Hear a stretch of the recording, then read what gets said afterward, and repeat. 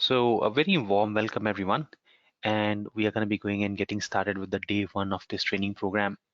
Okay, so I'm just going to go and quickly familiarize with you the interface which we are currently using.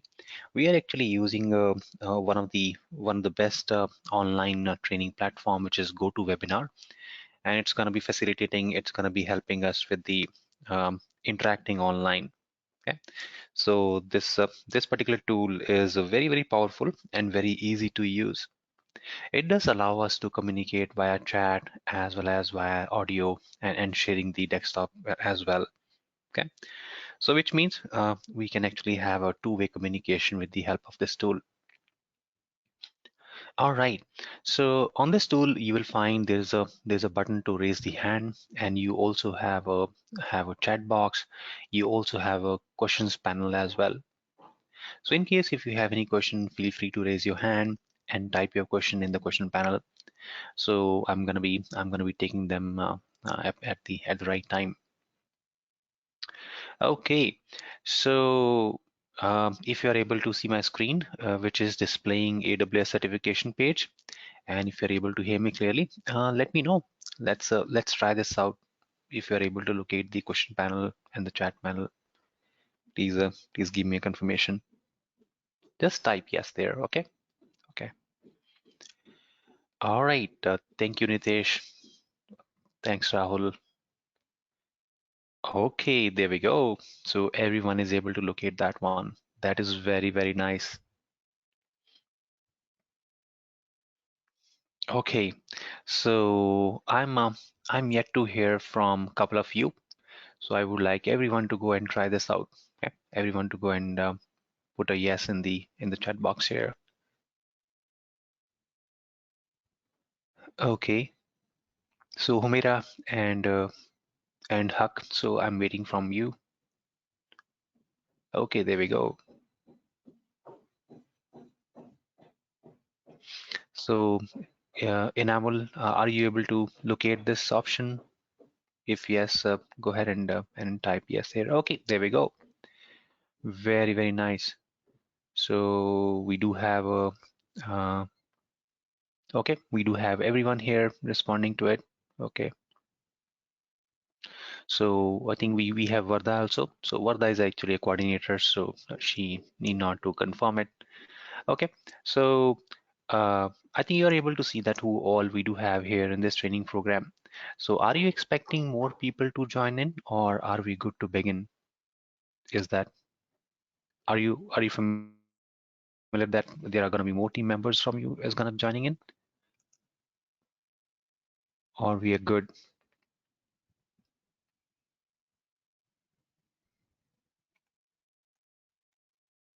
Okay, so it looks like I don't have that information. So let me go and quickly check with Varda. So Varda, are you able to hear me?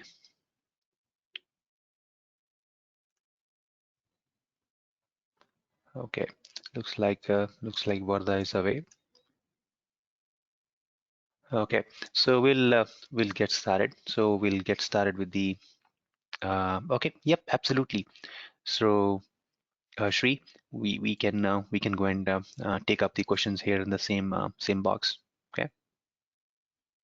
So chat box is little different. So chat box is something I'm going to be sharing some of the important links and some of the code over there. But yes, we are going to be going and asking the questions here in the question panel so that we are able to track them. And it also gave me the ability to type the answer, if any kind of link or reference is required for it. Okay, so that is perfect. That is set. And let me go ahead and share about myself. Okay, let me go ahead and start with my introduction here, and then I'm gonna go and talk about something on this course. Okay, or I think we do have this page open, and we can actually go and talk about this training program. Let me go and start and give some information about the training program, and then I'll talk some about me, and then we will give you an opportunity to introduce yourself. Okay, so the page which I'm showing is actually a one-stop solution for all the information you need for the certification on the Amazon. Okay, so this is the one of the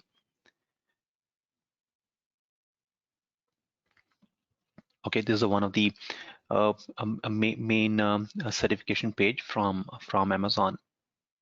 Okay, and Amazon is a public cloud vendor.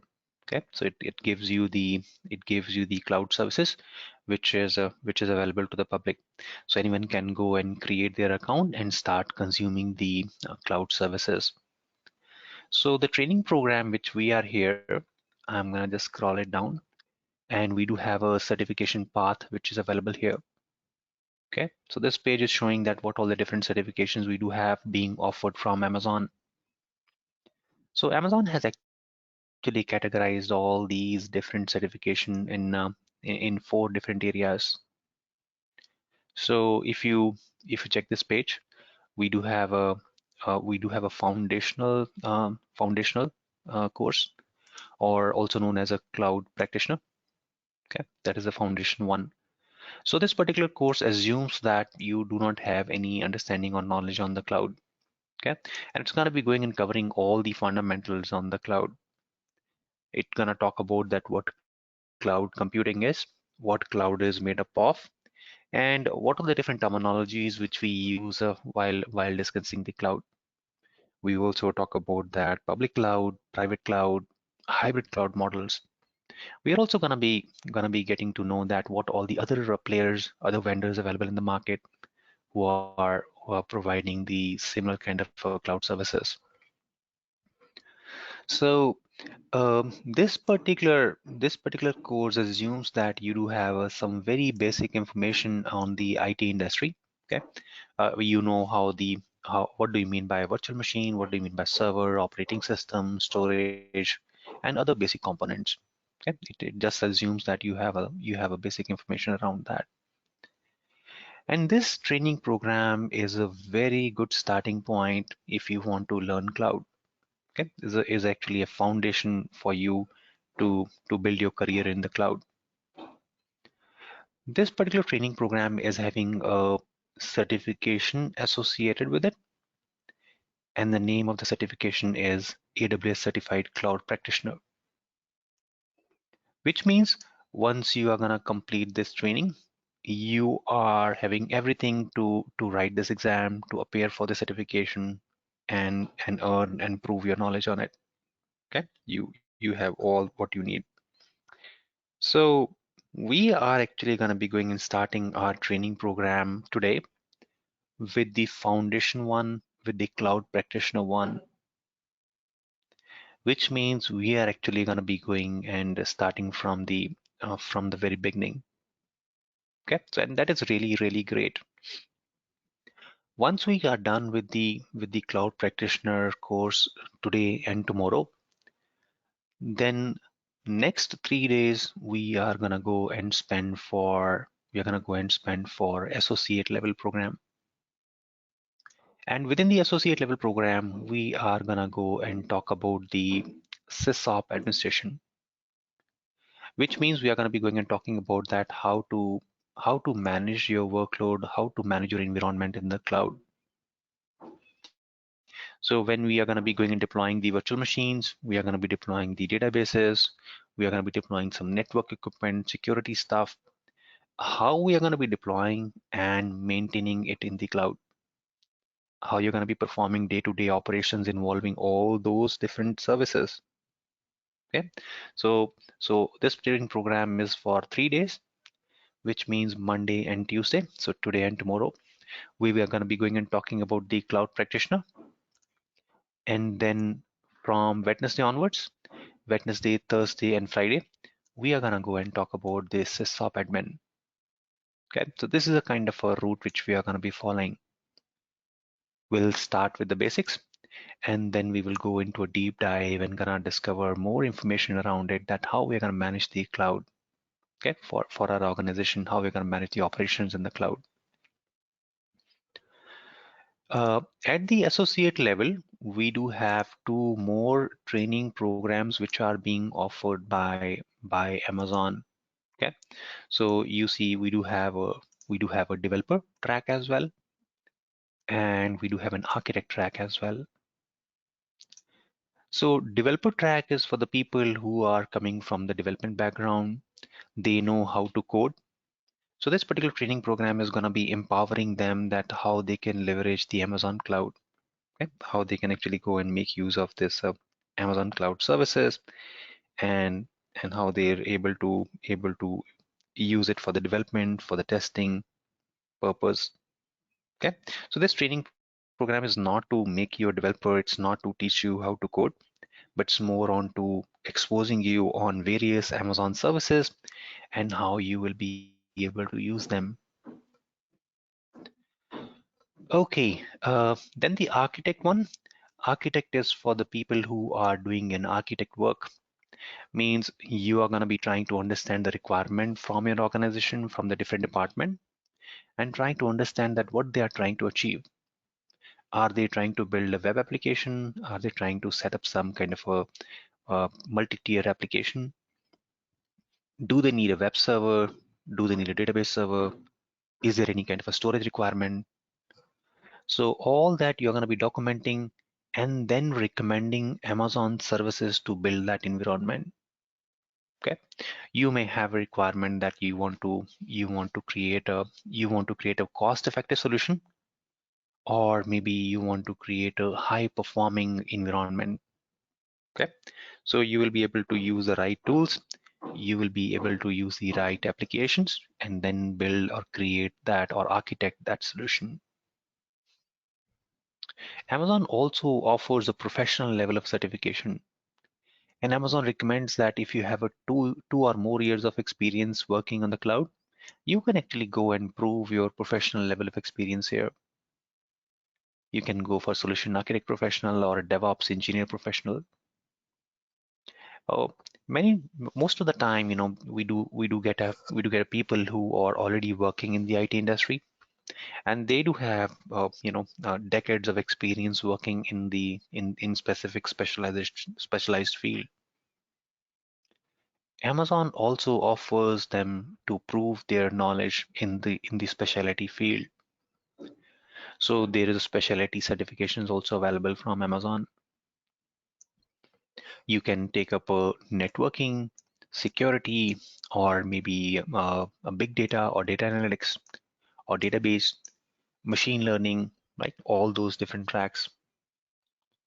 So Amazon is full of possibilities, right? Amazon is actually full of possibilities, and you can continue to explore and build and enhance your knowledge in the Amazon cloud. All right.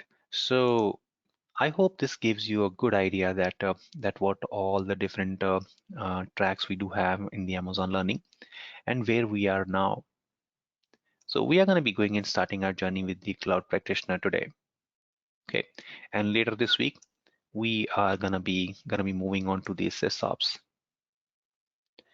Okay, so we will talk more on to that what all different services we are going to be covering here in the cloud practitioner and what all is coming up for you in the SysOps. The best part is both of these courses are interactive courses, which means I'm actually not gonna bore you with the PPT. I'm not gonna waste your time discussing all the theory part. We are actually gonna be working on the Amazon cloud itself. Okay, we are actually gonna be going and gonna be working on the Amazon cloud itself. I'm actually gonna be going and showing you how to work, and then I'm gonna be requesting you to follow me along. So we are actually going to be working on the Amazon services together.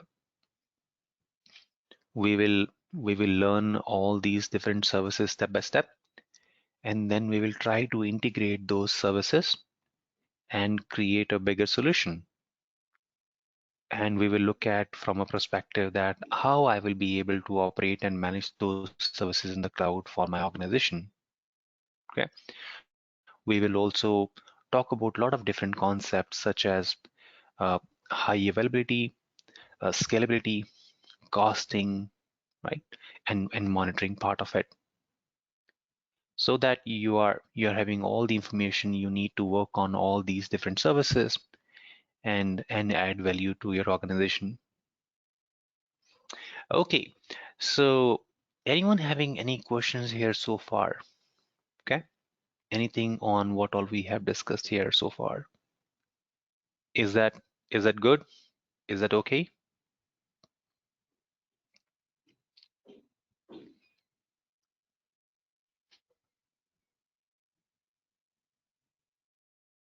All right.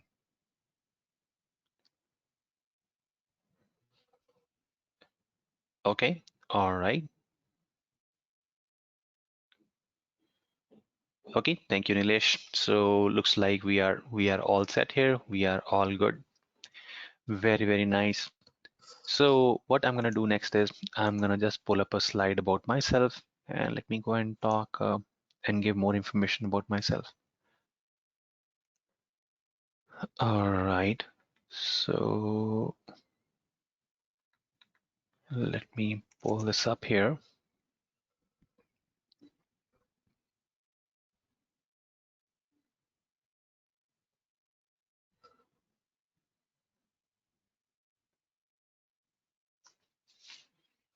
All right. Yep. I think this is the slide which I would like to share with you. Let me go ahead and share that with you. Okay. So, as we know, right now during this pandemic, we all are working from home, right? So, working from home has its own advantages, and at the same time, being in this virtual world, we have to bear with some kind of a flip side of it as well. Okay, so which means uh, in this training program in this virtual world, you will not be able to see me, right? So if I'm drinking water or if I'm sneezing, so I may go on mute, and you may not be able to hear me all the time. Okay, and we cannot rule out some kind of network glitches as well. Okay, so those are I think more common these days as most of the people are trying to work from home. Okay, so if you don't hear me for a minute or so, or if you are getting disconnected, or if I'm getting disconnected, so let's allow a couple of minutes for everyone to join back and then resume the session. Okay, all these training sessions are actually getting recorded. In case if you are missing something, if you want to repeat something, we are going to be going and sharing that recording with you. Okay, so you're all covered. Okay, you're all covered. In case if you're not able to follow along, or if you have any questions, so just raise your hand and just let me know. Okay, we'll try repeating that with you. We'll try to make sure that everyone is working together here. Okay, we are gonna be working as a one team and gonna be helping and supporting each other. Okay, so go and try to type the questions. Go and try to ask all the questions. Don't think it's gonna be a small or silly one. That's fine. uh, when you type your question, so it may be possible that it may be possible that we uh, I'm gonna answer that, or maybe your team members can also answer that. Okay, all right, very, very nice. Okay, so perfect. That's a great, Shree. So let me go ahead and share more information about myself, and then we will get to know about you. Okay, all right. Okay, so my name is Gurpreet Singh, and I'm a cloud solution architect by profession. Okay, so uh, I'm a I'm in this IT industry for almost 2 decades. Okay, from past 20 years, I'm a part of this IT industry. I started my journey as a Unix and Linux administrator. I spent almost 10 years working on the Linux systems.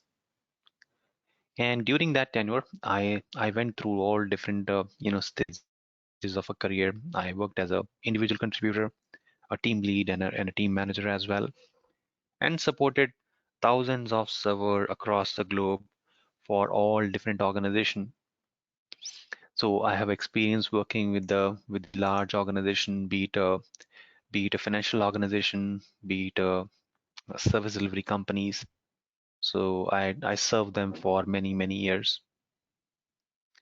Uh, I have been associated with the Amazon from almost uh, almost 10 years now, and I do have a lot, all the different certification which are being offered by Amazon. Okay, so I do have a professional certification in the architect. I do have a developer certification, sysop certification. Apart from the Amazon, I also work on Azure Cloud and the Google Cloud, and I do have a few certifications on those areas as well.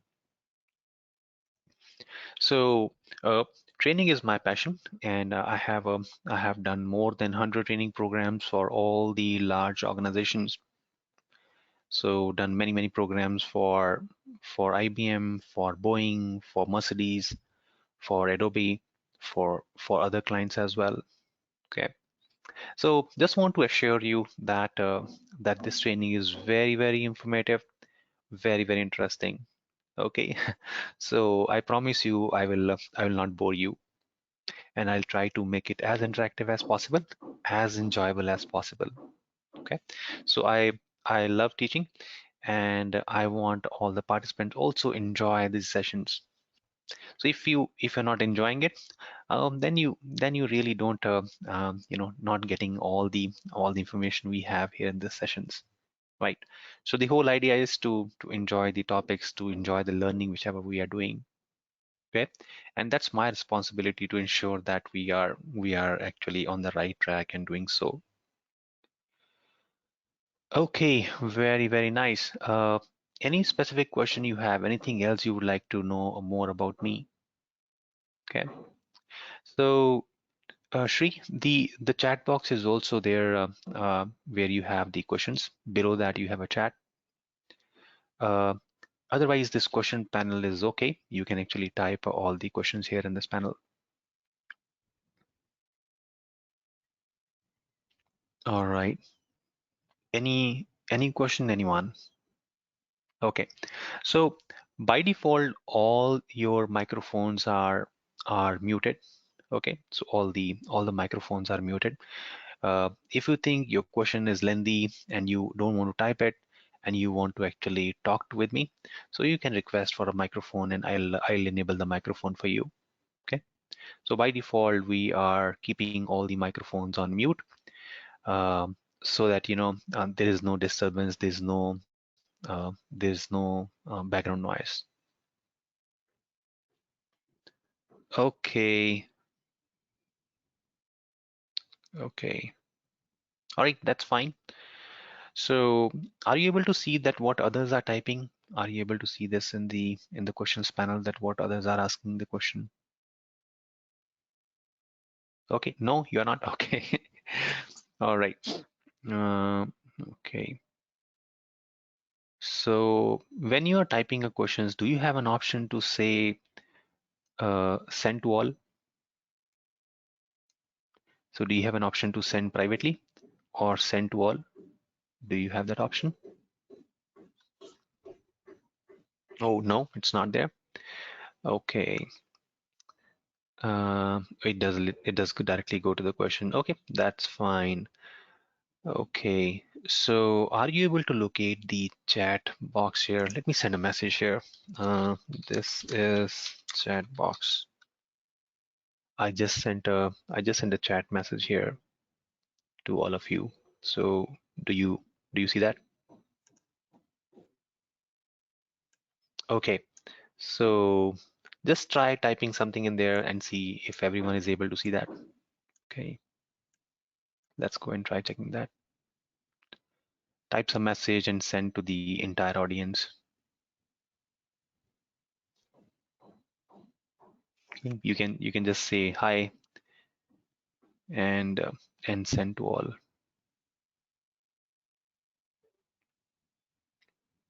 Okay. Are you able to type the message in the chat box? Okay. Okay. It still goes to the question here. Okay.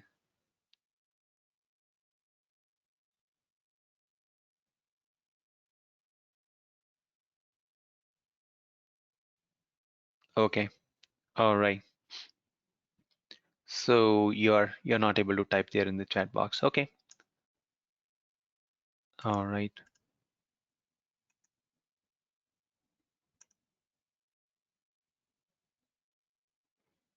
Okay. That's fine. Uh, I thought it should allow you to. Looks like it does not give you permissions for the individuals to go and share that. Okay. All right. I'll check that out if it is a possibility that we can have everyone read those messages, see those messages. I'll try to check that out here in the break time.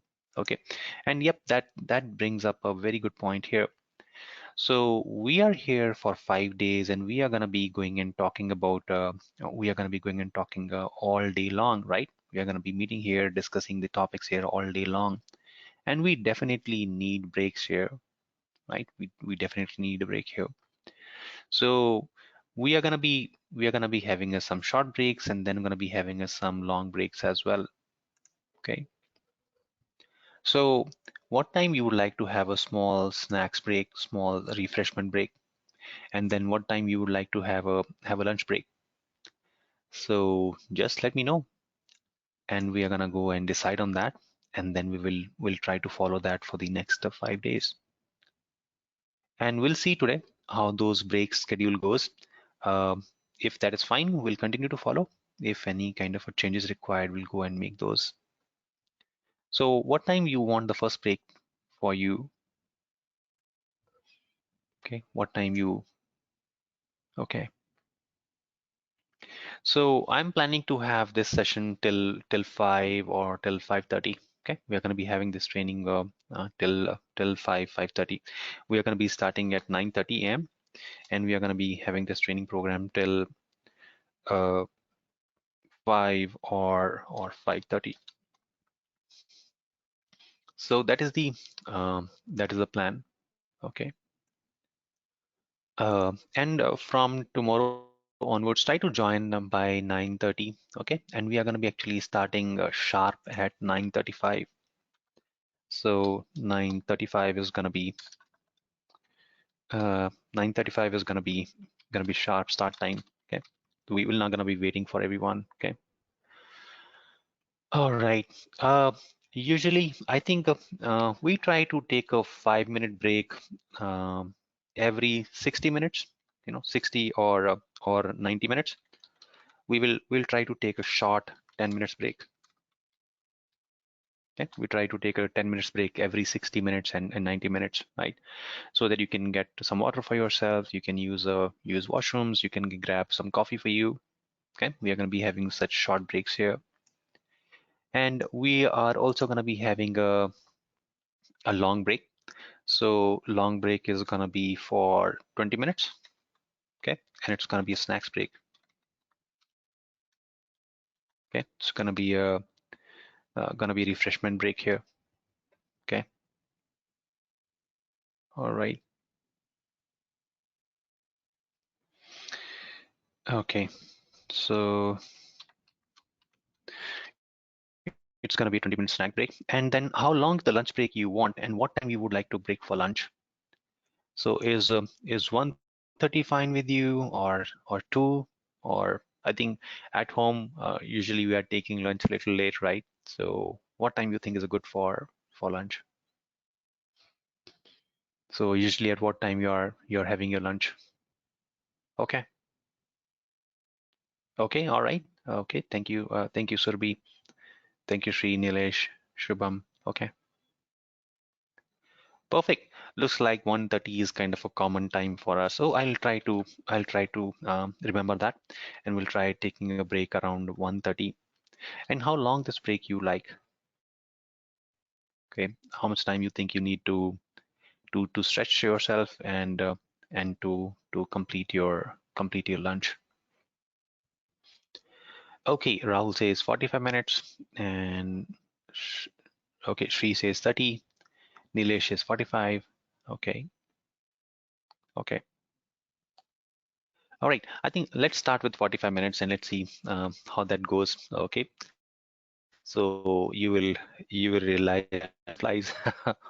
This 45 minutes will also look small for you. Okay, so we'll start with this. Great. So looks good. Very, very nice. And now let's get started with the introduction on you. Okay. So let's get with your introduction part here. So what do I need from you is one, how do you pronounce your name? Okay. So first thing I would like to know about is your name. Okay. And the second thing I would like to know about you is what background you come from. Okay. So which kind of degree you do own, or what kind of work experience you do have, and okay, and some background of yourself, right? So which kind of background you do come from, and do you have any experience working on Windows or Linux or both? And is this your first encounter with cloud? Okay, is this your first encounter with the cloud?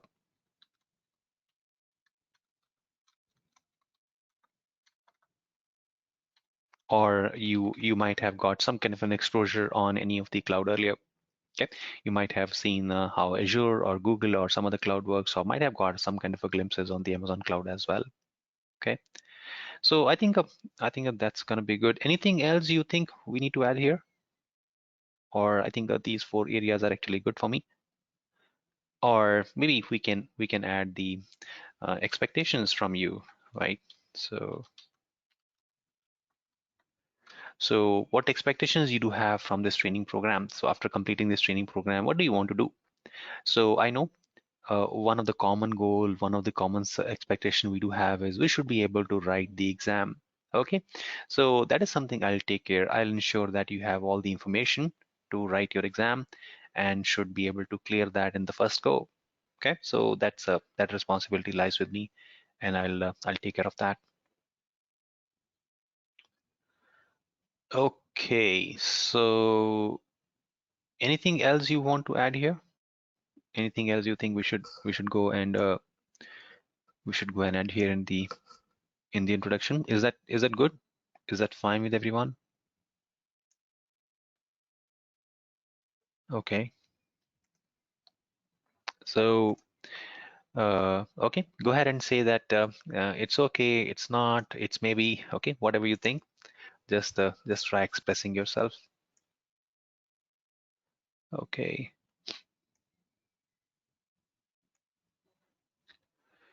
All right.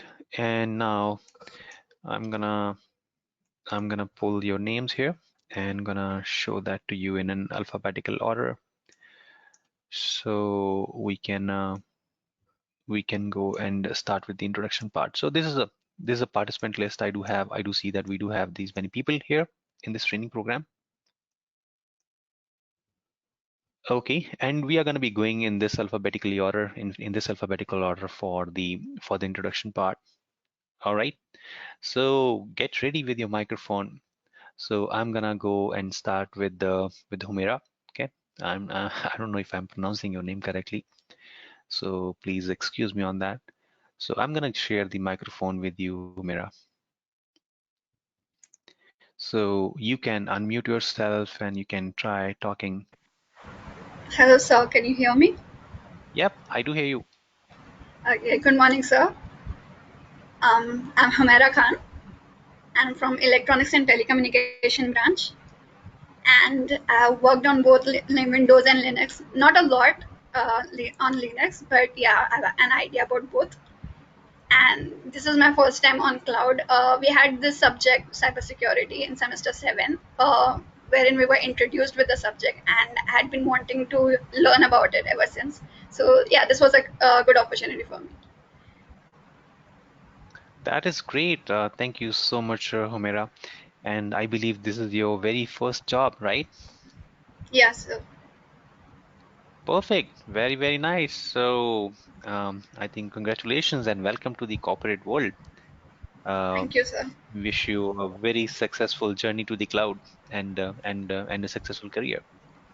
All right. Yeah, thank Thank you, you sir. so much, Thank you. Umira. Okay. Okay. Let's go. Let's go next. We have Inamul. Okay. You have the microphone now. Yes, hi everyone. I am Muhammad Inamul Haq. You can call me as Muhammad.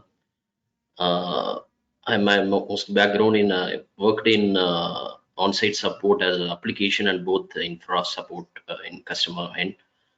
And this is my for Windows and Linux both. It's intermediate, and this is my first this cloud basic uh,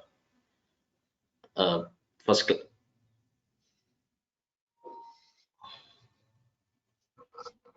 All right. And what do you expect from this training, Mohammed?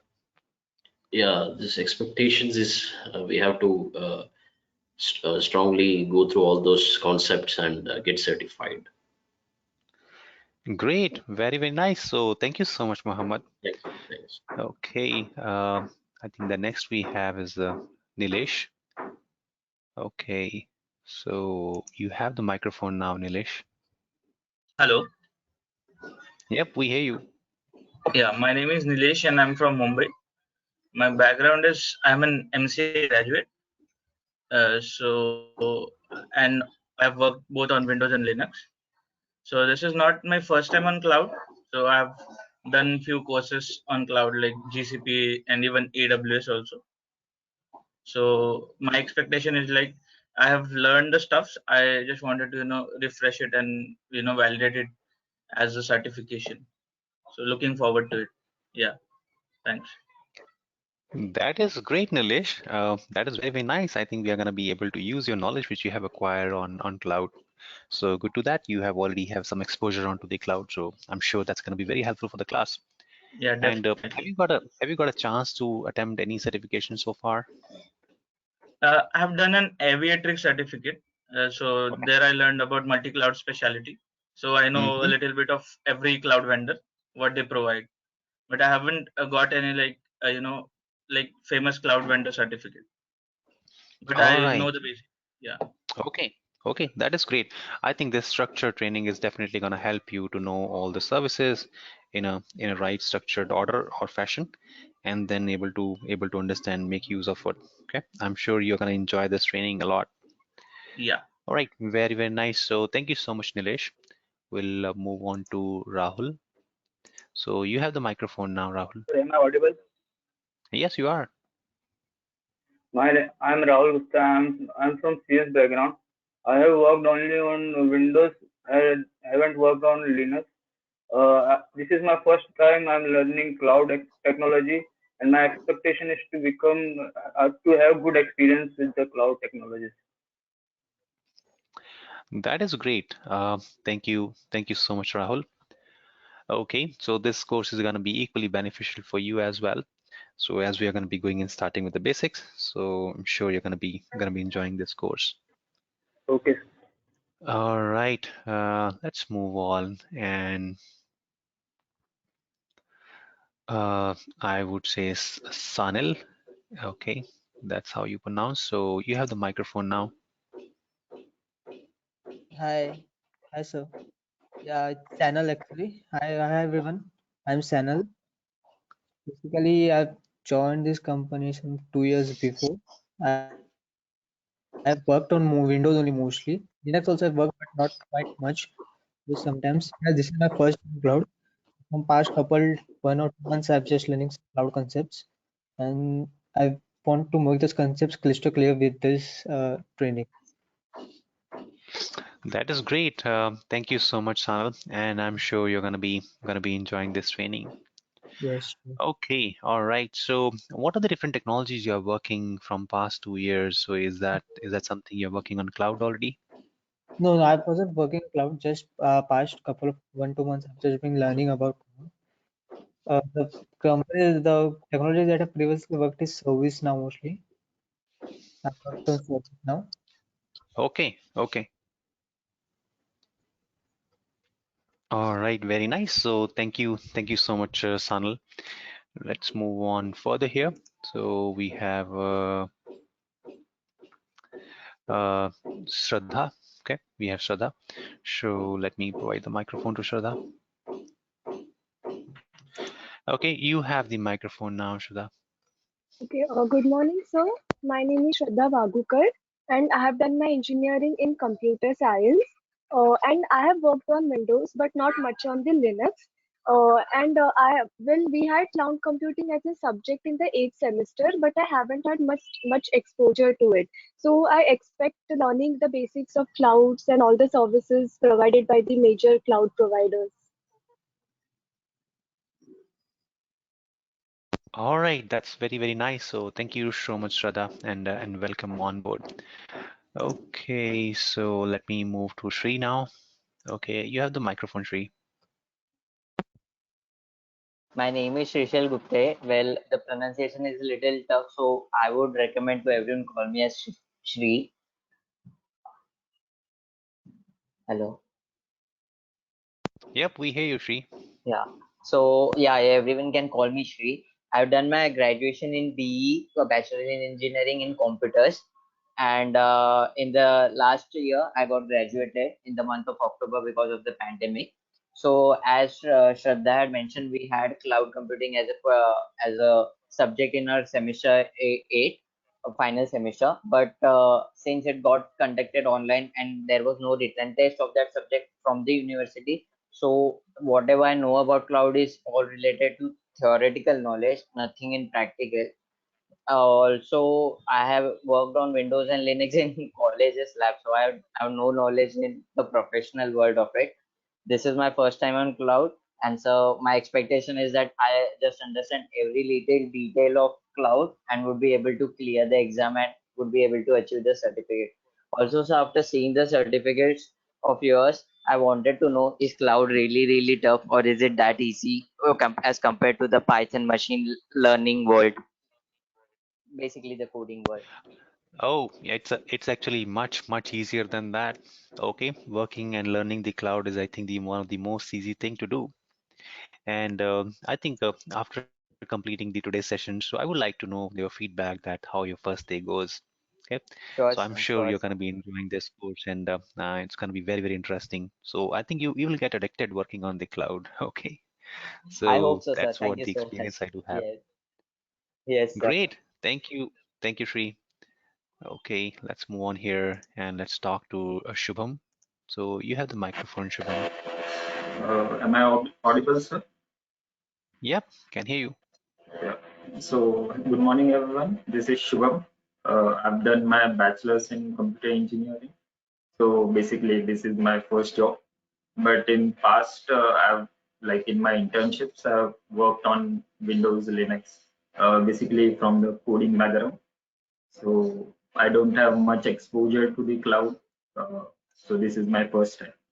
So, like they said, we had a subject called cloud computing in our ISM. So I don't have really the practical knowledge of it. So I'm looking forward to get certified. Yeah, All right, that is very, very nice, Shubham. Thank you so much. thank All right, let's move on to the next participant here, Surbhi. So over to you, Surbhi.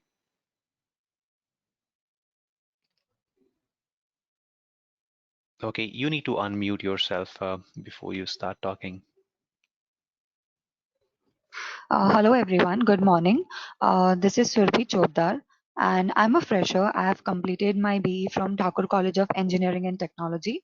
I am aware of Linux and Windows both, and I have a good idea about cloud as we all had this subject.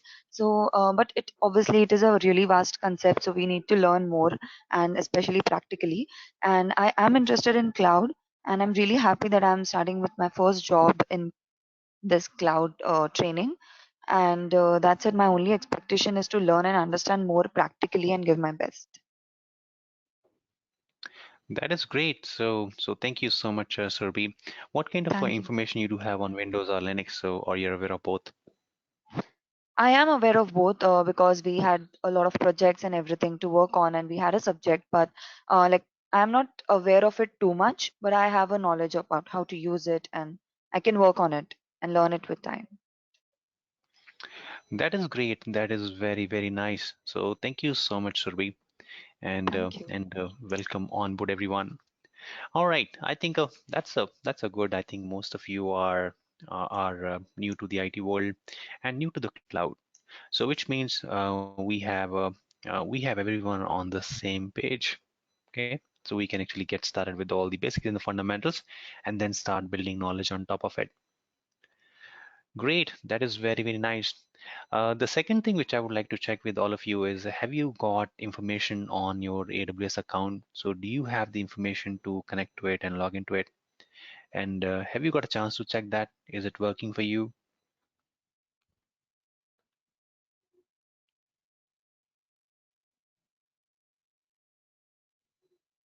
Okay, so your training team might have created an AWS account for you, and they might have shared that with you.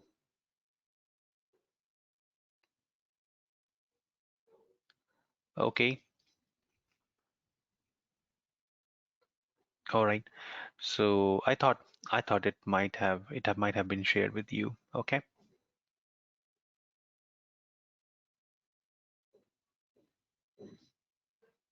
All right.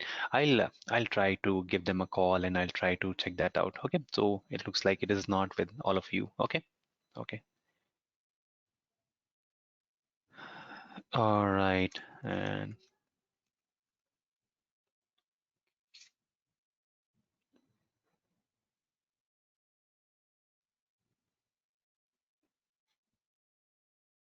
okay. So that's fine. Let me give me a minute. I will quickly give a call so that the people who are responsible for it are actually ready, and they can help us with the account we need to work on the Amazon cloud. Okay. Give me a minute. I'll be right back.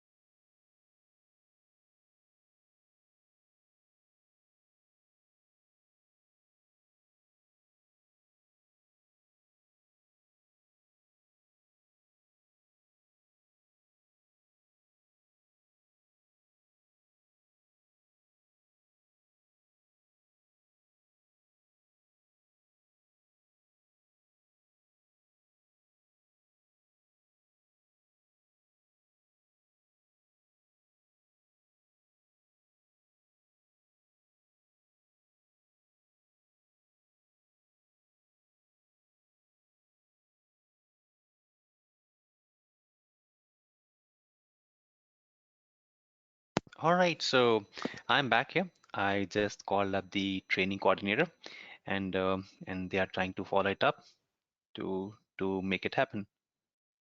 All right.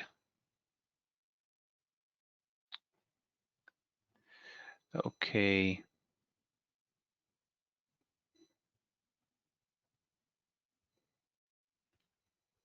All right. So let's get started. In the meantime, we are actually going to be going and getting started with the fundamentals here. Okay. The very first thing which we are going to discuss here is the cloud computing. Okay. That is the very first thing which we are going to be discussing here. That what exactly cloud computing is, or what's on your mind, that what do you think the cloud computing is. So do you want to share that what do you understand by cloud computing? What do you mean by cloud computing, or what your understanding is about the cloud computing? Do you want to share that?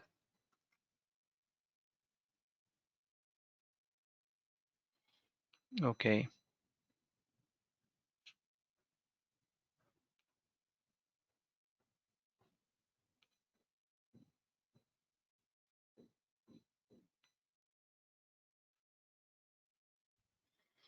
All right. Okay. Thank you, Nilesh. So let me give others also opportunity to share their thought.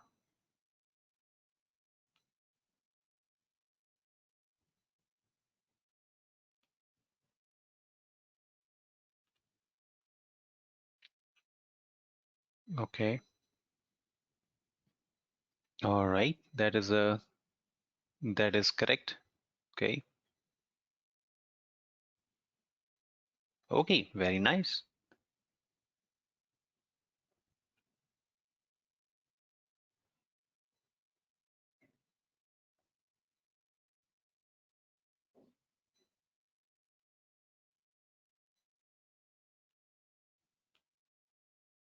All right. Okay. That is a good thought, Shree.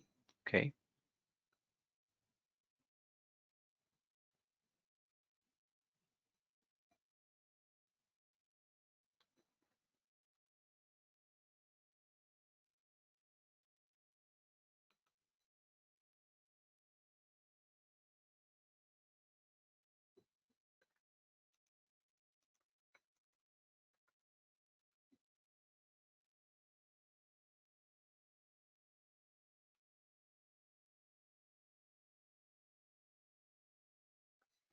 Okay.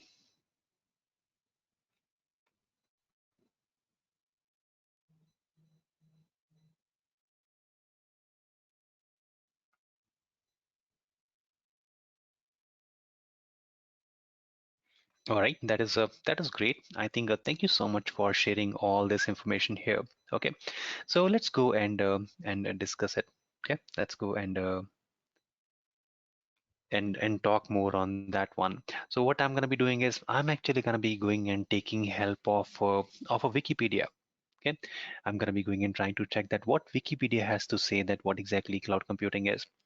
So I'm going to go and say wiki cloud computing, and then I'm going to be taking help of it to understand that what do you mean by a cloud computing. So if I'm going to be reading the statement which is available here on Wikipedia, so it says it's an on-demand availability of the computer resources. Okay, it's a on-demand availability of the computer resources. So which means if you need to use any kind of a resources, be it a virtual machine, be it a storage, be it a database, be it any kind of an application, you can go and request that service. Okay. In old days, in a traditional company's data centers, how we used to work. So company need to procure a property. They need to invest in the real estate. Okay, they either need to rent it out a building, and then they need to purchase all the hardware they need to set up for their IT infrastructure. They need to purchase all the expensive servers. They need to buy all the expensive storage, network equipment, cooling equipments, right? Cables, routers, and other stuff, which is going to be helping them communicate. So huge investment goes into setting up a IT infrastructure, and which is very popularly known as a capital investment or capital expenditure. Okay, we also call that as capex. So now, for lot many organizations, so it was easy to go and invest in the IT, in the IT infrastructure. But investment in the IT infrastructure comes with the additional problem. Okay, what kind of problem it comes with? Whenever you are going to be going and purchasing any kind of a hardware, so the hardware is going to be having a some kind of an date when you need to replace it.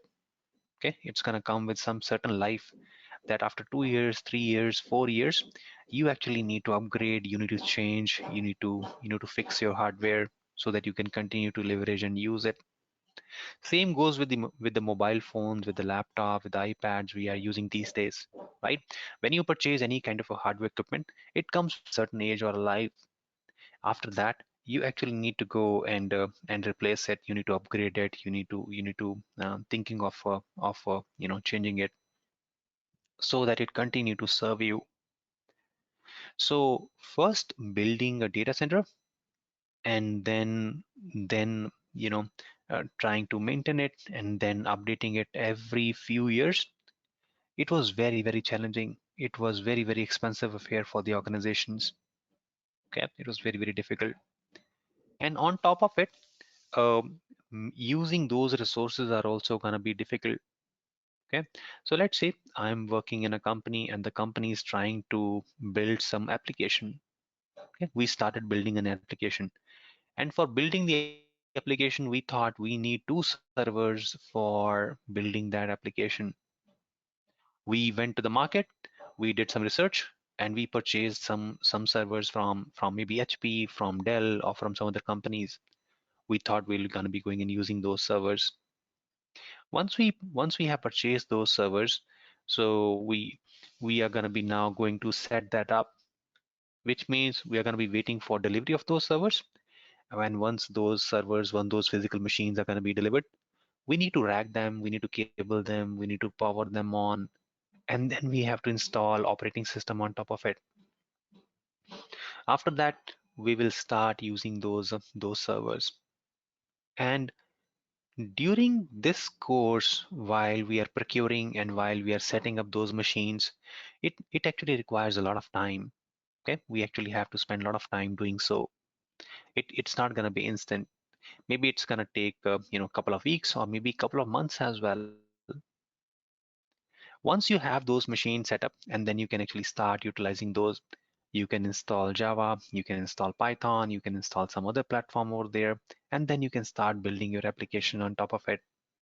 Okay, so which means it takes a lot of pain, it takes a lot of efforts to set up your machine and then start working on it. And while working on a new application, while working on a new project, it might be possible that after a couple of months or maybe after 6 months down the line, the company thinks that no, we do not want to continue on that project.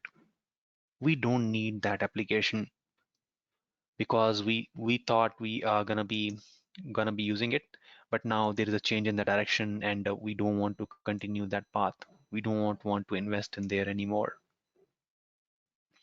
So what we are gonna do in that case is, what is gonna happen to the server we purchased, because those servers are now gonna be sitting idle. Okay, those are gonna be not used anymore. I need to wait for some other department, some other team to check with them that do they need those resources? Do they need to use it? Otherwise, it's gonna be a kind of a dead investment for me. Okay, so procuring, setting up, and then maintaining and then managing those resources are kind of a big challenge. And those problems and those challenges are actually sorted by the cloud computing. So what does cloud says? Cloud says we are actually going to be going and creating a pool of resources. Okay, we are actually going to be going and building a pool of resources. And if anyone needs to use those resources, they can actually go and request those resources on demand. Okay, so here on the same page, we do have a very good image shown here. Okay, if I click in here, enlarge that for you. So you see, um, it has created a pool of resources. And what do we have in this pool? We have a compute. Compute means it is going to be a servers. We have some storage here. We have some network devices here. We also see some databases. We do have some collaboration, communication software as well. We have some monitoring applications as well. And we have created a pool for these services, which means if I need to go and try to use these services, I'm going to go and request from the pool. I'm going to go and say, okay, I would like to go and use a service from this pool. And I will be able to procure this service very quickly because I do have all those services available in the pool, and I will be able to use them on demand. If I want to use a server, I can simply go to the pool and say, hey, I need one server, and a server is going to be allocated to me from the pool. And once I'm done using it, I'm going to return that back to the pool so that someone else can actually go and use it. so that someone else will be able to go and request that machine, request that server, request that resources. Okay, so which means life becomes very easy to procure and return the resources back in the pool. And when we talk about public cloud, which means this pool is actually created by the vendor. If I'm going to say that I'm using Amazon Cloud, which means Amazon is actually creating this pool and maintaining this pool. Okay, it's Amazon's responsibility to make sure that we do have all the infrastructure available there, which we'll be able to use on demand. Okay, so it's Amazon's responsibility to ensure all that. If I'm going to be going and using Azure or a Microsoft Cloud or a Google Cloud, so this pool will be maintained by those vendors. Okay, it's going to be maintained by those vendors. Now, if you see, all these different services are classified under different layers. We do have a infrastructure layer here, we have a platform layer here, and then we have an application layer here. Means the different type of resources in the pool, they are actually categorized into the different layers. The services which you see here under the infrastructure layer, they are known as infrastructure as a service. Similarly, platform as a service and application as a service. If I talk about the infrastructure as a service, we are actually going to be given some resources under the infrastructure. I can go and procure the resources such as I need a server or I need a storage device. And the vendor is going to allocate me a system, or it's going to allocate me a storage device. And then it's up to me that how I'm going to be using it. It's up to me that I want to install Windows on it, or I would like to go and install Linux on it. Okay, it's going to be completely my choice that how I would like to go and make use of it. In the same way, if I'm going to be saying that I need a 100 GB of a storage space, then it's gonna be up to me that how I'm gonna be going and using that storage space. So will I'm gonna be able to partition it? I'm gonna be able to create some file system on top of it and then use it. Okay, so it's gonna be under my control. I will be able to choose the option I like to work with them. So if I go and choose some services from the platform, if I say I want to use a platform as a service, and you see, we have a one example given here called object storage. So if I talk about the object storage or a platform as a service, so these kind of services are a little different. And these type of services are known as managed services. So managed services means I actually don't have to go and create any kind of a partition. I actually don't have to go and create any kind of a file system. So everything is done by vendor.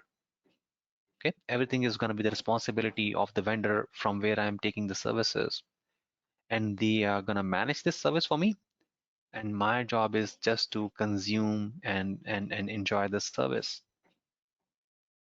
And you already have used this object service in the past. So if you have stored any of your files or pictures in the cloud, or you might have used a Google Drive or Microsoft OneDrive or maybe Dropbox, all those are different examples of an object storage, right? So when you try to use OneDrive or a Google Drive or a Dropbox, you don't have to do anything at all. You simply create your account and then start storing all your files over there. And vendor is gonna charge how much data you're storing over there, right? It says I'm gonna give you 5 GB of space for free, and after 5 GB, what all you're gonna use, you'll be charged for it. Which means I'm actually trying to use the storage space on demand, isn't it? That means I'm actually going to be trying to make use of the storage, uh, um, storage after creating my account on demand, and I'm going to pay for the space I'm going to use. If I'm using just 1 GB, I just pay for 1 GB. That's it. And if I don't need that service, I can simply return that service to the pool. So the moment I say I don't need this service, I do not have to pay any kind of charges to it. And I don't care what the vendor is going to do with that service, if the vendor is able to sell that out or not, or if it is sitting idle. Okay. So my job is to request for the resource when I need, and once I'm done, I need to go and return that back to the pool. Okay. That's how I'm going to enjoy this service. Then we have another layer here called application as service. And application as service is kind of fully managed.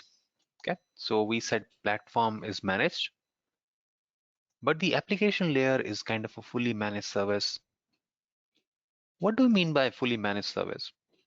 So if you see, we can talk about one of the collaboration or the communication software. Okay, so right now we are actually using a GoToWebinar, or you might have used Teams, or you might have used WebEx from Cisco, right? We do have a lot many different tools, applications available for online collaboration, okay, for online communication. When you are when you are gonna be trying to use those services on demand whenever you need it, without worrying about that on which platform they are running, without worrying about which kind of infrastructure they are using, that is known as an application as a service. Right now, we are using a GoToWebinar, and we are using this GoToWebinar as an on-demand resource. So we are not bothered that whether this GoToWebinar is actually running on Java or .NET or any other platform. We are also not bothered whether it's going to be running on a Dell server or a Windows server or a HP hardware or a Linux one. We are not at all bothered. What we are concerned with is, if I need to conduct a meeting, if I need to do some kind of a collaboration, I'm going to go and request for a meeting on demand whenever I need it. And vendor need to ensure that this tool is available all the time when I want to use it. So that's how the application as service is going to work in. Okay. So we do have an application services, we have a platform services, we have infrastructure services, which is making up this pool. Application services are the most easy to use. They provide you the maximum convenience. But at the same time, you don't have any control on the application. You cannot go and dictate saying that, hey, I want to use the WebEx, or I want to use the Teams, or I want to use the GoToWebinar, but I want to use if you're going to run that on Java, or if you're going to be going and installing that on Windows, right? I don't have choice. I cannot dictate that one. But if you're going to be going down, okay, if you're going to be going toward down here, if you're going to be going and using an infrastructure service, the vendor is going to give you a machine here. Vendor is going to give you a server, and you have full control on the server. It's going to be your choice whether you want to install Windows on it, or whether you want to install Linux on it, okay? Whether you want to install Java on it, whether you want to work with the .NET, you will have full control on these machines, on these compute machines, okay? So when you're going to be going and having a full control, you also have some responsibility, okay? The control comes with the responsibility. So what kind of responsibility you're going to be having? You are actually going to be having a responsibility of making sure the software, the operating system you are using, you have the right license for it. You also need to ensure the software or the operating system you are using is patched, is up to date. Okay, it's not behind on the older versions. You also need to ensure that you have antivirus protecting you, so that there won't be any kind of viruses, malware gonna be attacking you. That all responsibilities lies with you. So if you need a control, it also gonna come with the responsibility. Okay, so that is something which you need to keep in mind. Okay, that is something you should remember while working on this. And And this training program is all about learning these three different layers. Okay, so in this training program, with the basic and then the sysops, we are gonna learn that what all the different infrastructure services, platform services, application services we do have in the cloud pool, how we will be able to use it. Okay, how we'll be able to use it, what kind of flexibility, what kind of convenience, and what kind of responsibilities are there, how we'll go and provision and use them, and how we can return them back to the pool when we don't need them. We are also going to discuss in our next training program that how much they are going to cost us. Are they expensive, or they are kind of having a very cost effective solutions. So that is all about the cloud computing. Okay, so you might also have heard about a term called private cloud. Okay, if I'm going to go and create this pool of resources, if I'm going to be having some application platform infrastructure services, and I'm having a lot of different components in the pool, and I'm creating this pool only for my organization, I'm going to say that this pool is exclusively for my organization, then this becomes a private cloud. Okay, it becomes a private cloud. If I say I'm creating a pool of resources and I'm only going to be creating that for NSE IT, which means only my organization will be able to use it. No one else is allowed to consume these resources. Whereas in the public cloud, it is open to the public. Anyone can create their account, and anyone can start using the services on demand. Okay, so there's no restriction on that. Anyone can go and start consuming the public cloud. And private cloud is only gonna be a specific organization. Okay, but in the both the cases, we have a pool of resources. Okay, both of them are gonna be looking like the same. We are gonna be having all different type of resources in that, which I can go and consume, on demand. So there's a one more term here known as a hybrid cloud. Okay, so we have a public cloud, we have a private cloud, and we have a hybrid cloud. And hybrid cloud is again one of the very popular option we do have these days. So what happens in the case of a hybrid cloud is uh, we we are we are actually going to be going and using a mix of public and private. So I'm going to create a private cloud for me, for my organization, and then I'm going to go and use some of the services from the public cloud as well, which means I'm actually using my own data center, my own cloud, and then I'm going to go and use some services from Amazon. I'm going to go and use some services from Azure. Okay, that's how it's gonna become a hybrid solution for us. Okay, all right. So is that okay? Any questions you have at this stage? Okay, so I see Shree has posted one question here. So Shree says, uh, isn't the private cloud same as a traditional technology because all the hardware will be maintained within the organization? You are right, Shree. Okay, it's gonna be the traditional way.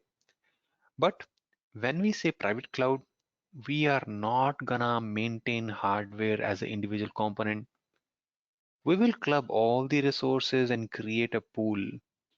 When you create a pool, it becomes a cloud. And when I'm gonna be maintaining that pool for me, it becomes a private cloud. Okay. If I'm gonna use those services as individual services, then it's not a cloud. Although it is a traditional way of buying servers and managing it, but it won't be a part of the cloud because there's no pool created for those resources. Let me share one more example with you. Okay, let me share one more example with you. Uh, we have been using the taxi service, and we are familiar with the concept of Ola, Uber cabs, right? So what these companies are doing, what Ola and what Uber is doing, they are purchasing lot many cars, and they are adding those fleets of cars in their pool. Okay, they have a pool of taxis, right? And whenever you need any taxi, you just go and use that on demand. You request that, hey, I need a taxi now, and within minutes you have a taxi allocated to you from the pool. Okay, you whatever the nearby resources, they are going to be allocated to you. You use the resource, you use the resource on demand, and once you are done using taxi, you return the taxi back to the pool. Okay, you are done. You don't have any liability. You don't have to purchase your own car. You don't have to do any kind of maintenance of it. You don't have to pay any kind of insurance fee for it. Okay, you don't have to take care of the fuel there. So everything is done by the vendor for you. You just use it on demand, consume it, and return that back to the pool. Okay, and someone else can go and request the resource from the pool. Someone else can go and request the taxi from the Ola pool, from the Uber pool. But sometimes you might have seen that there are some companies, they create a pool of taxis for their own, especially some of the hospitality sector, some of the hotels, they maintain their own fleet of cars, which is only made available to their guests who are staying in the hotel. Okay, so that's kind of a private cloud for them. So it's not available to the public. It's only going to be available to the guests who are there in that organization, in that company, in that particular hospitality sector, right? It's going to be only available to a limited people. That becomes a private pool. Okay. Whereas in the old traditional way, we actually have to go and purchase our own vehicle, and then we have a responsibility of maintaining it, making sure we have the right insurance, making sure we have a fuel in the car, making sure we have everything in the working condition, right? It comes with a lot of responsibility. But when you use a taxi, you really don't have any kind of responsibility. You have a fixed fees to pay, and that's it. So you have a lot of convenience, isn't it? So hope I'm making sense, guys. Okay, is that good so far? Are we good with the concept of the cloud computing? Are we good with the public cloud? Okay. So in this training program, we are actually going to go and learn infrastructure services, platform services, and application services, and going to make use of it, that where we are going to apply those, where we are going to go and make use of those. Okay. How we are going to use and where we are going to use, how much they cost, how to configure them, and how to return them back to the pool. Okay, so hope this is all good. Okay, any question, anyone, before I move forward? Okay, all right. So feel free to request for a microphone if required, right? If you think your question is lengthy and difficult to type, feel free to feel free to request for the microphone. Okay, so here we are, and we are gonna go to AWS Global Infrastructure. Let's go and check it out, that how Amazon has actually set up their cloud stuff. So this is the very first page I'm gonna go and share with you. And I'm also gonna go and create a one online resources sheet. Okay, we're gonna go and make use of one of the online resources sheet.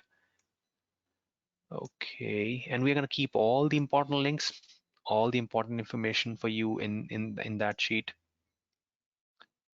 Let me go and try creating one here real quick. Okay, we're gonna call that here as a new spreadsheet. I'm gonna go and label this one as a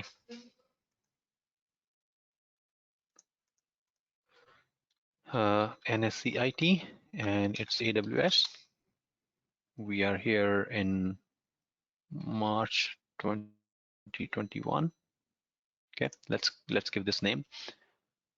And the very first sheet, I'm going to go and use that as resources.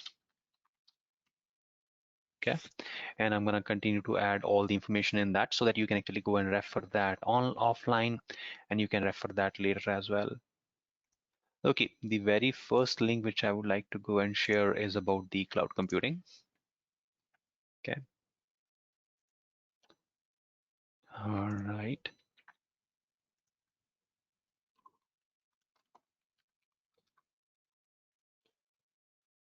And the second link which I'm going to be sharing with you is going to be for the global infrastructure from the Amazon site. Okay, not needed. We can go back here.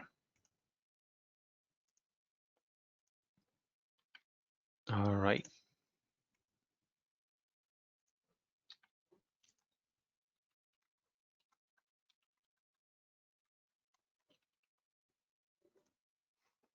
All right, let me share this link with you as well. Okay, I'm gonna send this out here in the chat for everyone. Or you can also search that out and open that up along with me. Okay.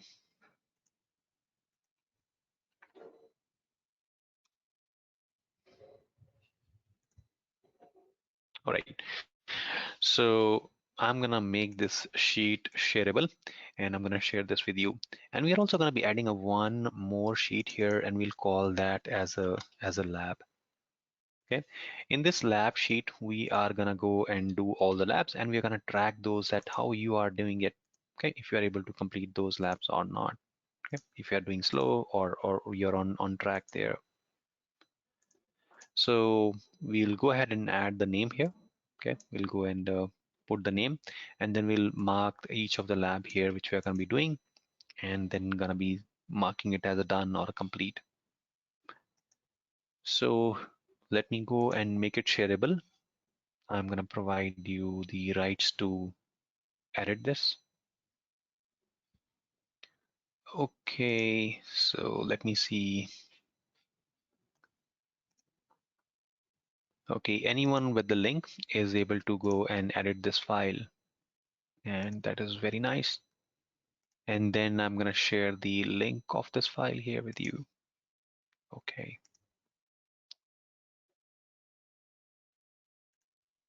All right, I just shared the link with you. Let me know if you are able to open this file, if this works for you.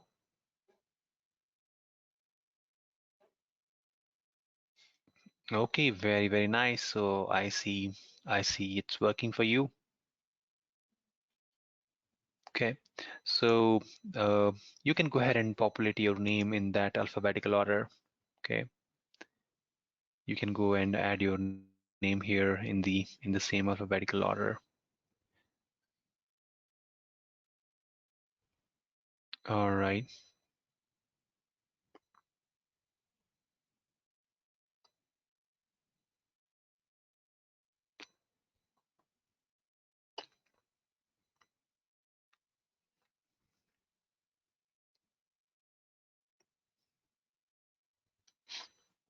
Okay, so I leave that to you to populate and use it. We'll come and visit that again. Okay, so in the meantime, we are gonna go and start discussing about the global infrastructure piece here. Okay, we're gonna go and talk about this.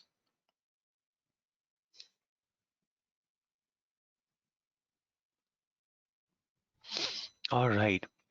So as soon as I come here on this page, okay, as soon as I come here on this page, so if I scroll this down, the very first thing which you see here on this page is it is actually going to be showing some information for different cloud vendors.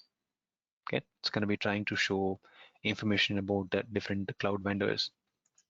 And right now, in these four quadrants, okay, we have a leader space, we have a challengers, then we have visionaries, and we have niche players as well.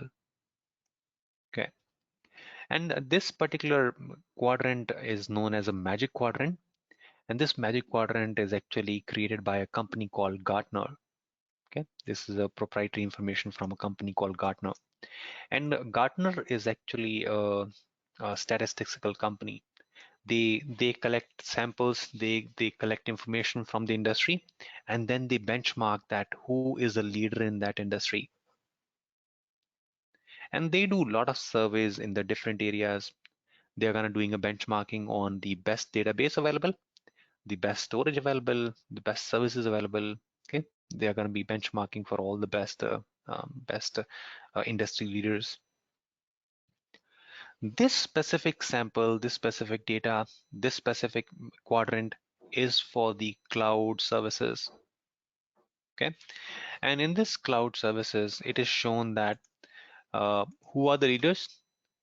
In the leader space, we have Amazon on the top, AWS is there on the top. On the second place, we have Microsoft Azure. On the third, we have Google. And then we have some of the niche players as well. And in the niche players category, we have some Chinese cloud player here. We have Alibaba, we have Oracle Cloud, we have IBM Bluemix. Okay, we do have all these different leaders shown here. And as you can see, Amazon is there right on the top. Okay, so Amazon is actually leaders in the cloud space, and you have decided to go with the leaders, and that is really great. Okay, so I really congratulate you that you have decided to learn with the leaders technology. Okay, the how Amazon is actually leader in this space, because Amazon started early on. Okay, they started very early, and they got a lot of time to make their services at a mature level. They bought their services at a very good maturity level very quick. And the challenge with the Microsoft was that Microsoft is having some soft corner for their own products. And Microsoft was initially very much interested in promoting their own products, okay, and uh, giving an option to the users to use the more of the micro products. But on the other hand, AWS is kind of a vendor neutral, and Amazon actually promotes the open source. Okay, so Amazon is more inclined towards the open source. So people who already have a lot of different Microsoft services running in their organization, maybe they are using a lot of Windows servers, they are using a lot of Microsoft database services such as SQL servers, they are using SharePoint, they are using all the different Microsoft services. It's a good idea to go and choose a Microsoft cloud. Okay, it makes sense to choose the Microsoft cloud. But if you think you want to stay vendor neutral, you want to go and use most of the open source products. So people have an inclination to go and use the Amazon, and that is how Amazon becomes more popular, becomes more favorite. Okay. All right. So that is very nice. So you're gonna be going and learning the world leaders cloud technology, which means it's only not only going to be helpful to you in the current organization in the NSCIT, but you will be able to take this knowledge with you and use that lifelong. Okay, so that is really nice. That is great. And what are the certifications you're going to be targeting? You're going to be working for? They are globally recognized. Okay, you can actually go and prove your knowledge with the help of those certifications globally. All right, so that is very nice. Okay, on the same page we have some map shown here, and on this map it says Amazon is having 80 availability zones, and it is having 25 regions. So this is actually the very first thing which we need to learn about the cloud. Okay, this is the very first thing which we are going to be learning in the cloud. What do we mean by availability zone, and what do we mean by a region? So this will give us an idea that how Amazon has actually set up their data centers across the world. Okay, how Amazon has actually built their data centers across the globe. Okay, so if I scroll this down, okay, if I scroll this down, So you will find there are a lot many blue circles, and then we have orange circles showing up here on the map. So this blue circles means where Amazon is right now having their data centers. These are all the locations where Amazon data centers are located. Okay, where Amazon data centers are located, and wherever you see orange, so those are the new data centers which are in progress. Okay, which are getting ready. Okay, where Amazon is investing, Amazon is going to be trying to build those the new data centers, new locations. All right, so let's uh, let's go and explore, and let's go and check this out, that how this is built and how this is being used. Okay. Okay. All right. So let me actually use a let me actually use my drawing sheet. Okay. So let me try using a drawing sheet to explain explain this better to you. So I'm actually going to be going and using a PowerPoint, and I'm going to be using that as my drawing sheet to draw some stuff for you. Okay. So let me pull that up here. All right. And and at the same time, looks like we are already 90 minutes into the session. Okay, so very soon we are going to be heading for our very first break here. Okay, we are going to be going for our very first break soon. Okay, so let me just change the size of the slide here. Okay, all right, this is good. So what I'm going to be doing is I'm actually going to be trying to create or depict a data center here. I'm going to be trying to show that how a data center looks like. Okay, how a data center look like. So I'm going to be trying to show a data center in a box. So let's say this box is going to be representing a one single data center. So if I say I have to show a data center here in this box, what do you think? What all different components I need to show here? What should I go and create here? Okay, what I need to show, or whenever you think of a data center, what comes to your mind? What do you think it's there in the data center? Okay, what do you understand by data center? Let me know.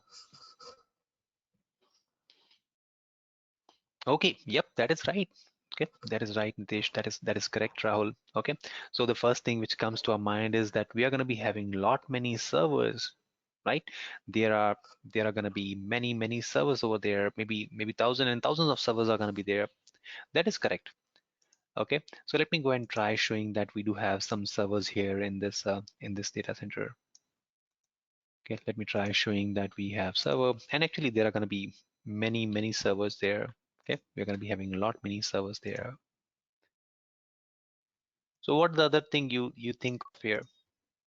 Yep, that is correct. So we also think there are going to be storage devices, right? So Shree, you're right. So huge storage devices. So storage devices are also going to be there. So let me go and add some of the storage devices here as well. Okay, let's say we are going to be using these storage devices, and there are going to be multiple storage devices again. And when we have lot of servers, when we have a lot of different storage devices, we also need to go and connect them together, right? We also need to go and join them together. So for the connectivity, for communication, we also need some networking equipment. We also need some networking devices here, right? So which means I do need some routers, I do need some switches, I do need some cables. Let me depict the networking with the help of this symbol. Okay, let's say this symbol is gonna show the networking components here. All right. So apart from all these components, yep, you're right, Nitesh. We are also gonna be having some cooling systems. We are also gonna be having some power equipment, right? Gonna be supplying the power supply. We are also going to be having something to do with the backups and other stuff, right? We're going to be having a lot of different stuff here. But let me try to keep it simple here. I'm just going to say we have all these components representing a data center. So this is a one data center for me. Okay, it's a one data center for me. So if I'm going to be having a collection of multiple data centers, let's say I have multiple data centers here. So the collection of multiple data centers is actually known as availability zone. Okay, this is actually known as availability zone. So Amazon calls this as a availability zone. Let me go and label this one.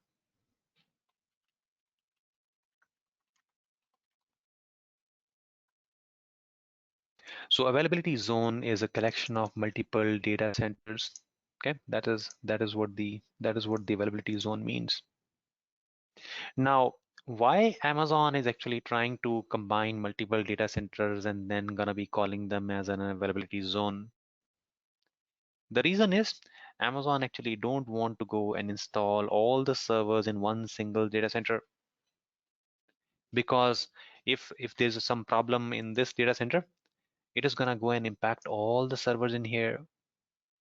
Let's say there is a power failure, there is air conditioning failure, okay, there is other type of problem here in the data center. So if Amazon is gonna be having a single data center, the outage, the problem is gonna be having a cascading effect, and it's gonna be causing the interruption to all the resources here in this data center. The reason Amazon is dividing and creating multiple data centers, so that in case something goes wrong in one data center, it's not gonna impact the other one. You will still be able to start consuming the resources from an alternate data center here. Okay, you'll be still be able to use the services from an alternate data center here. All right, and these data centers are gonna be in the same campus. They are gonna be in the same city. Okay, so Amazon is gonna be building a campus, and they will create two buildings in it, or they will create two different floors for these data centers. That is how they are gonna isolate it. And collecting multiple data centers and then creating a zone, okay, then creating a zone, this also help Amazon expand their infrastructure.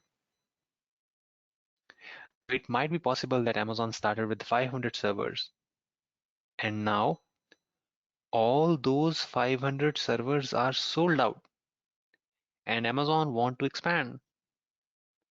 So how Amazon is gonna be expanding? So what Amazon can do, Amazon actually gonna be going in and adding a one more data center in this zone. They'll go and say, okay, now we have one more data center here, we have more capacity added here. So it's going to be very easy for Amazon to scale the environment. It's going to be very easy for Amazon to go and add more capacity to it. Okay, in that way, Amazon will be able to go and quickly add more capacity whenever needed. Okay, that's how it's going to work, and that's going to be giving a lot of flexibility to Amazon to do so. Okay, that's going to be giving a lot of flexibility. Does this make sense, guys? Is it okay? Is the concept of availability zone fine? So availability zone is a collection of multiple data centers. Okay. All right. Any question, anyone here? Anything on your mind right now? Is this good?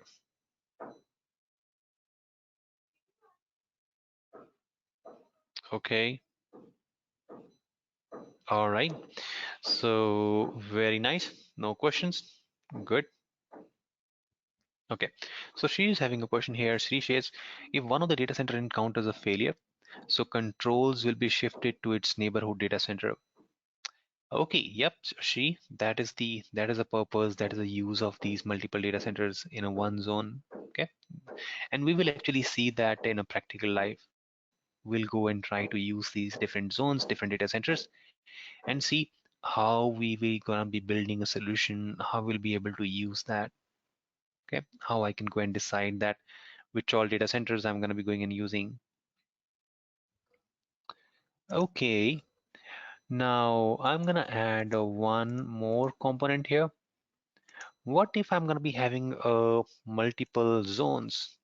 Okay, we have shown a one zone here, but what if I'm gonna be having a multiple zones here?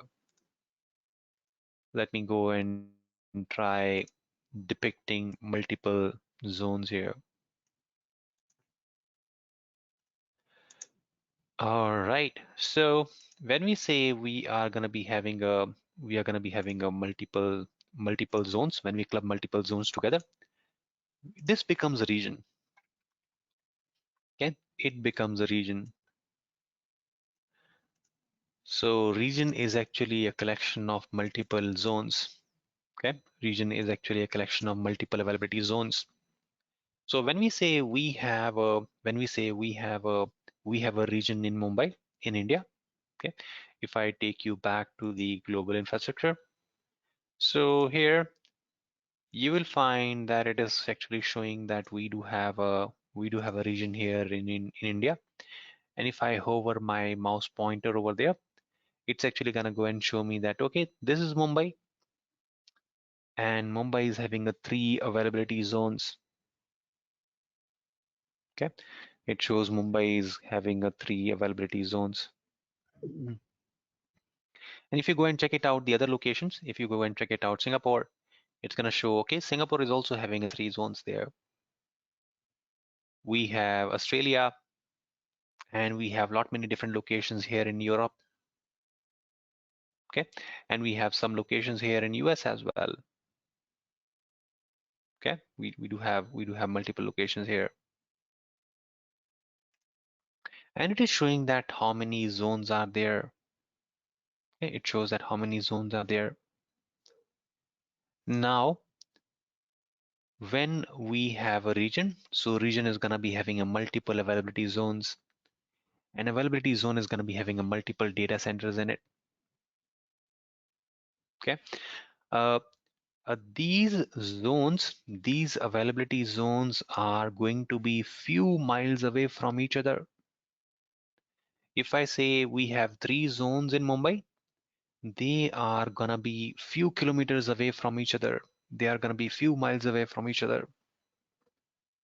All the three zones are not going to be in the same campus. They are not gonna be in the same location in the city. So one is gonna be, gonna be South Mumbai, other is gonna be in West Mumbai. Then they are gonna be kilometers away because Amazon does not want to keep all their data centers in the same location. Amazon want to distribute their workload. So Amazon says, what if there is a kind of a power outage in one part of the city? Okay, in one area, there's a power outage and impacting all these zones over there, all the data centers, all the companies over there. So still, Amazon is having an alternate data center in a different part of the city, which is going to be still operational. It will still be in Mumbai, but it's going to be a different in a different corner of the city. Okay, still gonna be in the same city, but it's gonna be in a different corner of the city. Okay, all right. Okay, so when we talk about multiple zones, so they are going to be located in the different part of the city, so that in case if there's a fire, if there's a power outage, if there's a bomb blast, all the data centers are not going to be impacted at the same time. Still, people will be able to go and use these services. Okay, they'll still be able to go and consume these services. So that's the whole idea is. Okay, that is what the whole idea behind putting this structure is. So, is this good? Is this okay? So, does this make sense to you? Are you with me? So, are you still awake? Okay, let me know. Okay. All right. Okay. That is great. So I need a response from everyone. Okay. I see we have one more participant join in, Kajal. So thank you, Kajal.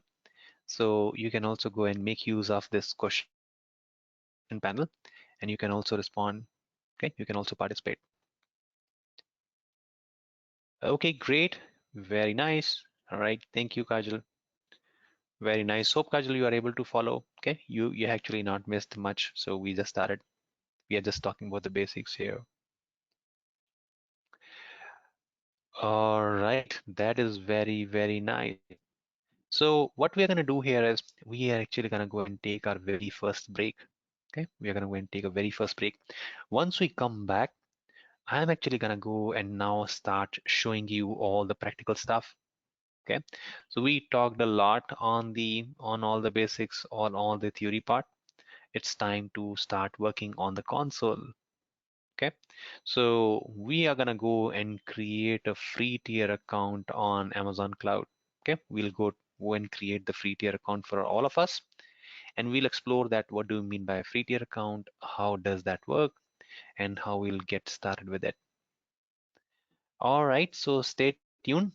We are gonna take a 20 minutes break here. Let me bring in a clock and we are gonna go and take a 20 minutes break here. So enjoy your break and we are gonna go and talk to you after 20 minutes.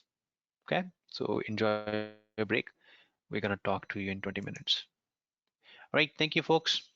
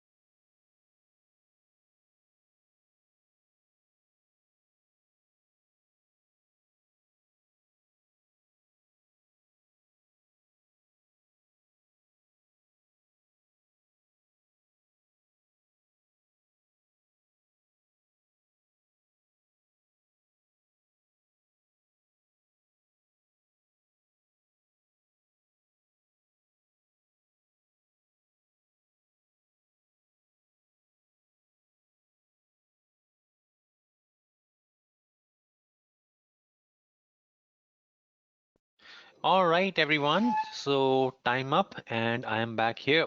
So please let me know if you are also back. Okay. So hope you have enjoyed the break and let me know if you are also back here.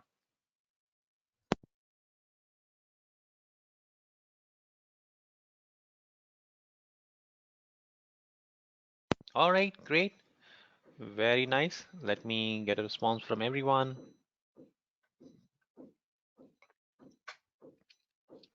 All right, awesome. Now, what we have covered here so far is we have actually talked about the cloud computing. Okay, and we saw that cloud computing is actually a pool of resources which can be consumed on demand. And then we actually start moving on to what is a public cloud, a private cloud, and hybrid cloud, and what exactly is there in the pool. Then we start talking about the global infrastructure, where we discuss that Amazon is actually a number one public cloud vendor. We also start talking about that how Amazon cloud is built up of, what are the component we do have which is making this cloud. And we realize that there are zones and there are regions. And we talk about that what exactly zone is and what is a region. Okay, we discuss that uh, what is a region and what is a zone. Now we are actually going to be going and logging on to the Amazon console, Amazon cloud, and then going to be trying to relate what all we have learned here so far. So for that, we are actually going to go and get started with the free tier account which is offered by Amazon. So almost all the cloud vendors, they do provide us a free tier account. Okay, free tier account means you can actually go and try out all different services for free. There are many services which are allowed to be tried for free, and it's actually a great way of learning because you are going to be going and owning your own individual account, and then you have the ability to go and check out all the different services, how it works. You have full control on your account, and then you will be able to go and make use of all different services available there. Okay, and something we are gonna go and make use of. Okay, so please check this page. This is where we are actually gonna be going and registering for the free tier account. Okay, this is where we are gonna be trying to register. All right, let me share this link with you, and I'm also gonna go and add this link here in the sheet. Okay, all right.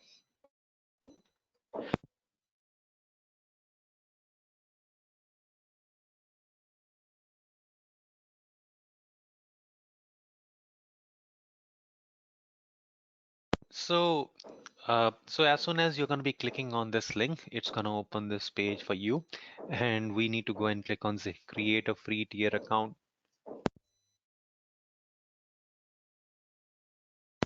If you already have an account, if you already have a free tier account, so that is perfect. Okay, that is very nice. You can continue to use it. If not, we can actually go and start utilizing this free tier account. We'll go and click on say I want to create my free tier account here. Okay, I would like to go and say I want to create a free tier account for me. So as soon as you click on say I want to create a free tier account, it's gonna ask you some of the basic information here. Okay, looks like I already have the account, so it's actually not letting me create one. I'll try to use a different browser, or I can actually go into a incognito mode. Okay, let me try using a different browser here.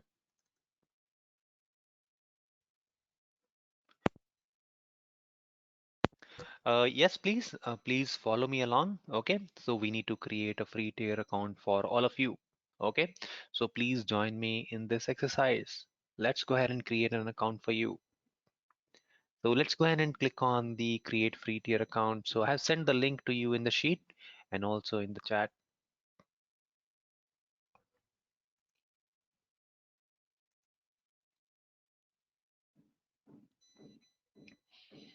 All right, so okay.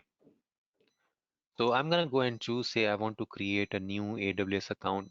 Okay, so you need to choose that I want to create a new free tier account, and it is gonna be going and asking you that what your email address is. So please use your personal email address. Okay, please try to use uh, your Gmail address, your own personal address. Do not use organization address here. And and if you have an additional monitor, okay, so it is going to be a good idea to add an additional monitor or additional screen with your laptop. Okay, you can attach your TV as well, so that you can actually watch me doing it on one screen, and on other screen you can do it yourself. Okay, so you don't have to switch between the screens then.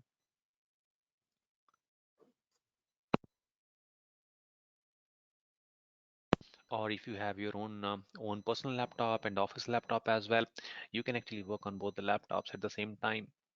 So watch me on one and try doing and following on the second one.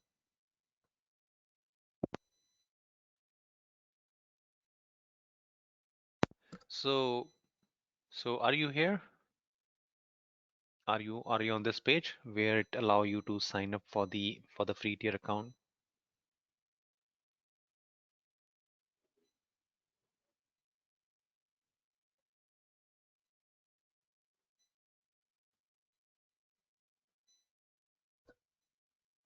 Okay, is this link working for you?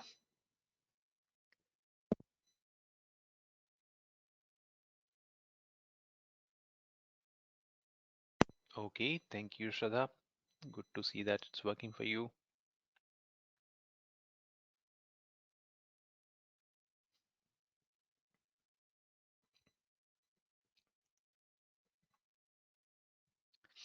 So I'm gonna say I would like to go and use an account which is called AWS Demo99 at gmail.com. So I'm trying to add one of my Gmail account here, and then I'm gonna be going and choosing the password I would like to use. It says your password should be blah blah blah. So let's use it.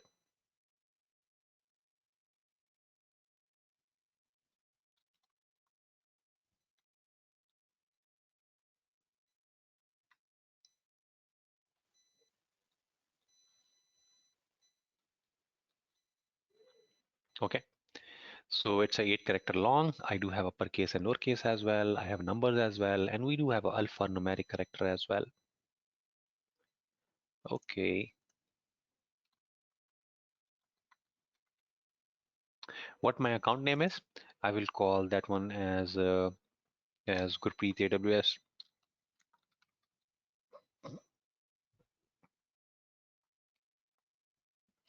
So once I fill this information, I'm gonna go and click on say I would like to continue to the next step here.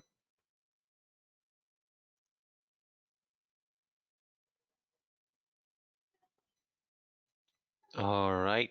So for security reason, they need to confirm that if I'm a real person. Let me go and enter this CAPTCHA here.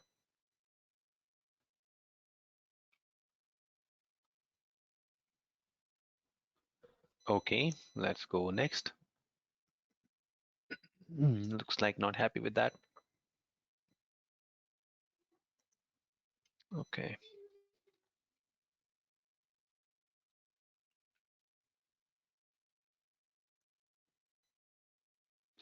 All right, says the an account with this email ID already exists. Okay, which means this is not the right ID I'm using.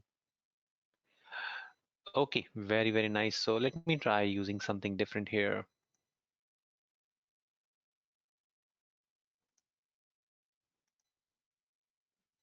Because I already have an account, I'm just trying to show you how to do that. Okay, so you can actually use and follow it. An account with this email ID also exists. Oh my God. So we do have all these accounts existing there. All right. So let me give some different name here. Okay. All right. So as soon as I'm trying to enter this, it says actually let me go on to the next step here. On to the next step, we are gonna go and choose here that yeah, I'm gonna go and use this for my personal use, for my own project, for my learning. Okay, it's not a business account. I'm not gonna go and use this for organization. So once you are here on the step number 2, so go and fill all this information asked here. Okay, so go and say it's personal one, provide your name, give your phone number. Okay,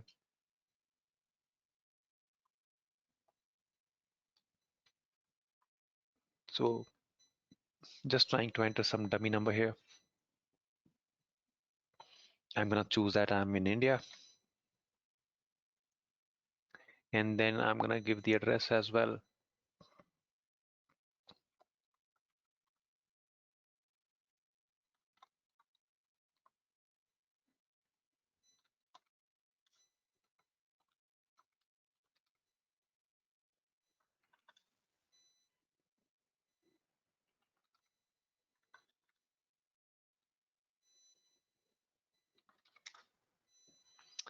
Okay, so you can add actually any of the address you want, right?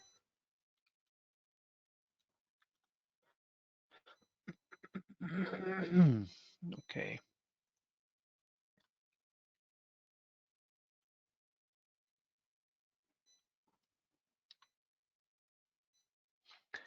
all right. Let me try adding a code as well.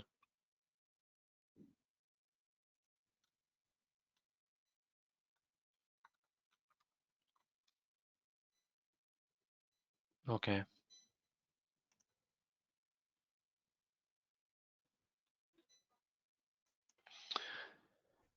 all right.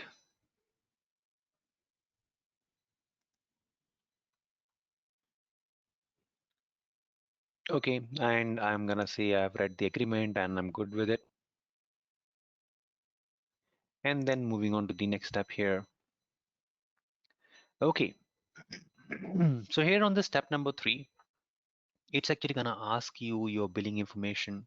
Okay, so it need to verify that there's an individual who is using this account. So no robot is trying to use this account. And Amazon want to protect their, Amazon cloud from being misused by people. Okay, so they want to ensure that one person is able to use the free tier account only once. That is why and that is why they are asking for your credit card information or debit card information. Okay, so you will not be charged on this account. It is just for the verification purpose that one legitimate user is actually trying to use it. You can provide the information for the credit card or the debit card. Both are fine. If you don't have a credit card, debit card is good. And here it is the information that why it is required. It says we will not charge for the usage. Okay, and it is only going to be charging 2 rupees. Okay, it's going to be only charging for the 2 rupees, and those 2 rupees will be refunded back to you after 3 to 5 days. Okay, they're going to be charging 2 rupees on your card, and then they're going to be refunding that 2 rupees back to you. Okay, otherwise there are not going to be any kind of charges on this account. So go ahead and fill in your debit card information and try to verify and pay 2 rupees, and those 2 rupees are going to be refunded back to you. Okay, so this one is very, very important. So if you are not able to verify your debit card, then your account will not be active. Okay, it is not gonna work. So fill in the information, the correct information you do have. And for the PAN is not mandatory. Just say no, I do not have PAN. Okay, after filling this information, just say I do not have PAN, and you can move to the next step. So let me know if it is working for you, if you are able to verify your card successfully, if you are able to use and move that on. Okay.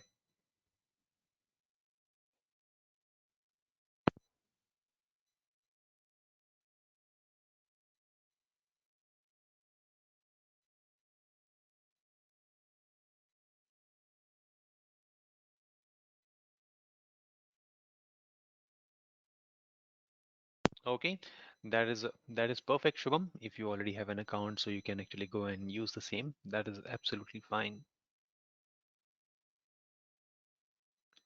All right.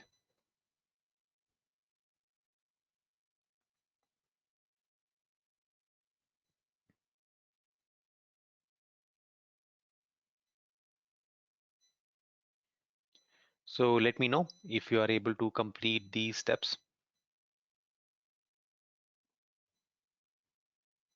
Okay, sure, sure. Let me know once these steps completes for you.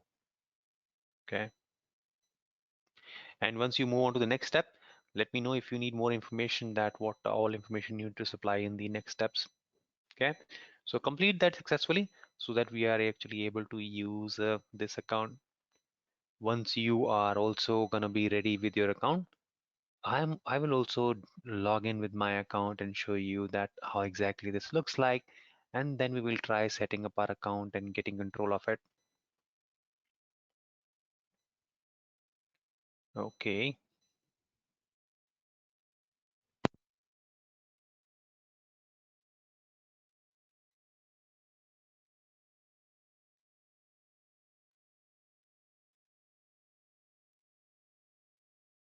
So I'm gonna give you 5 minutes to complete it. Okay. So Shree is saying on the next page, so which kind of a support plan we need to use.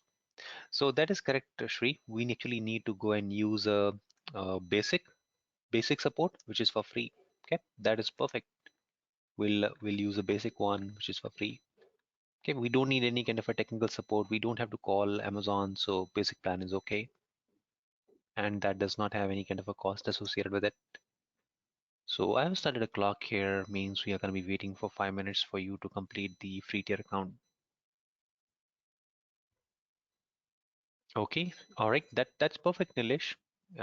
If you are able to log into previous account, that's very nice. Show me you can also try logging into your previous account you have.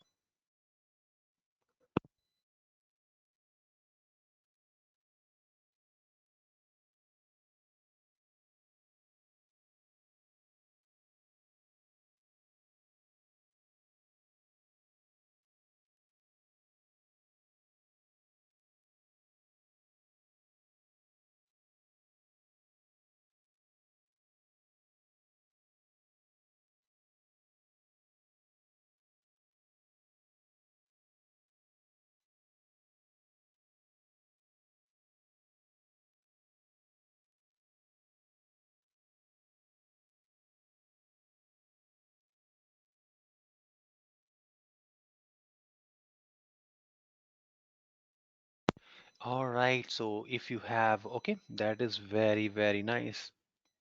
So Humira and Surbi, you are done with your free tier account. That is good to know. So would you please update here in the lab if you have the free tier account done? Okay, that is actually very first lab for us. Go and mark that as done for you. Okay, just say it's done.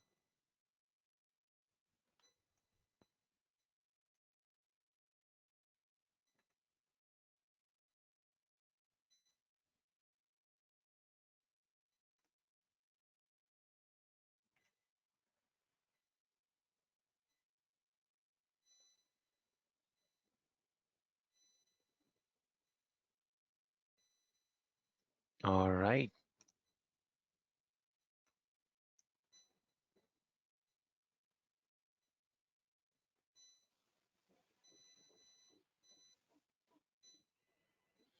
So if your name is missing from the list, so go and add your name.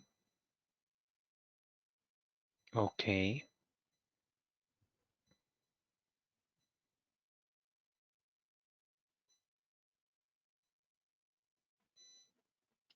Let me share the link for the sheet one more time.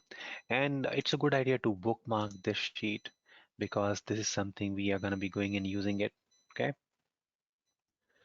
All right. Let me share the link with you one more time. Okay. All right. So Kajal, that is very nice. If you already have an account, that is perfect. Go ahead and log into that. Okay. Go ahead and please log into that account.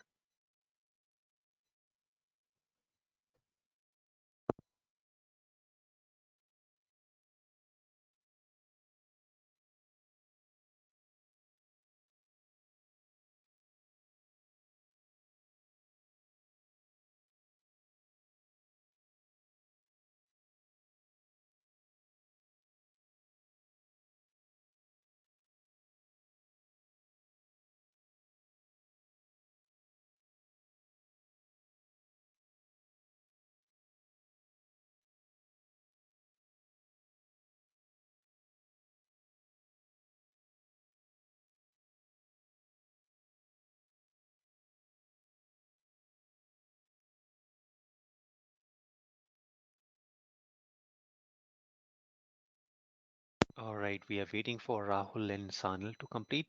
Let me know once you are done with it. And in the meantime, I can actually remove these blank rows here. Okay.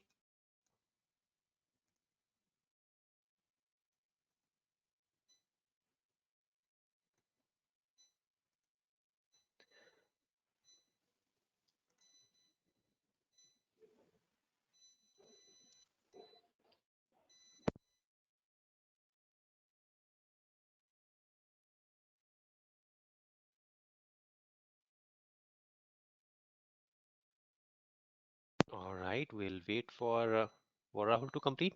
So do let me know, Rahul, if you are stuck or need help anywhere. Okay.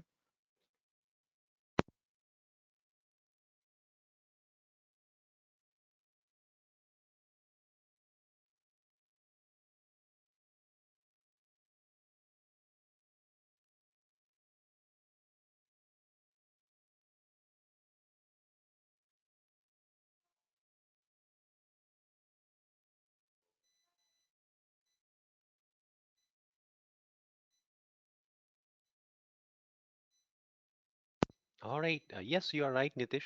So we have Muhammad missing here. Okay. So Muhammad, are you done creating your account? I'm gonna go and add Muhammad here.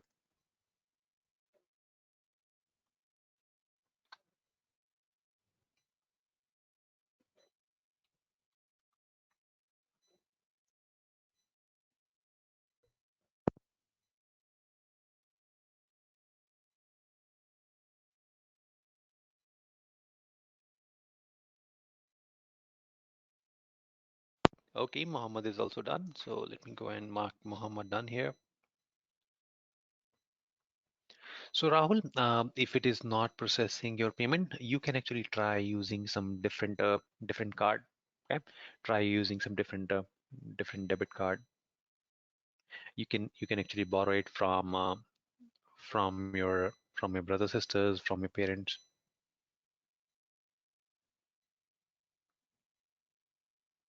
Okay, all right, go ahead and try that out, and let me know once it is done. Okay, so we don't want you to miss out on working on this. Okay.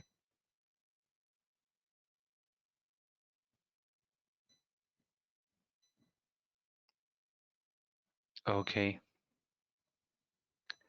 So on the personalize your experience. So if you want to go and select the software developer, or if you want to select that as a student, both are fine.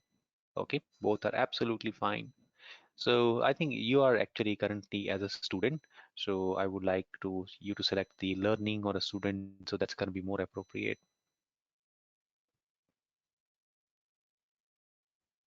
Okay. All right. So once you have your account ready, we are actually going to be going and trying to log into the account. Okay. So we're going to go and say we'd like to go and log into the console account. So once you want to log in, so you can actually go and click on say uh, console.aws.amazon.com. Okay, you can actually go and log in with the console with that name. And once you are here on the login screen, it's gonna ask you that you want to use a root account and what your email ID is. So just select, yep, I want to go and use this root user, and just provide your email ID over there. Okay, so provide the email ID over there, and then click on say next. Okay, just click on say next, and it's going to be going and helping you log in. It's going to be asking you your password. Right now it is doing some kind of a security check for me. That is fine. Let me go and do that.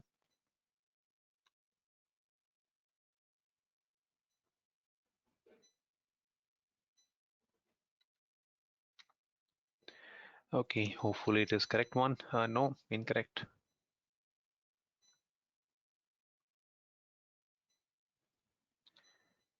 Okay.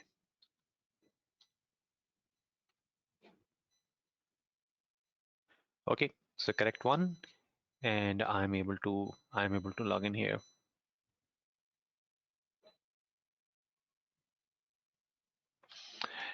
All right, so as soon as you log in, you are gonna be presented with the management console. Okay, this is the very first screen you will be able to see. Okay, all right, Surbi, if it is you have not received the PIN for your debit card, so you can actually go and try out using a different one. Okay, try to use a different card.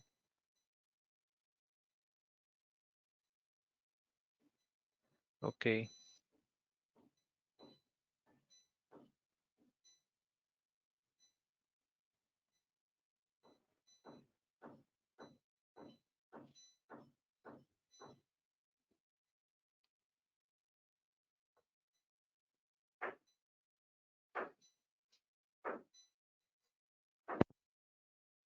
So, are you able to see the console? Have you logged in? Do you see the screen?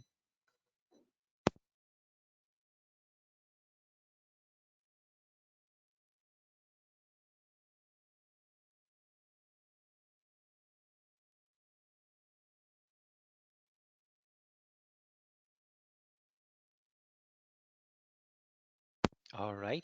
Let me know if you are here on the screen. Okay. If you are logged on to, and you will be able to see a similar kind of a screen. Okay. Your account also shows this screen. Okay.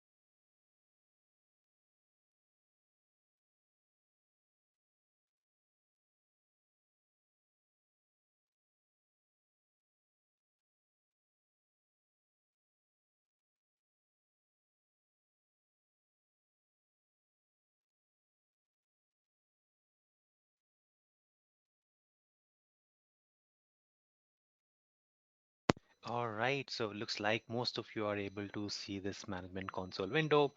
That is fine. Okay. So if it is actually showing you a different screen when you log in, so what you can do, you can always go and click on the AWS logo, which is here on the left upper side corner. Okay. If it is actually showing you any different window, okay, so you can actually always click on this AWS logo, and it is gonna take you to the console. Okay, it will always bring you here on this console. All right, so once you are here on this console, we actually need to familiarize ourselves with this console. Okay, so you actually need just one account, and you need just one console to work here, to work anywhere in the Amazon. Okay, you can actually go and use any of the region, and you can go and use any of the zone. So on the upper right hand side corner, you have a very vital information available. The first information we need to identify here is, it is actually going to be going and showing us that in which region we are working. And right now it is actually showing that we are working in Northern Virginia. Okay, right now it is showing that we are here in Northern Virginia. And if I'm going to be going and clicking here in the drop down, it shows me all different regions which we have seen on the global infrastructure page. Okay, we have actually seen all these different regions over there, right? So which means I can actually go and select that where I want to work. Do I want to work in Mumbai, or I'm gonna go and work in Virginia or California or in Europe? I can go and select any of the region from here. Okay, I can actually go and make a selection that I'm gonna work on a specific region here. So are you able to relate this what we have discussed earlier? Okay, is this something you're able to relate? Okay, how to go into the Amazon Management Console? You actually need to go and click on this Amazon logo. So you need to log in using this path. So as soon as you're going to be trying to go to this link, it's going to be asking you for your email ID and your password, and you need to choose that you want to log in as a root user. Okay, and here on the right hand side corner, it's going to be showing you that in which region currently you are working. Okay, where are you right now?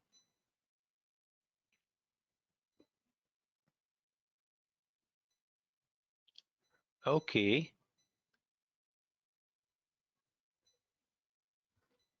so I will continue to use the region called Northern Virginia. So why I'm selecting Northern Virginia here is because Northern Virginia is the headquarters for Amazon. Okay, so Northern Virginia is headquarters for AWS Cloud, and Northern Virginia is the biggest facility Amazon is having. Okay, this is the biggest facility we have in Amazon. So this particular location got the most number of availability zones. You will find there are actually 6 different availability zones available here. So once you select the Northern Virginia, okay, once you select the Northern Virginia here, it's actually going to be going and showing you information regarding this Virginia region. Okay, right now we have selected Virginia, which means I am currently working in Virginia region. If I'm going to be going and trying to create any kind of resource here, so that particular resource is actually going to be created in Virginia. Okay, that particular resource is actually going to be there in Virginia. All right. So on this page, we have one section called all services. Okay, we do have one section here called all services. And this is where all different services are listed. Okay, it can be a platform services, it can be a infrastructure services, it can be an application services.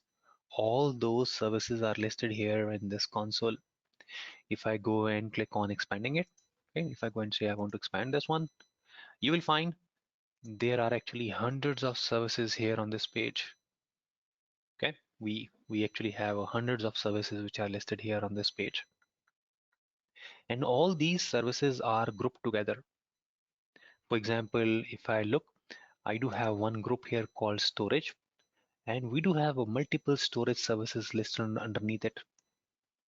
Okay, there are multiple storage services which are mentioned here. Same way, we actually have a database section here, and we do have a lot of different databases which are shown. Okay, so we do have a lot of different databases which are shown here. All right. So we are actually going to be going and exploring all different services here from the console. Okay, so we do have a lot of different type of services which are mentioned here. You can actually go and locate the service. Okay, you can actually go and try to identify the service where it is. Okay, from scrolling this page. And there's one more way of locating it. So I want you to find out one service called simple notification service. We have a one service and the name of the service is simple notification service. I want you to find out that where that service is located, under which group it is. Can you tell me if you're able to find what is the group it is located in which group this service is?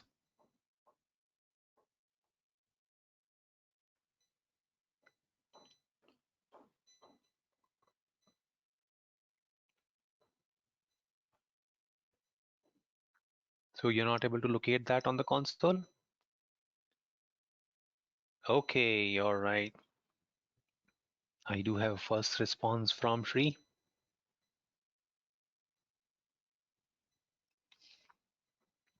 Yep, that is correct. So this particular is actually service is part of the application integration, right? So if you go and scroll it down and find out that okay, we do have an application integration, and then you will see we do have a simple notification service showing up over there, right? So at times you may find it's going to be difficult for you to locate that service, right? It's going to be difficult for you to locate that service. So what you can do, what is an easy way of finding a service? You can actually go and use the search bar given on the top. So I can simply go over there and say I want to search a service called SNS, and it is automatically gonna go and find that service for you. So you can simply go and click on it and start working it. Okay, start working with that service. You need not to go and try to locate that on the entire page. So it's an easy way of finding the service you would like to work with. Okay, that's an easy way of using it. All right, so let's get started by using the very first service here in the console. I'm going to introduce the very first service to you, and it's a part of the compute. Within the compute section, we are going to use very first service called EC2. Okay, we are gonna go and try to use a service called EC2. All right, now what this service is, okay, let's check it out that what exactly this service is.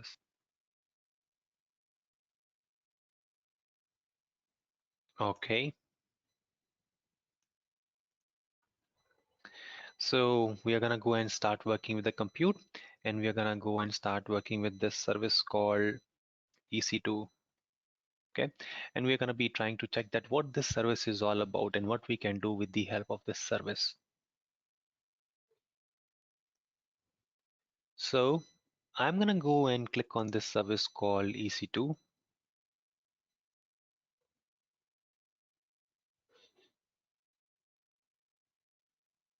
And it's gonna take me to a dashboard which is for the service. Okay, it's gonna bring me here to a EC2 dashboard, which means the EC2 service is having its own dashboard where I will be able to find all the information about the service.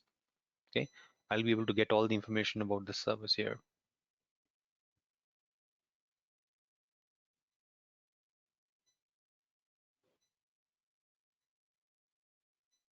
All right, that is nice. That is very, very good.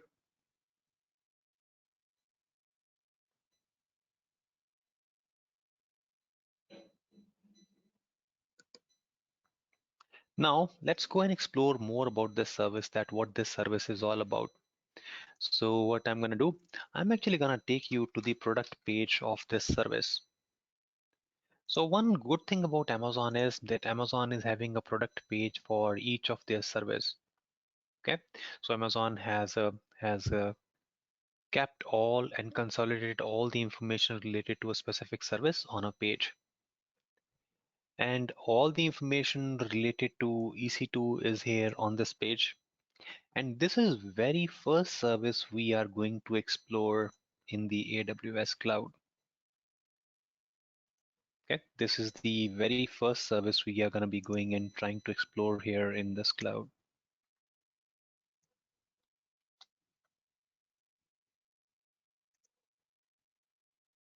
Okay, so what it says about the EC2. The first thing is why it is called as EC2. So it says EC2 stands for Elastic Compute Cloud. So in this name, C is coming two times. So that is why Amazon has replaced the 2 times C with the C2. That is why it is known as EC2. So E stands for Elastic, and then 2 times C stands for Compute Cloud. It says EC2 is actually a compute capacity in the cloud. Okay, it's actually a compute capacity in the cloud. So with the help of this compute capacity, you will be able to go and build a virtual machine in the cloud. So this particular service help you configure your Windows, Linux, and other machines in the cloud. So with the help of this service, you will be able to actually create a server for you.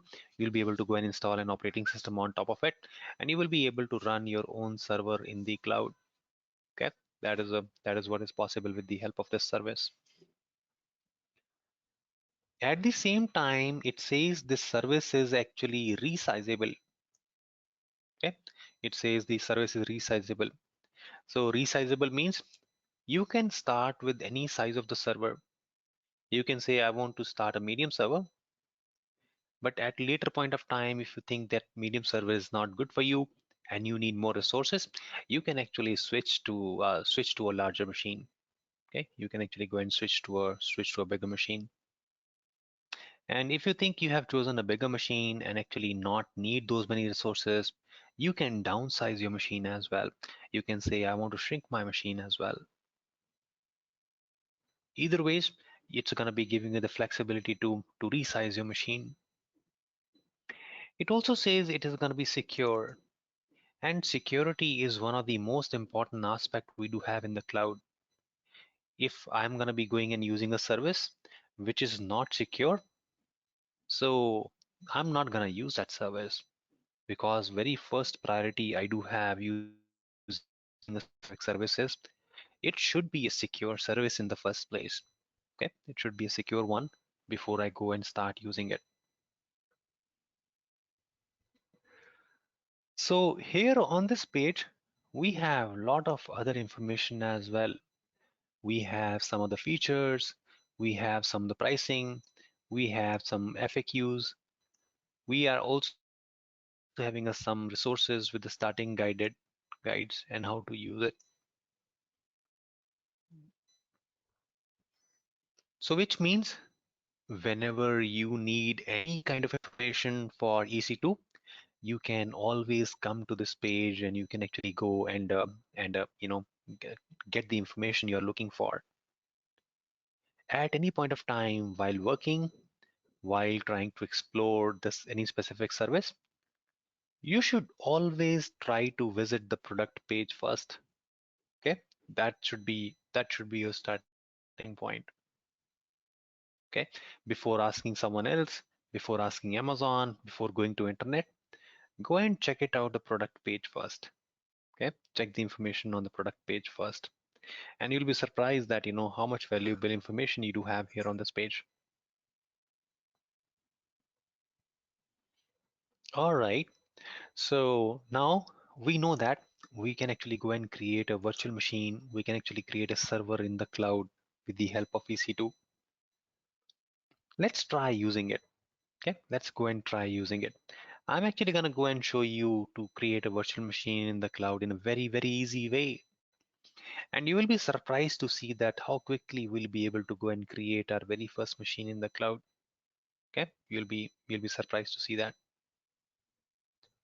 All right, so I'm going to take you back here onto the EC2 management console. And right now it is showing that I have a 0 instances which are running here. I do not have any of the instances. Instances is a word used for virtual machine. Amazon calls your servers, your virtual machine as instances. Okay, so instance means it's a virtual machine.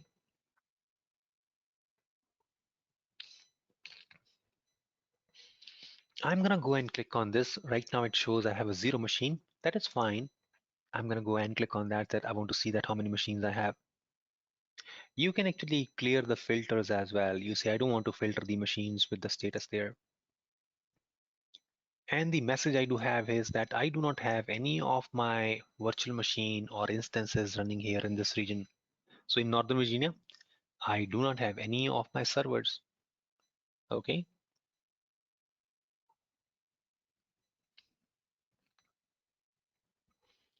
So here on the upper right hand side corner, I'm going to go and click on say, I would like to go and create a new instance. Okay. I'm going to go and choose say, want to create a new instance here. So it is going to ask few questions to me. Okay. It's going to ask some questions that what type of a virtual machine you would like to go and create.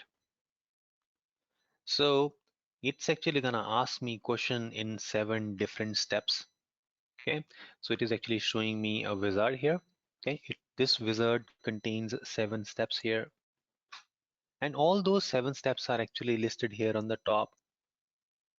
Okay, we do have these 7 steps mentioned here, and we need to provide some information in each of the step. So some of the steps we are going to be going in getting that what type of server I need to choose. It is going to be small, medium, or large. How much of a storage device you need to attach, what kind of security you want to add, and then finally create this machine. Okay, you'll be able to see this. All right. So where are you, Kajal? On which page you are? Let me try to show you that again. Let me cancel this one. So are you here on this dashboard? So have you seen this page? Are you here?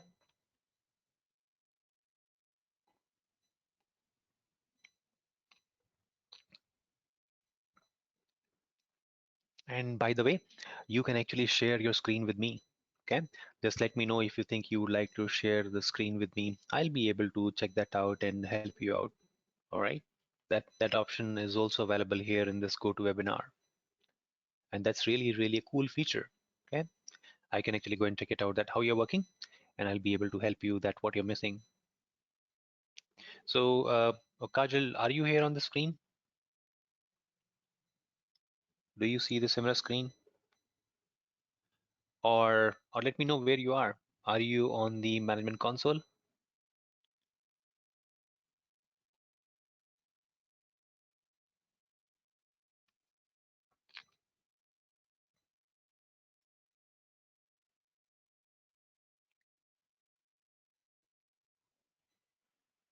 Okay.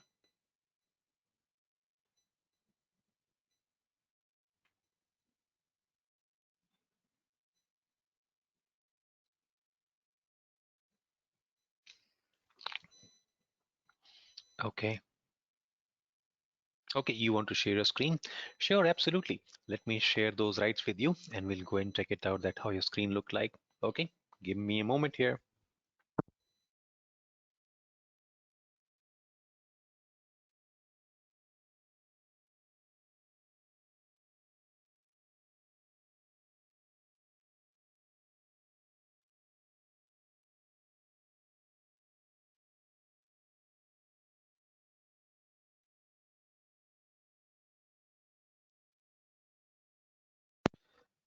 All right, let me select Kajal here and I'm gonna pass on the rights so that Kajal can be presenter.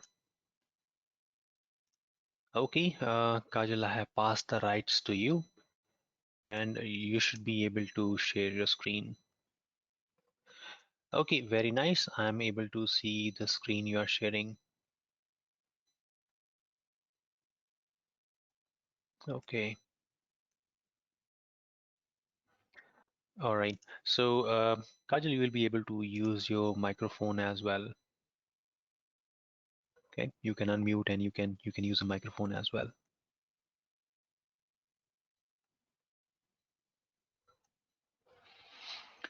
Okay, so you actually need to go and sign on to your console. So can you click on the dashboard, the first tab?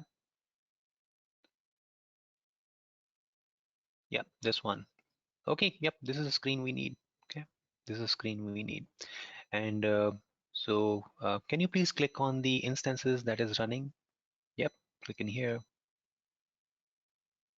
And okay, clear the filters. Just click on the button, say clear the filter here.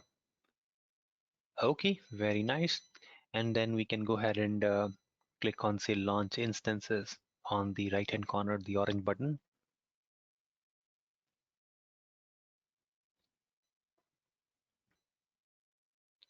Yep, click on this launch instances. So very nice. So you are on the screen, same screen I was trying to show. Okay, you're on the same screen. So is this good? Is it fine?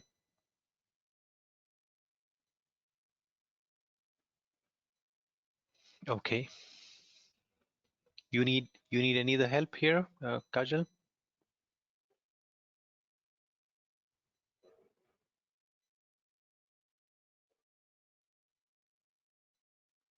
All right, very nice. Thank you, Kajal.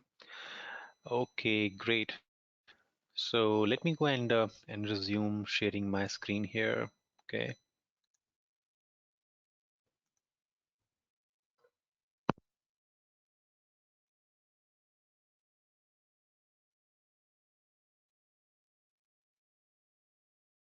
All right. So hope you are able to see my screen now. Okay. So we all are here on the same screen.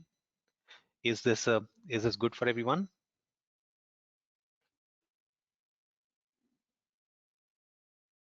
Anyone still struggling to get here on the screen? Anyone here are not able to follow me?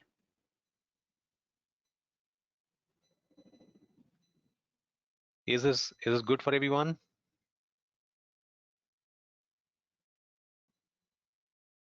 Okay.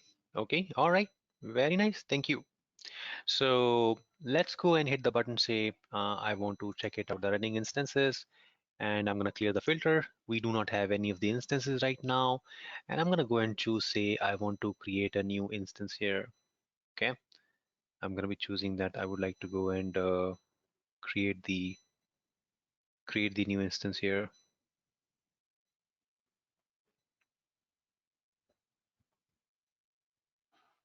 Okay, so I'm gonna say want to launch a new instance, and it is gonna be going and showing me this 7-step wizard. Okay. All right, so Humera is not able to see my screen. Is everyone else able to see my screen?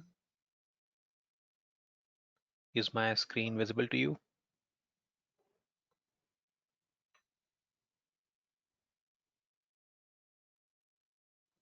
Okay, so Humera, I think it's visible for everyone. Would you please check it one more time?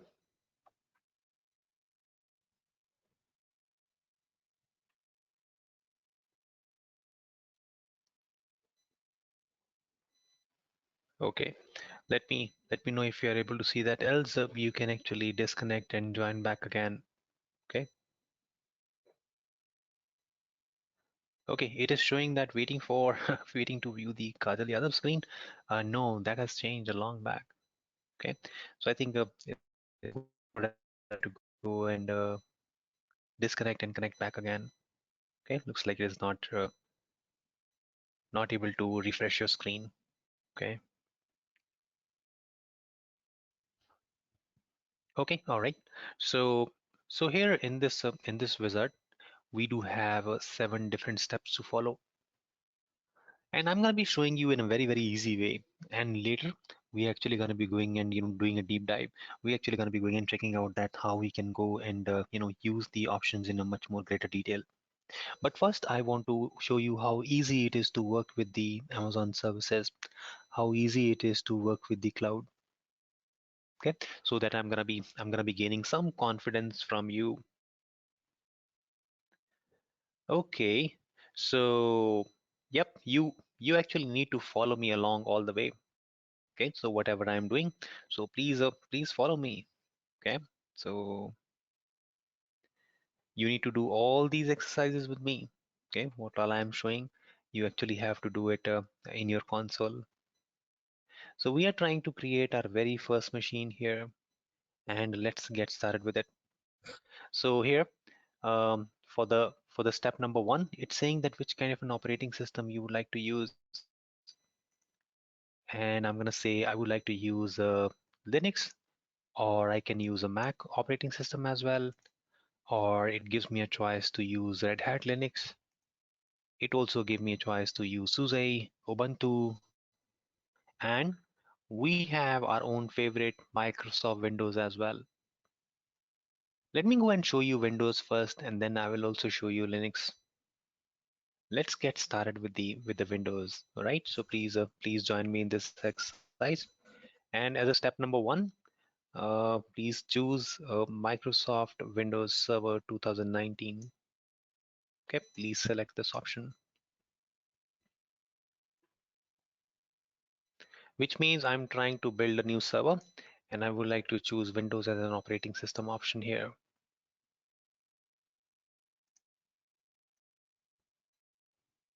Okay, so Humera, you joined back. Is it screen good for you now?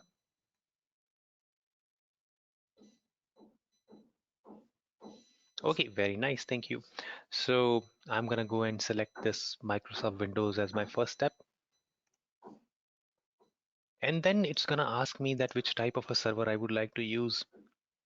Do I wish to use a small server? Do I wish to use a large server? Do I need to use a medium server? Which type of servers I would like to use? So I will go with the default option. So right now it has chosen that I'm gonna be going and using a T2 Micro. And T2 Micro is gonna offer me, this specific model is gonna offer me one CPU and a 1 gig of RAM. Okay, it shows me that what kind of resources this particular machine is gonna offer me. So this default option is fine with me. I will go and use this default option.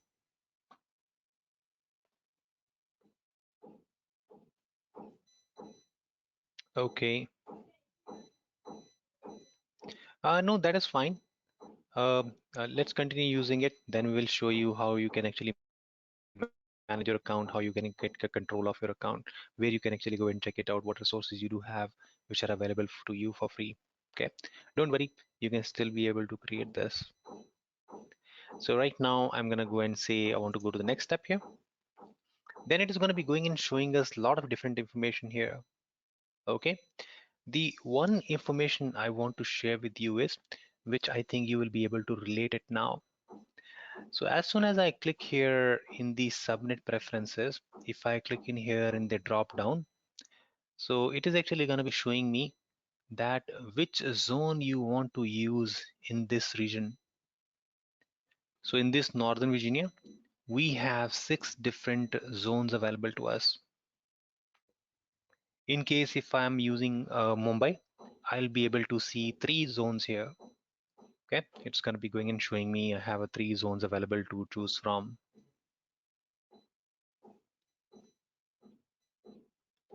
All right.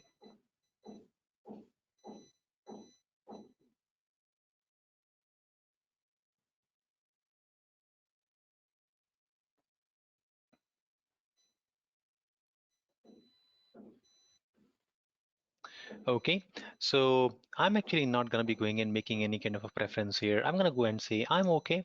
Amazon can go and allocate any of the zone for me. I'm okay. We will give you more information around it, that how to make that choice and why I should go and select a specific zone.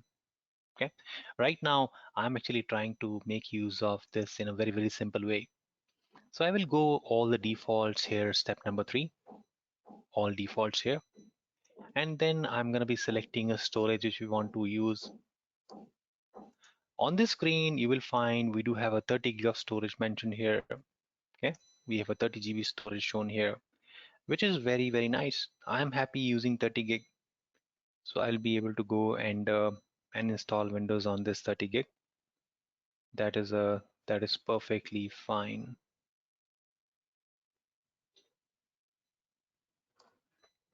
Okay, I'm gonna move on to the next here. And it says, do you want to give any kind of a tag here? Now, what is a tag? Tag is actually a kind of a description which will help me identify this server. That this what this server is all about. Why I have created this server.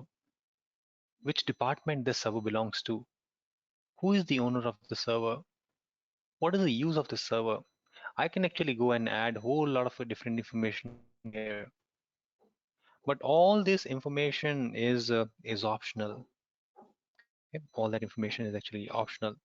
I can simply go and skip this information here. Okay, I'm gonna say I don't need to add any kind of information. This is all optional. I'll go and move on to the next step where I need to configure the firewall. So this is where I'm going to be deciding that who can use my server and what all services, what all ports I'm going to open here on this server, on this machine.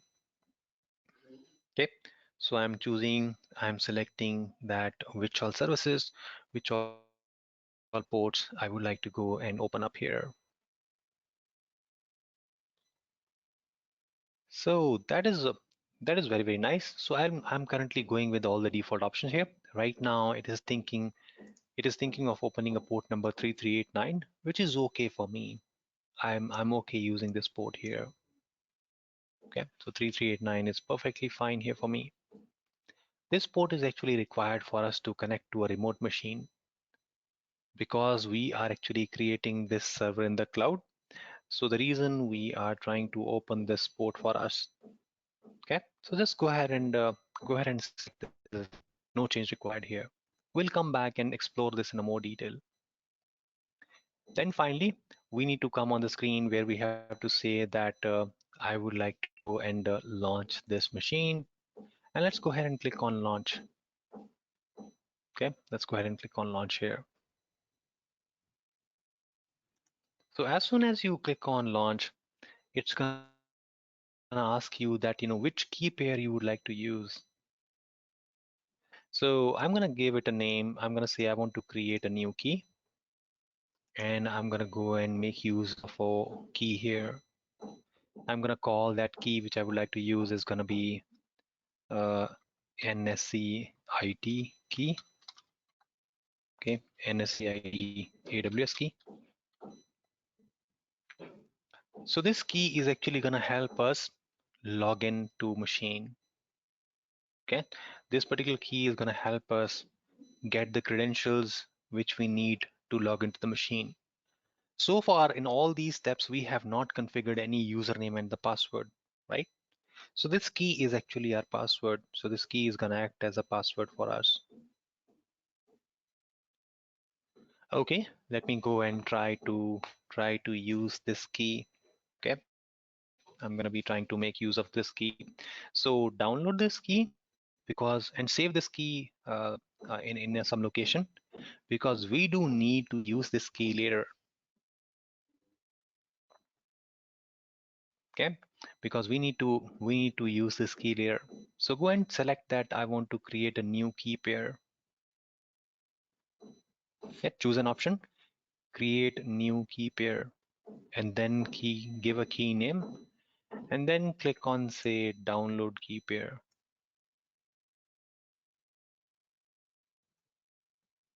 So is it working?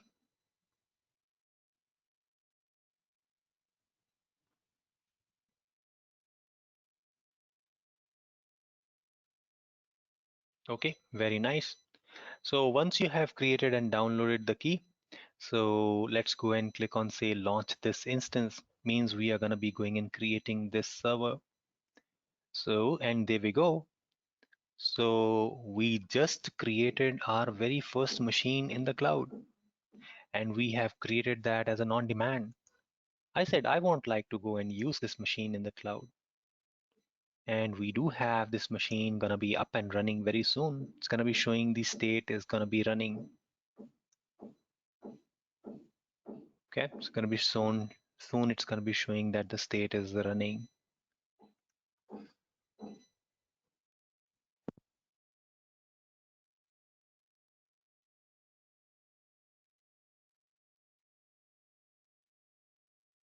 All right, so my Windows machine is running here. Is it showing running for you? Do you have your first server running in the cloud?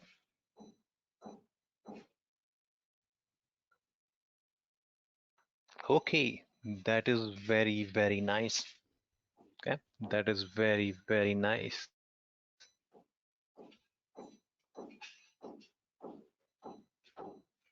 So we have this very first machine created and running in the cloud. So our next task is how we are going to be going and connecting to it. How I can log into this Windows server. Okay, how I will be able to connect to it and how I'll be able to go and log into it. So if you want to connect and if you want to log into this machine, okay, if you want to go and connect and if you want to log into this machine, uh, we actually need to use one application. We need to use one tool, and that is known as remote desktop connection. So remote desktop connection is a tool which is already bundled with the Windows. Okay, Windows comes by default with this client, with this software. You can go to the start button and you can start typing that I want to use a remote desktop connection. Okay, just hit the start button and say remote, and you will find your start button is gonna go and show you that you do have a remote desktop connection. Okay, and the remote desktop connection looks similar to this one.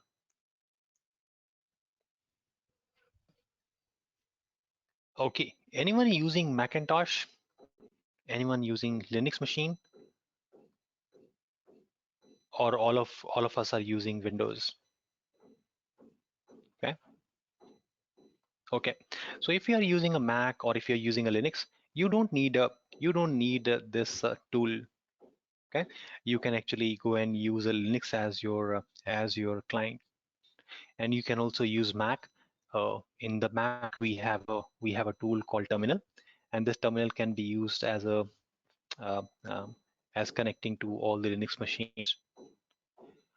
If you are using a Linux machine and want to try to connect to the Windows, you actually need some kind of a tool which will help you communicate over remote desktop protocol, RDP, which means you actually need to download this software which will allow you to connect to the Windows server. Okay, so from Linux and Mac, it's very easy to connect to a Linux servers, but for connecting to the Windows servers, you actually need to have this tool downloaded. On Mac servers, you can download this tool for free on the App Store. And for Linux machine, you need to download this by using your apt utility or your package utility. So on Windows machine, are you able to locate this tool? Is this remote desktop connection? Are you able to locate and is it working for you?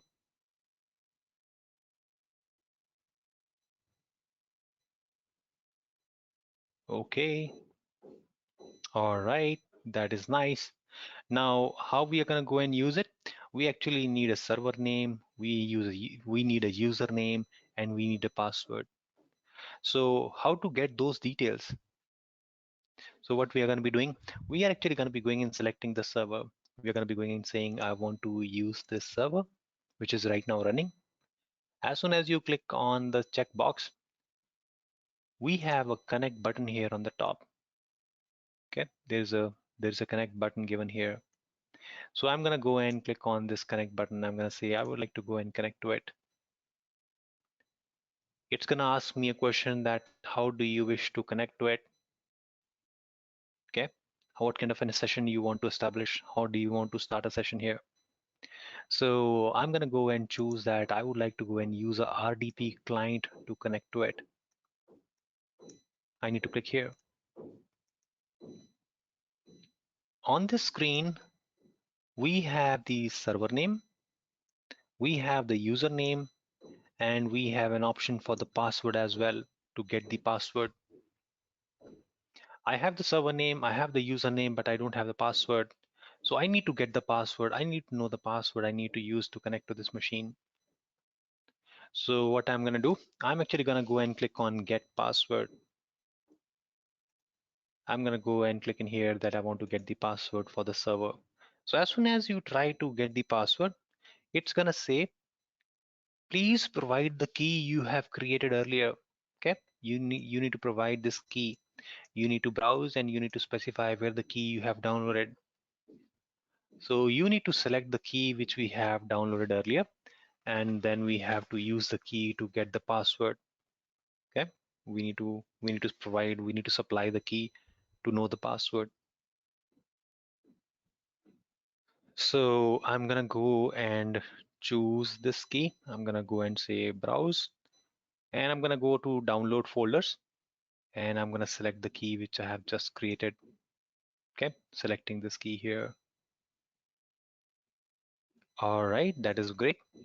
Once I have selected the key, I'm gonna go and click on this orange button which says decrypt. Okay, it's gonna show up this button say decrypt the password.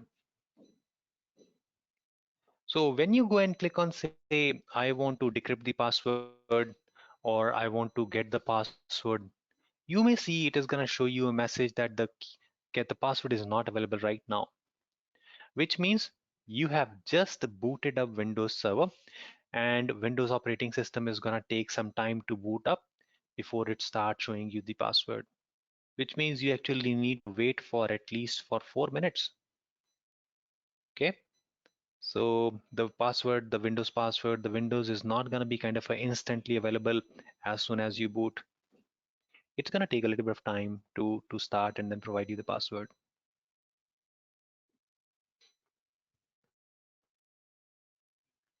All right,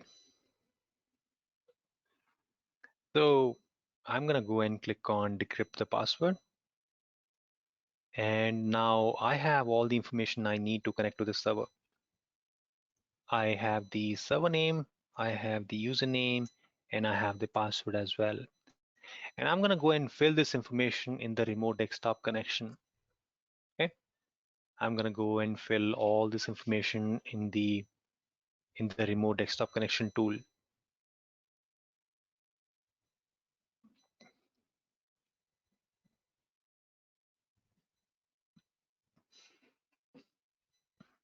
So I'm going to go and pick up the server name here.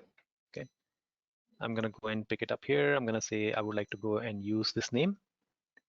And this is the name I'm going to go here and use it in the tool. I'm going to copy paste it here that this is the computer name I would like to connect. Once I fill in the name, I simply need to go and click on the connect button. Okay.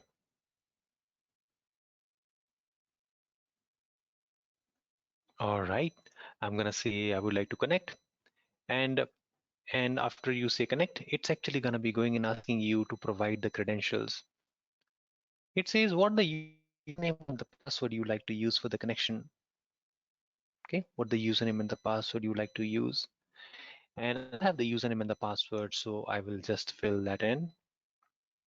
My username given is administrator, and the password which is given here is this encrypted string. As soon as you provide the username and the password, you will see it will start loading desktop for you. Before loading the desktop, it's going to show you this warning screen. It's going to ask you that you are trying to connect to a remote Windows machine. So do you trust this remote Windows machine? Is it okay to connect to it?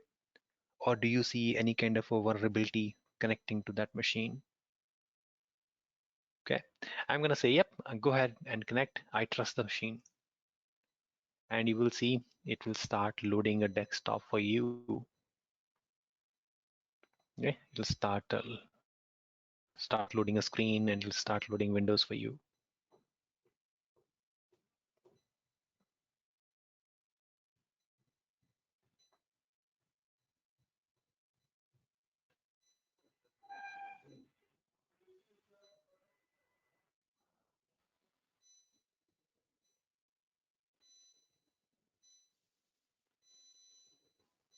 All right, still trying to load desktop for me.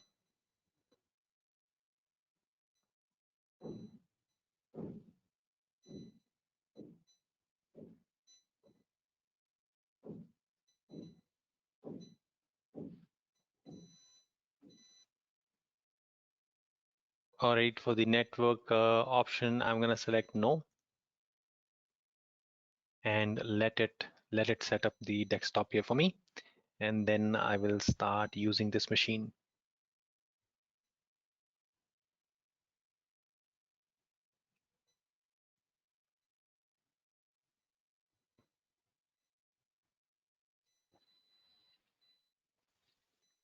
Okay, so are you able to log in? Is it showing a desktop for you? So Sanal, you have a question here? You need any help? Have you got the password now? Is it uh, is it giving you the password now? Okay, not yet. Okay, sure. So you want to use a microphone, you want to share a screen, or you want to share what help you need?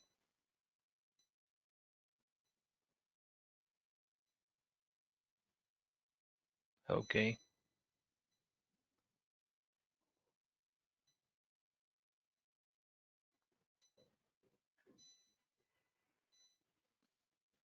Okay, all right, sure. So Sanil would like to share his screen. Okay, sure. Let me give you the right Sanil. Okay, so I'm gonna make Sanil presenter. You can go ahead and share your screen, Sanil.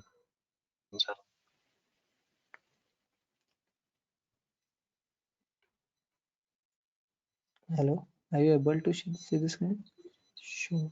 No, I'm not able to see your screen yet. Okay, it's loading. Yep, I got it. Yeah, I see it. Okay.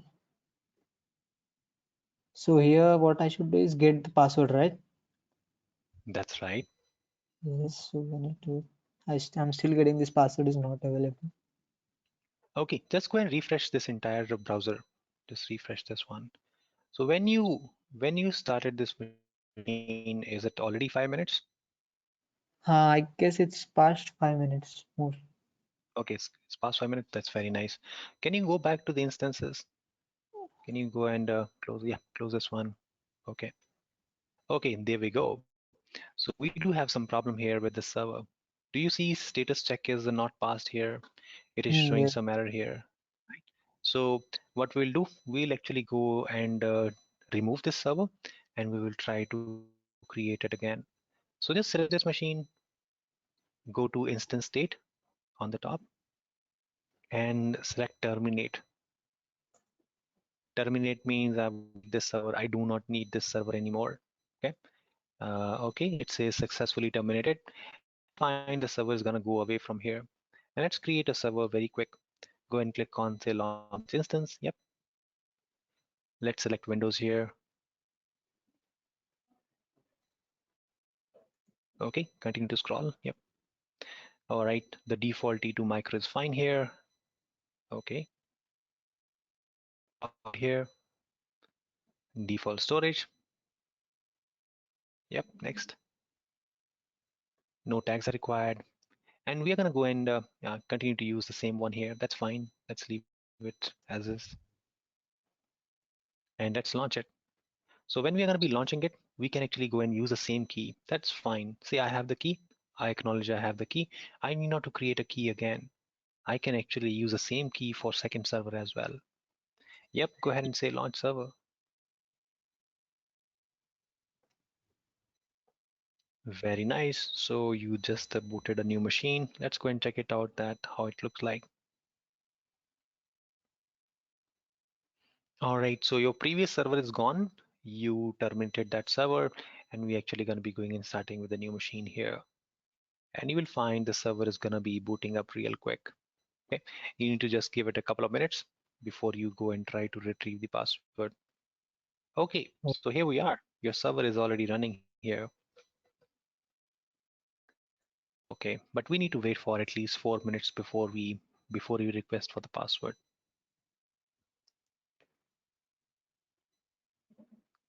All right. So I think that should be fine. Okay, you just need to wait for some time, and you should be good, Sanal. Okay. Thanks. I'll just Anything try else? after 4 minutes. Anything Yeah. else? Okay, I think you're good. So let's give it a few minutes, and you should be able to retrieve it. Okay. Anyone else having any question? Anyone else need any help here?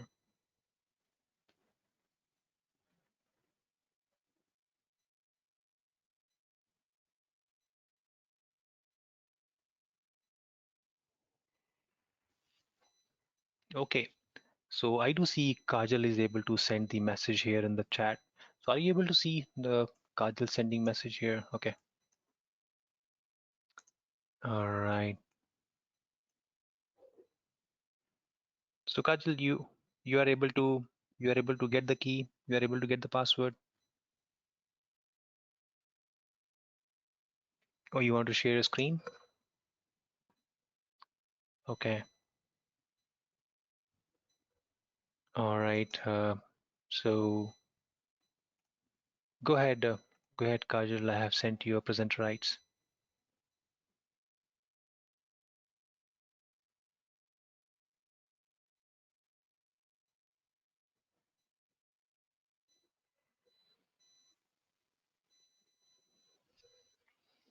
Okay. Yep. We do see your screen. So once you have server started, so please select the server. So here on the left hand side, you do have a checkbox, right? Okay. Yep, that's fine. Click on connect and then select an RDP. Yep, that is perfect. Click on get password. All right, browse and locate the key which you have created. Must be there in the download folder for you.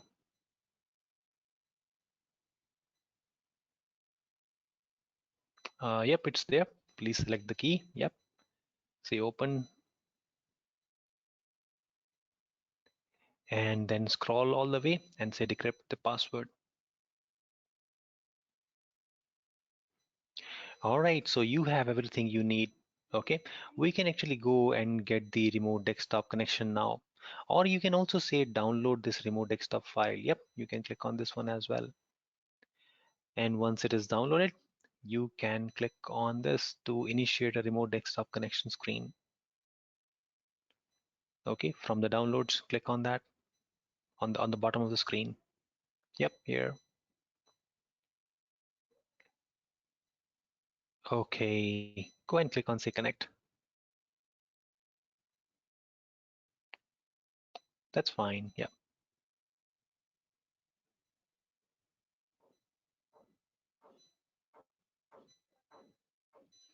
All right, so it has the username. You need to copy the password and fill the password here. Yep, there's a copy button next to it. There's a copy button which is there. Yep, select this one. In that way, you're not going to be copying some extra characters or not.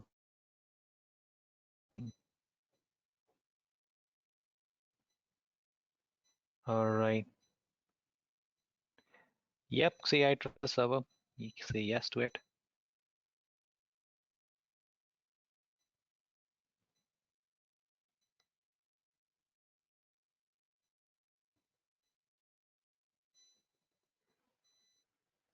And you are done. You are connected to your remote Windows machine. So this machine is starting for you. And you have full permissions on this screen. You have full rights on this machine. You can actually go and do whatever you feel like. Okay, this is your server. Okay. All right. Shri is asking a question that does AWS have the right to access this instance we created? No, Shri. Amazon will not be able to log into this machine. Amazon will not be able to see this machine. This is in your account and you only have permissions and access to this machine. Okay. can select no here.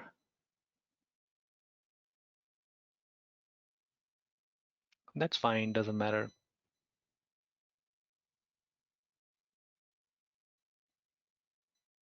Okay, so you are good. Anything else, Kajal, here? You have this virtual machine running and you are connected to this machine. So is this good?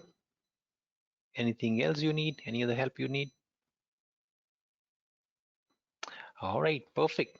Very nice. So let me go ahead and share my screen here. Okay. Yep, you're welcome, Kajal. So let me be presenter and I'm gonna go ahead and share my screen here. Okay, so this Windows machine is running for you. Okay, it's a very nice. We created this machine and we logged on and we connected to it. And the time you connected, you started this machine, Amazon will start charging to you. Okay, so whenever you don't need to work on this Windows machine, you need to go and terminate it so that you don't have to pay for it. Okay, so that is the key thing you need to remember while working in the cloud. So Sanal, are you able to connect to your machine? Is it providing you the password this time? Is it working for you now? Are you good there?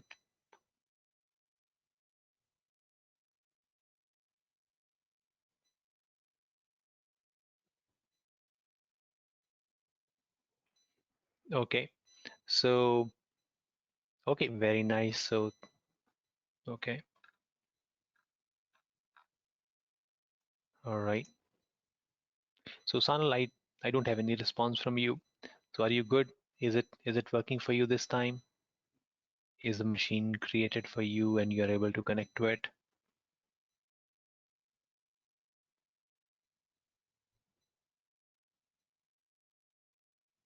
Okay, all right, very nice. You connected and you logged in. Okay, very nice. Okay, so we have created this machine and we have actually have a full permissions. We do have a full control on it. Okay, we can actually go and uh, do whatever we feel like with this machine. I can go and create my own password for this machine so that I don't have to depend on that complex password I have created, right? I can go and change the password for this machine. I can actually go and create or add some additional softwares on top of it as well. Okay, I can go and say I would like to use this machine as a web server, and I will be able to go and create my web configuration on it. Okay, let's go and try to use this server as a web server. Right now, it is just a Windows standard Windows operating system. It's just a vanilla Windows. We don't have any kind of a custom software installed on it. But what we can do, we can actually go and try to install some custom software on top of it. I'm actually going to be going and trying to use a web server, and uh, we do have a IIS web server. Okay, okay, what's wrong here? Okay, so asking for some information here. Okay, which contains bicycle. This contains bicycle. Okay,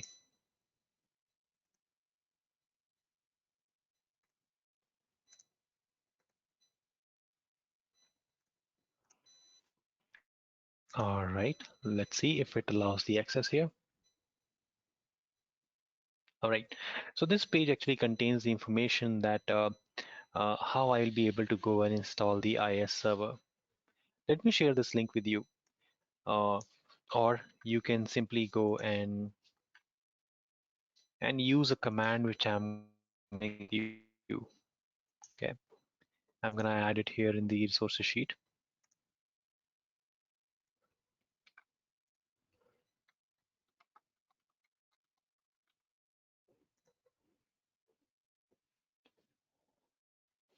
All right.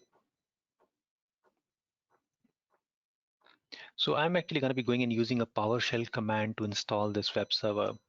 Okay. So you can join me in this exercise. Okay. Please join me in this exercise.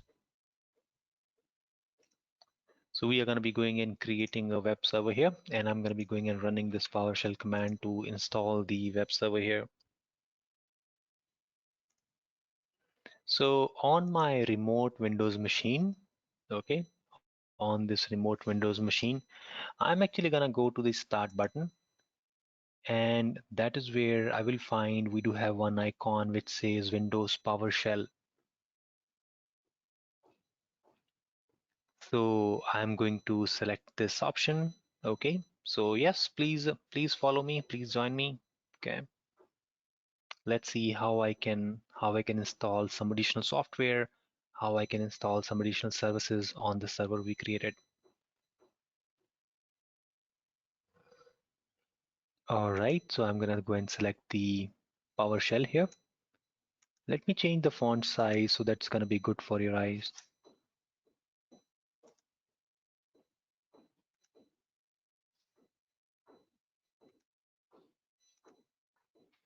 And I'm gonna paste the command which we have here. Okay, I'm just gonna enter the command which is gonna help us install the IIS server. Okay, I'm gonna hit enter, and it is gonna go and download the package, and it's gonna go and install that package for me.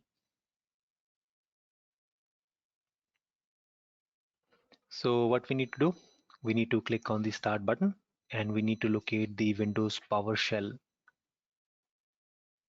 Once you open the PowerShell terminal, you need to run the command which I have shared with you. Okay, install Windows feature command, and we need to run that command on the PowerShell terminal.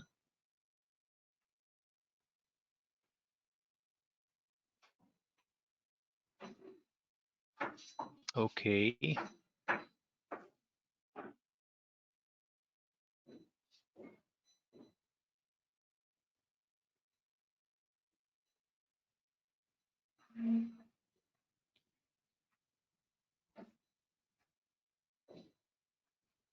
so is it working for you? Is it doing the installation for you?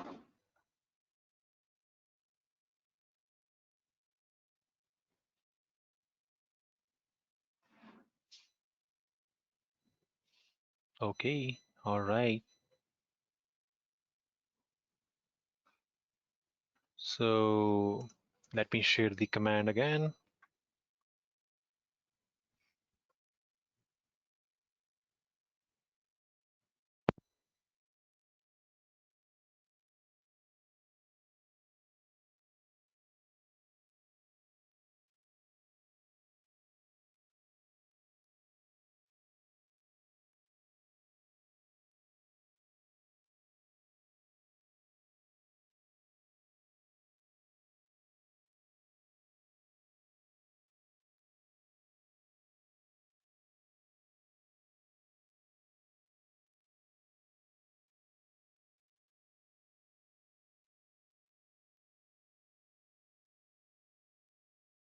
So the installation for me is about to get over. I'll see that's gonna come up with the message that installation done, and it completed successfully.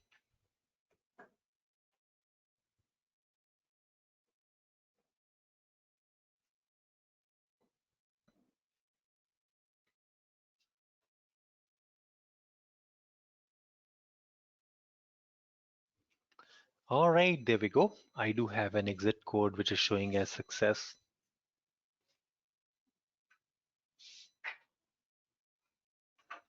So what we have done here, we have actually installed a web services on this Windows machine, which means I actually want to go and use this machine as a web server. Okay, it should be able to provide the content of my website. So is it done for you, or is it still in progress?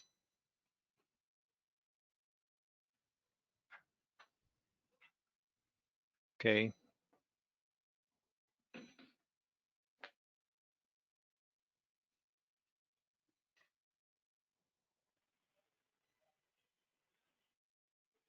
All right. So you want to know more about that, what we are doing with the ISS? Don't worry. So once we work with it, you will understand that what we are trying to do. Okay. Just try to follow it, and you're gonna be just fine.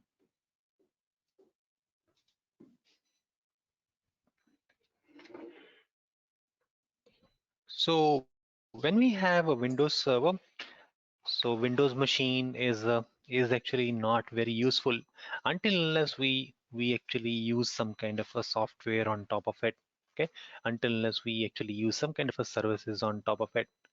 So what we have done here in this case is we have actually installed a web services here. So what is IIS? IIS is actually a web services from Microsoft, which means I can actually go and use this server as a web server for me. Okay, I can go and use this server as a web server for me. So once this is done, I can actually go and check it out if the server is working for me or not. So how I can confirm that if it is working or not?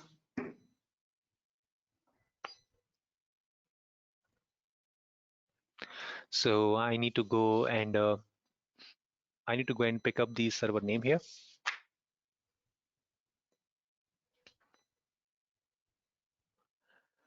So I will go back here to the console, and this is where I do have the server name here.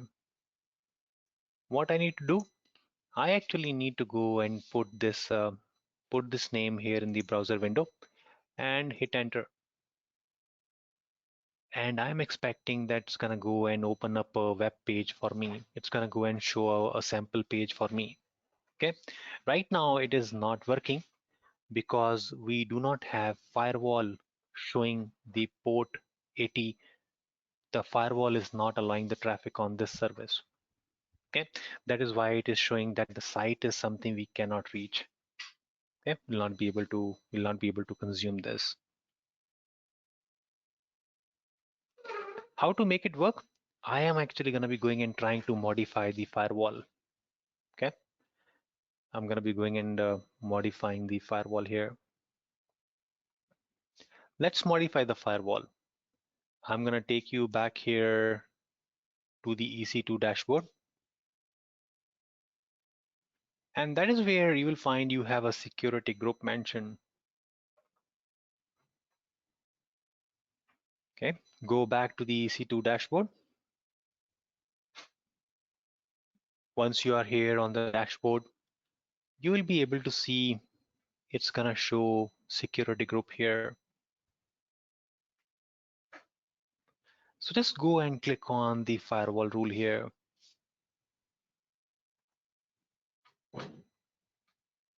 So here it's actually gonna be going and showing that we do have a launch wizard. Okay, it is gonna show you the launch wizard 1, or maybe it is gonna be showing you launch wizard 2.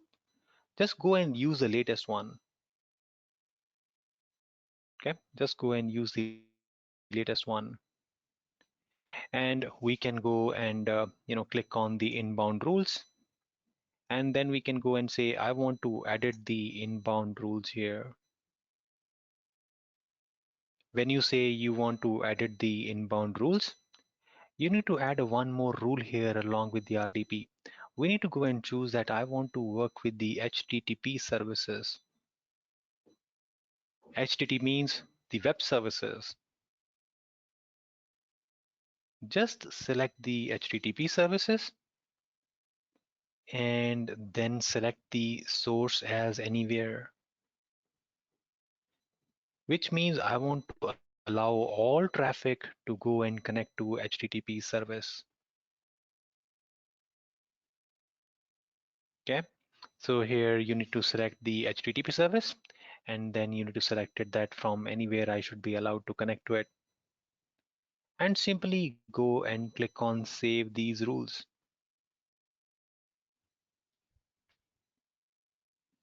Okay, just click on say save these rules, and as soon as you click on save these rules, you can go and try to refresh the link which we were trying to access earlier. Just try to refresh the path, and you will see it will start showing the web page for you.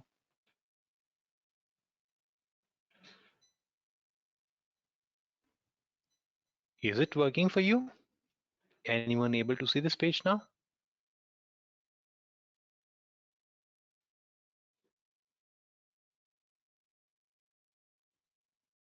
You can actually do a simple test as well. So how you can do a simple test? You can actually go back to the machine we created. This is the server we created. You can actually open a browser here on the machine itself. We have an Internet Explorer here. You can go and click on this Internet Explorer as well. And you can give the server name here in this bar. So whatever the server name which you see here for this instance, okay? Whenever you are going to be going and listing the server which is running right now, you can actually go and pick up the name for the server, and you can add that server name here in the browser. Okay, you can go and save this name here in the browser, and you will find it will start showing the page to you.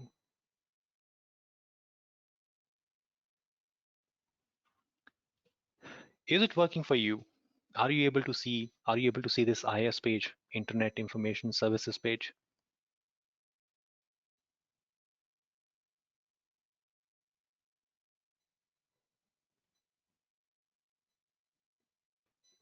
All right. So if it is not working, or you miss some of the steps, or it's not configured, don't worry. Okay. The whole idea is to show you that we can actually go and install some additional softwares. We can actually go and install some additional stuff here on the machine. Okay. When you actually go and configure Windows machine or a Linux machine, you can actually go and have some additional software installed on it, and you can actually go and make use of it. Okay, so if it is not working, if you're not able to complete, that's perfectly fine, because we have to actually go and do that in a deep dive. We actually have to go and understand this, what we are doing, why we are doing, and how it is working. Okay,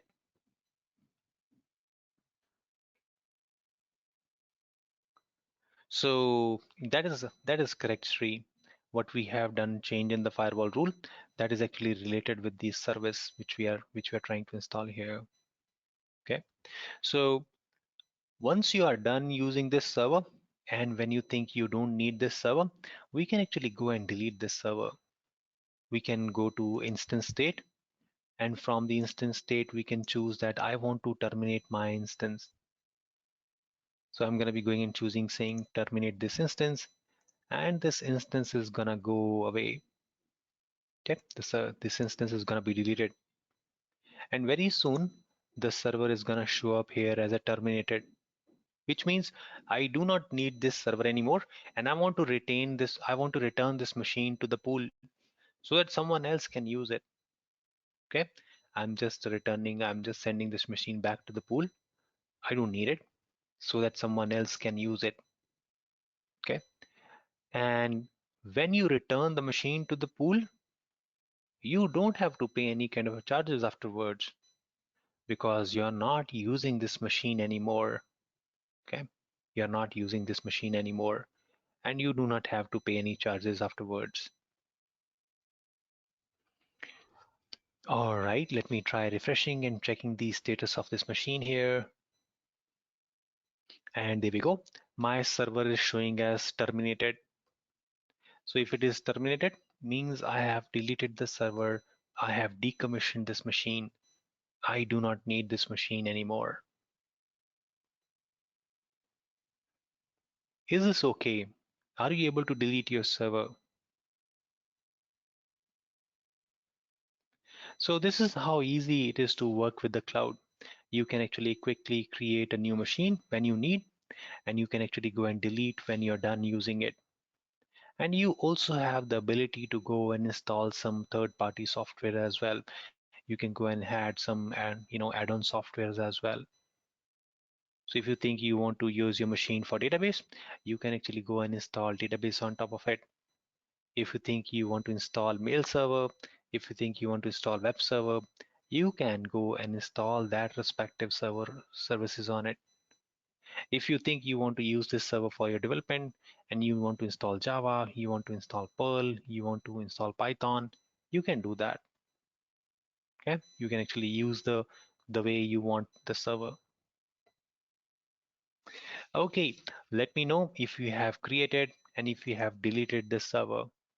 Let's go and update the lab. And we are very much close to our lunch break here. Okay, let's see if we are able to work with the EC2. And if you are able to create your Windows machine here, okay, if you're able to create a Windows machine and able to delete that one, just mark that as done. So that was our very first exercise here. Okay, so good to see that everyone is having their own free tier account and everyone is able to create the Windows machine and then connect to it. Okay, that is very, very nice.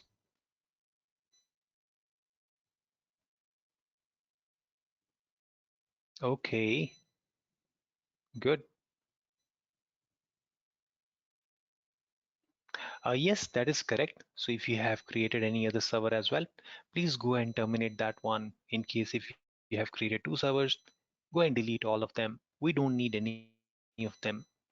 If required, we'll go and create new one when we need it.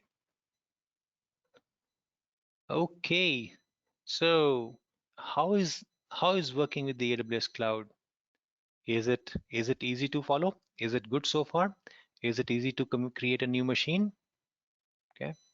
Are you able to spin up a new server quickly in the cloud? Are you able to use the server on demand? Okay. So what's your first impression using the Amazon console and using the Windows server? Okay. What's your first impression?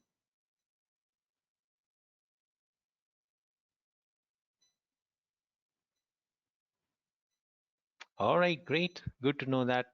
Good to know that it's easy there. Okay. So actually, there are gonna be more easy information, more easy stuff gonna be coming up for you. Okay. And working with the cloud is actually gonna be very, very, very delightful. All right. So the server we have terminated. So termination means deletion. Okay. You will not be able to get your server back. You will not be able to start your server. We have not shut it down. We have actually deleted it. Okay. So termination means deletion. Don't worry. We will be talking more on that what do we mean by stop, what do you mean by terminate, and this stuff, right? So we just talk about the information on the interface. We just talk about the basic stuff here. Okay, don't worry about that. All right, so it's time for us to go for a break, and we are going to be having a 45 minutes break. Okay, so uh, let me check it out what the time we do have. Okay, so what time we like to come back here? Okay, what time we want to be back? Uh, within 45 minutes, and 45 minutes are gonna be uh 217. Is uh, is 217 fine with everyone? Or let's make it a 220.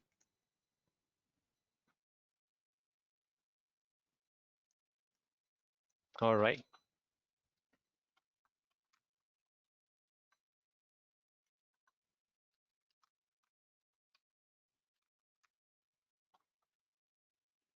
Okay, so enjoy your break, and we are gonna be talking again at 2:20. All right. So request you to please try to be back, a couple of minutes before 2:20, so that we are able to get started by 2:20. So thank you very much, everyone. We'll talk to you in a while after lunch break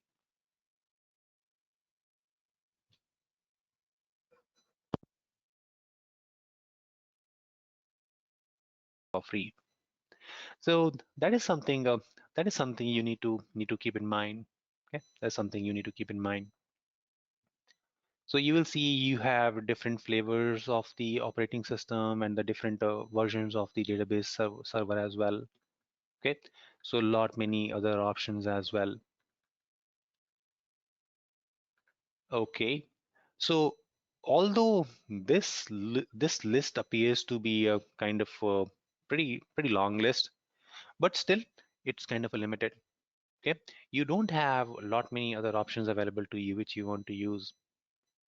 For example, I want to go and make use of Oracle database.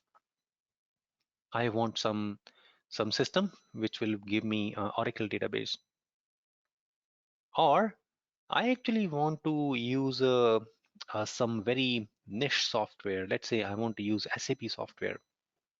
I want to use SAP HANA, right? So you don't see that those kind of a specialized software listed here. But what we have here is on the left hand side, we do have something known as marketplace. Okay, so there's a marketplace here. So on the left hand side, you do see one option here called AWS Marketplace. And we can actually go and explore the marketplace where we have a huge repository of different software and operating systems available. Okay, we do have a huge repository which is there. So if I'm going to be going and clicking here onto the marketplace, it's actually going to be going me the thousands and thousands of options which are available here in the marketplace. And this is the place where we do have lot many different organizations, lot many different vendors coming and selling their software. Okay, so this is the place where you will find that there are a lot many different type of softwares which are being bundled, which are being sold here. So you have thousands of infrastructure software, more DevOps stuff, okay, and hundreds of other applications as well. And sometime it's going to be kind of an overwhelming to go and check it out the software you do need. Okay, sometimes it's going to be kind of an overwhelming for you. What you can do, you can actually go and search it out the software you are looking for. For example, if you're looking for Oracle, you can simply go and type it, say Oracle. I also encourage you to go and explore it. Go and try it out. Okay, go and check it out if you are able to find your own favorite software here. Okay, you have an access to the console, so go and try exploring it. Okay, all right.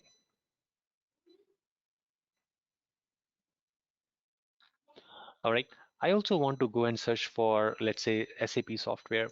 I'm gonna say want to look for SAP HANA, and there we go. We do have SAP software available, and the best part is this software is actually being provided by SAP itself.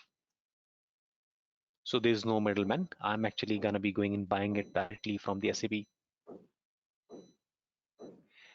and I'm able to use Windows Server on demand. So on-demand feature is gonna be applicable for the software as well. I can actually go and use SAP software on demand, which means I need not to purchase an expensive license for using this software. If I need to use this software just for one hour or maybe one day or maybe 1 week, I can simply go and use that on demand. And if I am not using this software, I do not have to pay for it.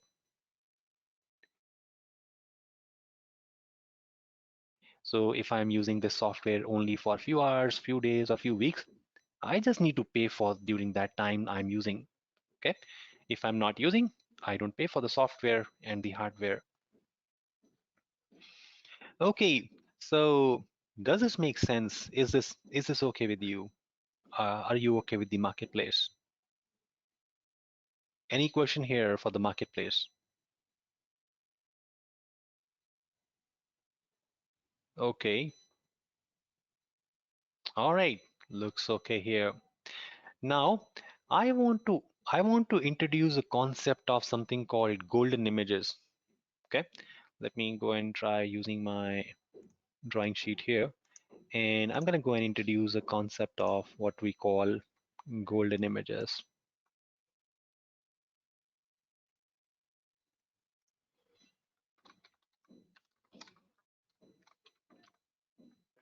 Now, what do you mean by golden image?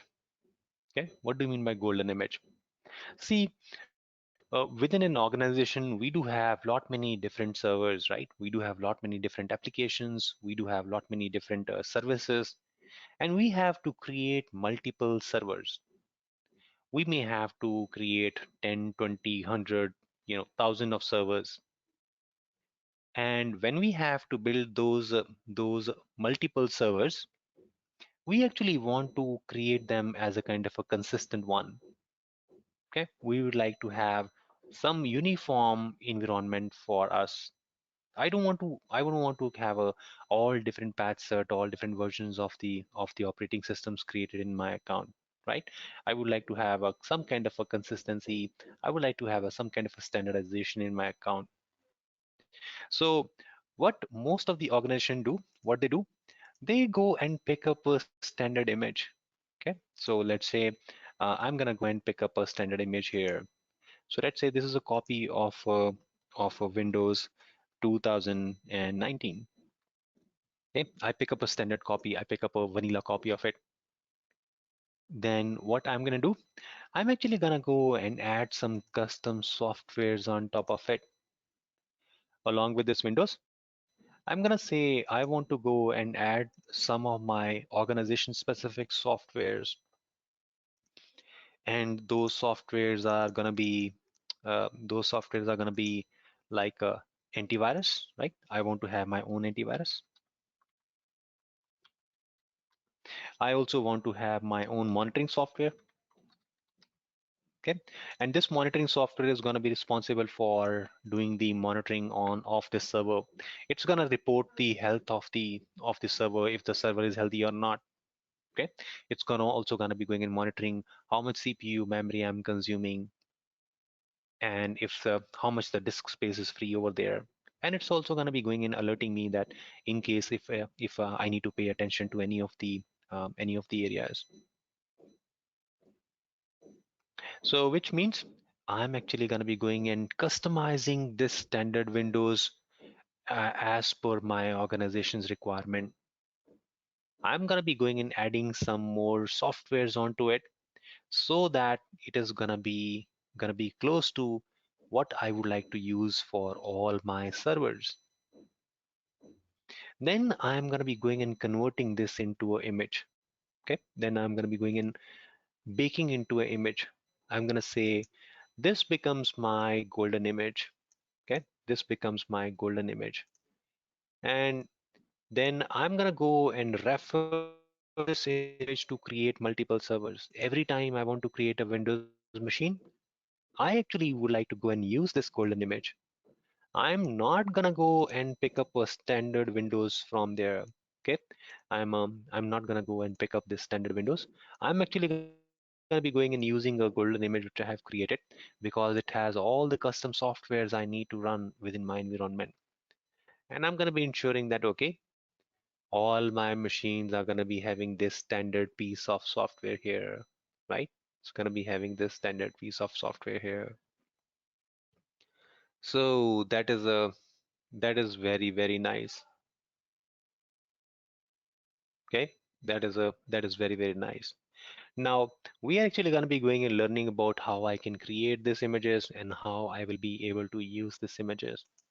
Okay, so hope the idea of the golden image is good. Does this make sense to you? Is it okay? Are you are you with me on this? Okay. All right. So when we are going to be going and creating these custom images, those images or those AMIs are going to actually go and show up here under the My AMI. So if you go and click in here right now, it's going to show that we do not have any kind of an AMI, right? It's going to show that right now we don't have any of the AMI here, which is fine because this is a new account for us. We are trying to work here for the first time. So the reason we don't have any kind of images showing up here. Okay, but when you're gonna go and create your own custom image, and that is something we are gonna be doing today, you will be able to see that's gonna show up that okay, these are the custom images available to us which we can use. We also have something called community AMI. Okay, we also have something called community AMIs. So community AMIs are the images are the AMIs which are actually created and shared by different AWS users. For example, you have a AWS account, okay, and you are trying to build a solution. Okay, you want to create a solution using some software, and when you are going to be going and trying to create a solution using a different software, you want to share that image with other Amazon users. You may have your own different friends who are working in the Amazon, okay, and you actually want to share this image with them.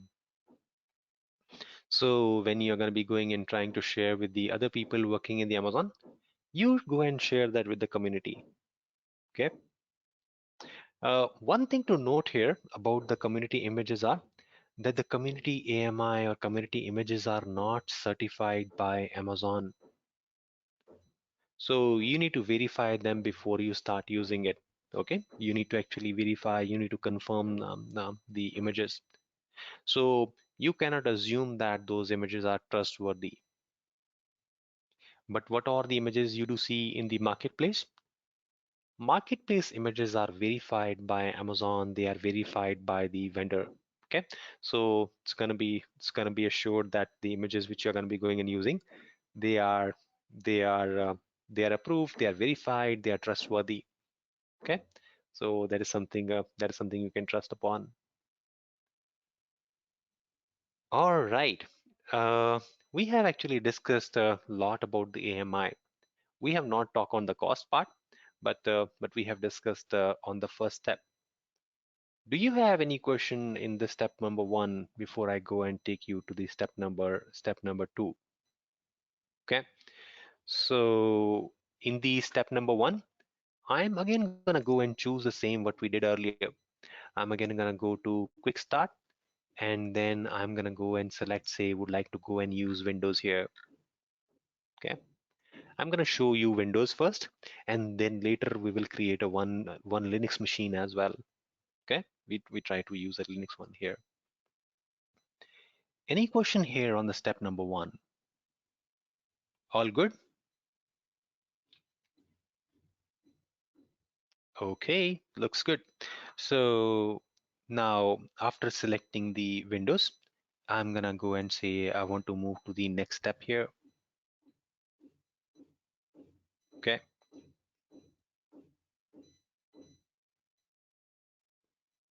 Okay. So we do have a question here from Shri. And Shri is saying that do we need to buy the softwares which we want to install as an add-on? That is right, Shri. So if you see the software is already listed and software is also already shown, that is something part of the image. Okay, whatever is a part of the image, you are already paying for it for the complete image. If I say I want to use Windows with the MySQL server, that means in the cost of the image, I have the Windows operating system cost and I have the SQL Server database cost also included. I need not to purchase anything separately, and I need not to pay anything separately if it is a part of the image. Okay, what all is part of the image? I'm actually paying for the entire image, including any add-on software as well, which are part of the image. Okay, all right. So, okay, very nice. Hope this answers your question. Any other question we have?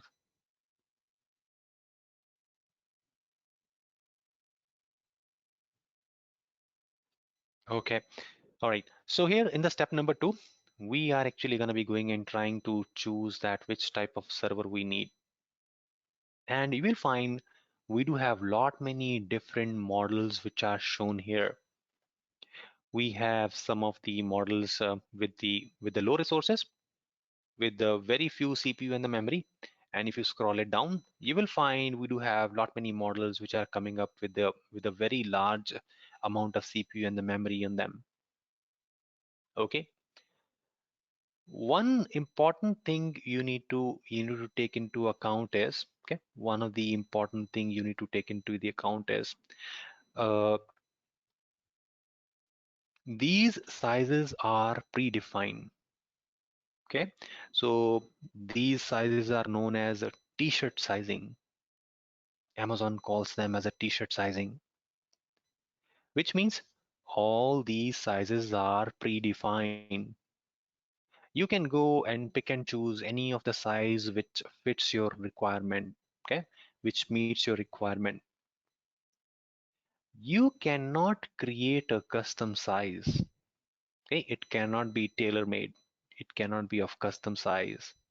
You cannot go and say, hey, give me a machine in which I will have 8 CPUs and I will have 20 GB of RAM. Okay, you actually cannot go and dictate that. Okay, you actually have to go and choose from these predefined size.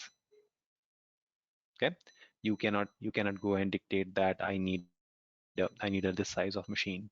That is the one thing which you need to remember. Okay, and second thing is, okay, second thing is these machines are resizable, which means you can actually go ahead and choose any of the model here right now. So you will be able to go and change that later. Maybe right now you have selected that you want to use a micro machine. Okay, so maybe you're selecting that you want to start with the micro machine. Later you can go and say, okay, I don't think I need a micro machine. I actually want to use a bigger machine, which means you will be able to go and change your machine later. And that is something I'm going to be showing you today, okay? How we can actually change that one. All right. So here, uh, you also see we do have a different family of servers. So right now it's a T series. Then you will find we do have a C series, okay? And then you will have we have some M series as well, okay, D series as well, then I, and then M. So all these different type of models are having certain properties, okay? These all different models are having certain properties. If you're going to be going and trying to choose a T series, so T series models are general purpose, okay? They are for the general purpose, which means uh, which means they are having a right balance of CPU and RAM.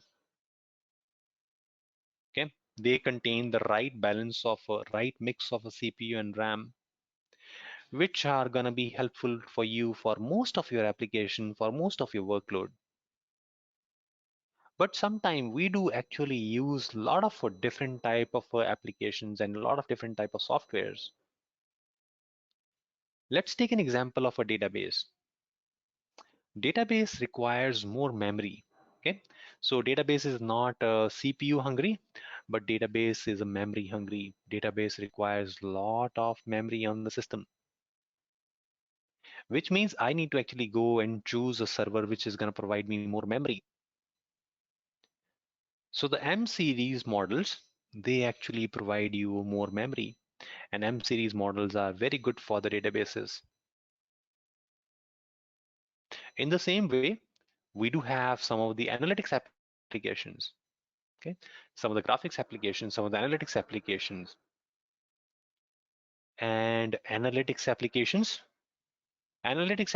are actually very much CPU hungry. Okay, they need more computing power. They don't need memory, but they need more computing power, which means I need more CPUs. So I will go and choose a C series models in that case. C means compute, and the compute means you will be able to get more dense CPUs in there. All right. So which means I can actually go and select the right type of a server model for me as per the requirement I do have. And at the same time, in case if you have selected a kind of a, not a very appropriate, not a very right size of the server, don't worry about that. You will be able to change that later on with a very minimal effort. Okay, there's gonna be very small, very minimal effort required you to make those changes. Okay, that's gonna be possible. So we do have a lot of other information here as well, but this information is actually not required for the practitioner level. Right now, for the basic level, we actually don't have to know a lot of stuff here. But yes, we actually need to know all these details for our advanced or the next course, which means when we are going to be going and starting sysops from Wednesday onwards, we are actually going to be going and visiting this again. And we are actually going to be going and exploring a lot many other advanced features as well, including the features of costing, including the features that how I can buy these servers, because there are multiple ways we can actually buy these servers. Okay, uh, just for your information, I would like to show you that what are the different ways you can purchase these servers. So if I take you to the product page of the EC2, I do have a pricing section over there, and this pricing section shows you that what all different, you know, different ways you can purchase your EC2 instances. It says you can purchase it on demand. Okay, you can use savings plan, you can use reserve instances, you can use spot instances. These are all different ways to purchase a server, and they all are gonna provide you a different cost benefits. Okay, they all are gonna give you a different cost benefits here. Right now, I'm actually not gonna be going into the details of this, but we will talk about these on Wednesday. Okay, right now, I actually want to point this out for you. As of now, you are using a free tier account, and within the free tier account, you are actually eligible for one Linux machine, and you are eligible for one Windows machine. The the condition is the condition is for Linux machine and for Windows machine, you can only use a model which is T2 micro or maybe a T3 micro. Now, what is the difference between T2 micro and T3 micro? Actually, these are the different versions of the same model. When Amazon started, they launched a very first version called T1, and then they replaced the T1 with T2. So T2 was using a new version of the CPU. Okay, it was having an enhancement and improvement. And recently, Amazon has launched a T3 series, which is the next generation on the T. Okay, so Amazon continue to improve their versions, their models. Okay, and you will find that Amazon is going to be launching T4 in future, maybe next year. Okay, next year we may see a T4 coming in. So next generation of the T series. All right, it says you can actually go and use 750 hours of Linux and Windows. It's not saying or, which means I can use a one Linux and one Windows server in parallel. And every month I can use for 750 hours. Okay, I can use it for 750 hours every month. So you know how much 750 is? 750 is actually 1 month. So if I go and say, I'll do some math here. Okay, if I go and say uh, I want to I want to do some multiplication here. If I say I want to multiply 24 hours into 30, okay, 24 into 30, what it comes to? It actually comes to 720. Okay, it comes to 720. 750 means the entire month. You will be able to run one software 24/7 for the entire month. So you are given a 750 hours. so that you can run one Linux machine along with one Windows machine for full 1 month for free, provided you are actually making use of a T2 micro model. Okay, you are actually making use of a T2 micro model. All right. So now these R's are actually calculated in a very interesting way. Okay, so there's a very interesting math which goes behind it. So let me try to share something on it. Okay, so you are given 750 hours for the entire month, and now it's up to you that how you want to use them, which means I can actually run one server for 30 days. Okay, I can run one server 24 hours a day. Okay, 24 hours a day, and for 30 days. So that will be completely free for me. Okay, so I can actually run one server for 24 hours, and that too for 30 days. It's gonna be completely free for me. And if I'm gonna be going and trying to use two servers, that too only for 12 hours, at the end of the day, it is again for the 24 hours, right? I'm just consuming the 24 hours, which means if I run two servers for 12 hours, it's again gonna be free. If I'm gonna be going and trying to use four servers for 6 hours, it's again gonna be free for me. Okay, it's again gonna be free for me. What Amazon wants at the end of the day, at the end of the month, you should not exceed 750 hours. If your usage goes beyond 750 hours, then Amazon is gonna be charging you. Okay, which means I can actually go and run 750 servers for 1 hour, and it is gonna be free for a month. I can actually run 750 servers for 1 hour, and I'm gonna be able to use my 750 hours. I'll be able to use my 750 hours quota, and I don't have to pay anything at all on that. It's gonna be completely free. So is this okay? Does this make sense to you? So you are using a free tier, but do not hesitate to try all these options. Okay, if you're going to be going and creating multiple servers, if you're going to be going and using multiple options, they will still be part of the free tier. Okay, so take full advantage of it, and try to use as much as you can. All right, so does this make sense? Any questions you have at this stage? Okay, any questions here? Okay, are you fine? Are you with me? Okay, all right, okay,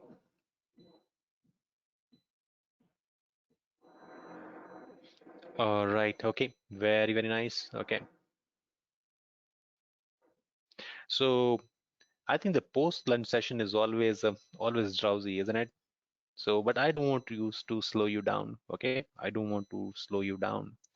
So we are gonna go and march ahead with this. So right now on this particular part, I will go and say I want to use a T2 micro, and you can actually do this exercise with me. Okay, you can actually do this exercise with me. I will go ahead and try to use this T2 micro. And later in this course, when we are going to be going and talking about the on-demand, when we are going to be going and talking about the reserve instances. So what does that mean? This means I can actually go and purchase a server for a longer duration, and Amazon is actually going to be giving me a discount on buying a server for a longer duration. Okay, so if I'm going to be going and buying a server for 1 year, or if I'm going to be buying it for 3 years, Amazon is going to be giving me a discount up to 75%. So we'll talk that, how I can actually get this discount, how I can actually best make use of this. As of now, I'm trying to use this server, and I'm going to be trying to use this server on demand. Okay. On demand is the most flexible way of using server, and I can go and return this server anytime I wish. Okay. I can go and return this server anytime I wish. Okay, let's do that. I will go and continue with the T2 micro here. I will proceed with the T2 micro here. So at this stage, we can actually go and talk about that where my server is gonna be. I do have all different zones here. I do have all different data centers shown here. And I can go and make a selection that where I want to keep my server. Okay, where I want to keep my server. Let's go and talk a little bit more on it. Okay, let's go and talk a little bit more on it. Let me bring in my drawing sheet and let me draw some stuff here for you.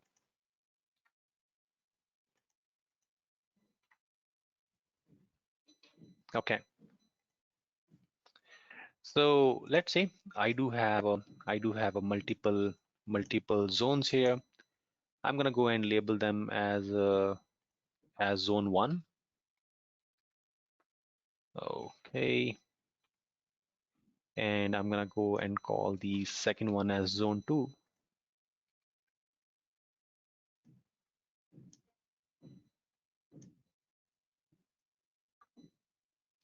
All right, so I'm working with the two different zones here.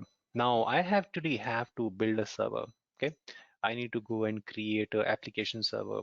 I'm gonna say I'm interested in building a server here called application server.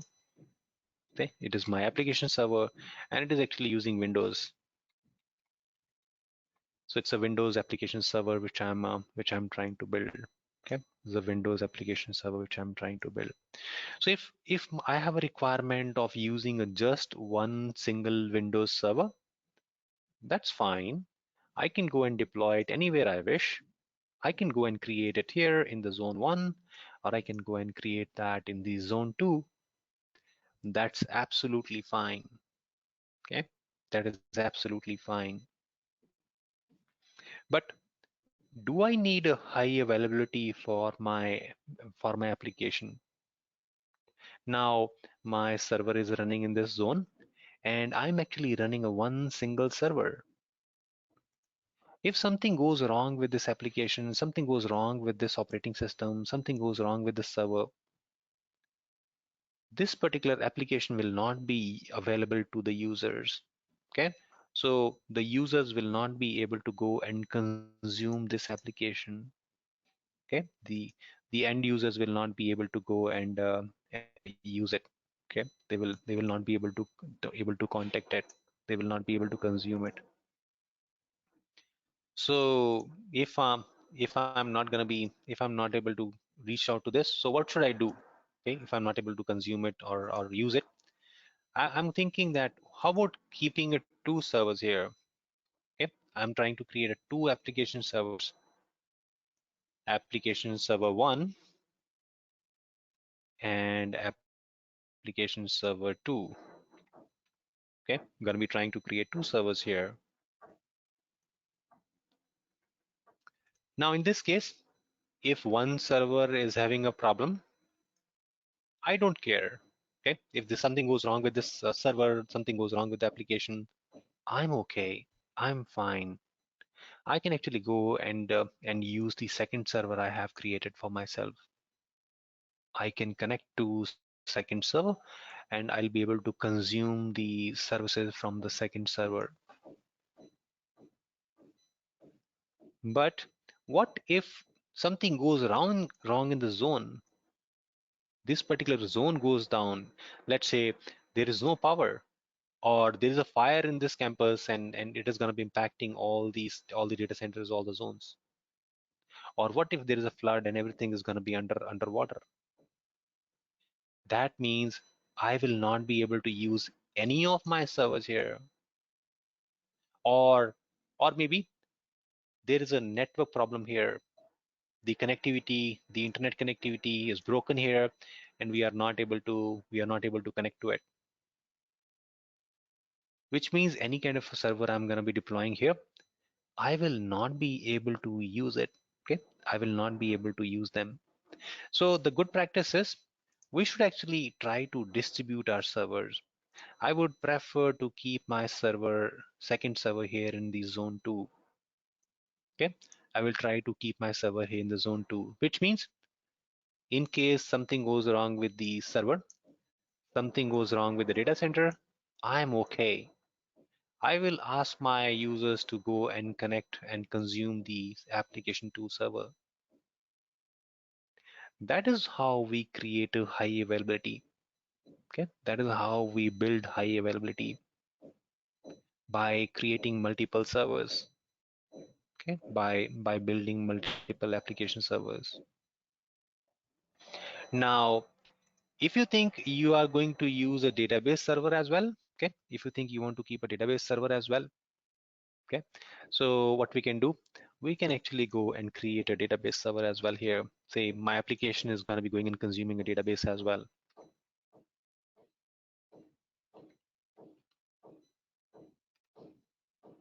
Okay, I'm going to go and make use of a database as well. Now my application is going to talk to, my application is going to be going and talking to this database, right? So I'm going to be going and talking to this database here. And you know that we actually have multiple zones, right? So let's say we have a third zone as well. So in case if I have to create this database, if I have to create this database, I have to build this database. Uh, I can actually go and choose that in which zone I want to keep my database. I can actually create my database server here in the zone 3. Okay, I have a full choice, I have a full liberty that I can go and create my server in any of the zone. So while creating the server, I can go and pick the zone where I want my database to live, where I want my server to live, right? But in this case, if I'm going to be going and keeping my database in a different zone, my application server is going to be having a difficulty connecting to it, because it need to actually go to a different data center and then consume this database. It need to go to a different zone and then gonna go and use this database. Although all these zones are internally connected on a high speed. Okay, these all zones are interconnected with the backbone with a high speed connection. But still, uh, it is not going to be as fast if it is going to be sitting next to it. So if I want to get a high performance between my application and database, so what I will choose, I will actually rather prefer to keep my database next to my application in the same zone, right? So I'm preferring that my database and my application to go and sit next to each other. I don't want to split them up. I don't want to distribute them. And if I want my database to be also highly available, I'm actually going to be going and creating a one more copy of database in a different zone here. This makes my application and my database highly available. In case one of the database goes down or my application goes down or a zone goes down, I'm okay. Okay, I'm okay here. So does this make sense, guys, that how we are going to be going and choosing the different zones here, how we are going to be going and selecting it? Is this okay? We are actually going to be going and working on this theme. Okay, we are actually going to be trying to work on this theme. And we are going to be trying to start with building one application server here right now. Okay, so how we are starting? We are actually going to be trying to build one server here in one of the zone. So any questions you have right now? Any question at this stage? So I'm going to go and choose, say, I want to create my server in let's say zone C. Okay. So I'm going to be going and choosing that I want to create that server in C. That's fine.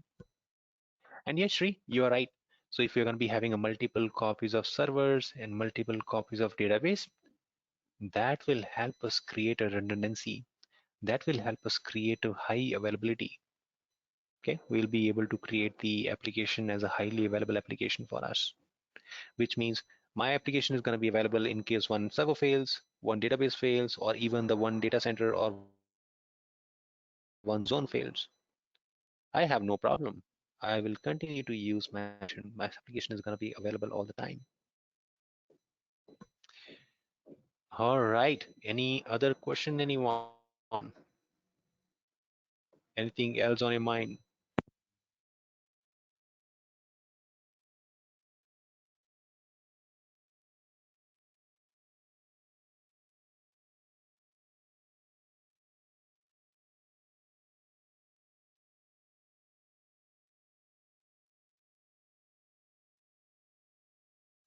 Okay. So Sanal is saying that if we are going to be taking approach of a multiple systems,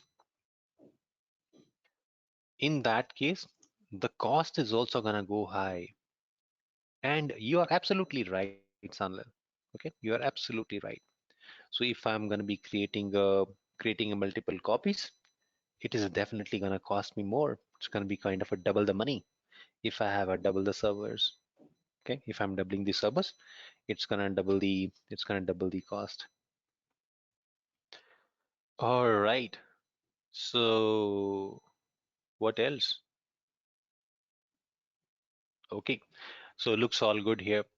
So right now I'm actually trying to build only one server here, and we are going to be trying to build that in zone 1. So I have chosen a zone C here. So let me go and say it's in C. Now, one of the very important thing to note here,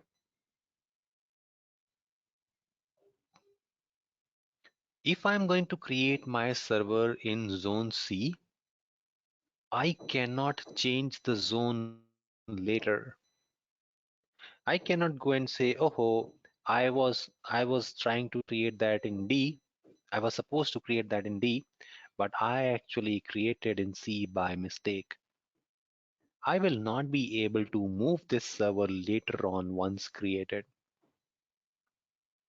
What I can do in that case is I can actually go and take a backup of it, and then I can restore from that backup to a different zone. But I will not be able to move my server from one zone to another one. Okay, that is very, very important for you to know. Okay, that's a very, very important thing to consider. Is that fine? Is that okay with you? So be mindful while selecting that in which zone you want to deploy your server. Okay, so be mindful about it. All right. So after selecting the zone in which I want to place my server, I'm gonna go and say I want to add a storage. So here we are trying to add a storage here, and the storage is known as a block storage. Okay, it says it's a EBS volumes, it's a block storage. EBS stands for Elastic Block Store, and Elastic Block Store is a block is a storage where you can go and create a partition, where you can go and create a file system. Okay, EBS stands for Elastic Block Store. EBS stands for Elastic Block Store, and this type of storage help you do the installation. This type of storage help you create partition of your own choice. Okay, so if you want to do any kind of installation, if you want to do an operating system installation, if you want to do a if you want to do a application installation, database installation, any kind of installation you want to perform, the installation is possible installation is possible only on a block storage. Okay, installation is only possible in the block storage. All right, we will talk more on this later. Okay, we'll talk more on this later. As of now, what we need to understand here is it says the what type of volume we are going to be trying, what type of a disk we want to add to the server, what kind of storage we are trying to add here to the server. And the option which we have selected here is we are trying to use a root type of a disk here. So root is a keyword which is taken from Linux. Root means primary disk. Root means bootable disk. Okay. So root means it's a C drive, it's a bootable disk. Okay, it's a bootable disk, it's a C drive. Mm. And then it also shows you a device path here. So this is something which is used by kernel. Okay, the operating system kernel is actually making reference to this particular device. This is how it is actually using it. All right, and then we have something here called snapshot. And this snapshot is actually very, very important. Okay, so what this snapshot is doing is this snapshot is going to have the operating system pre-installed. Okay, you you might be wondering that how Amazon is able to build this machine so quickly, how we are able to go and log into this machine so quickly. Because if you try to install Windows installation takes a little bit of time, right? You need to spend a little bit of time installing Windows. It might take 20 minutes, 30 minutes, depending upon what kind of machine you are using. Okay, the installation is going to be taking some time. The installation process is going to take some time. So how come Amazon is able to go and do the installation so quick? Okay, how Amazon is actually going to be doing the installation so quick? It is because Amazon has already done the installation and Amazon has created a snapshot for the installation. Okay, Amazon has already created an image and Amazon has already created a snapshot out of it. So this is a copy of the operating system installation. So your operating system is Windows operating system is already installed here, and we just need to create a copy of it. We just need to clone it. Okay, we just need to make a copy of it. We just need to clone it. And cloning or making a copy is going to be very, very quick. Okay, making a copy, making a cloning is gonna be very, very quick. So when we try to install Windows or Linux, so we are actually we are actually gonna be going and we actually gonna be trying to use a snapshot where the operating system is already installed. Okay, that is what we are trying to do. All right, so so when when we choose Windows, it automatically gonna go and pick up the Windows snapshot. If you're gonna be going and trying to use Linux, it's automatically gonna be going and picking up the Linux snapshot. At the minimum, 30 GB of the storage is required for the Windows installation.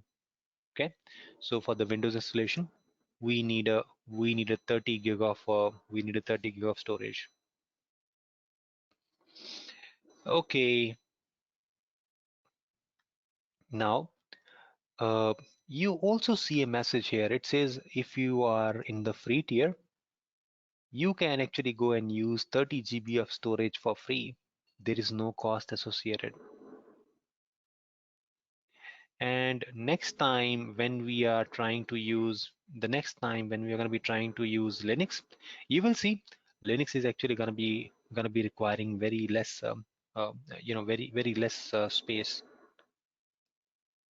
Windows is actually feature rich. So Windows is having a user interface. The reason it actually requires more space for the installation. Okay, it does require more space for the installation. All right. So uh, now we do have another field here called volume type. Okay, so here we can actually go and choose that if I need a fast storage or if I need a slow storage. So you can actually choose between the what type of hard disk you want. So in old days, we used to use something called magnetic disk, but right now we are actually moving from uh, uh, from the magnetic one to the SSD drives.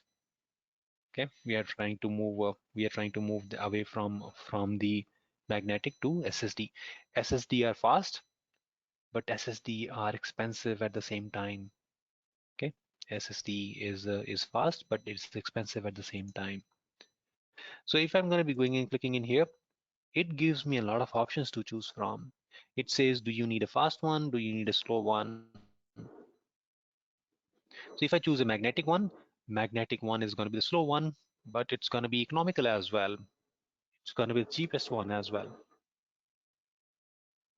Okay, so if I go and magnetic and if I go and use this as a cheapest one, okay, so I can actually go and keep some kind of an offline files. I can actually go and use some kind of a log files here.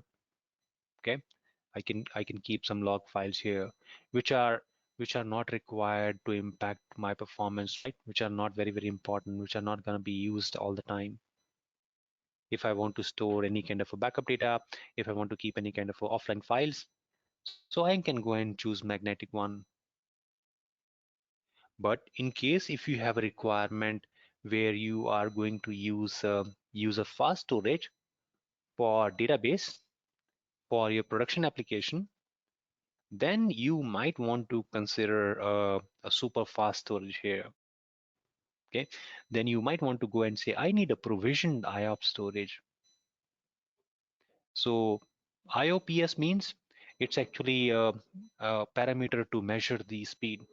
It is actually input output operations per second, that how many operations you can perform per second, IO operations per second. Okay, how much of a data you can read and write every second.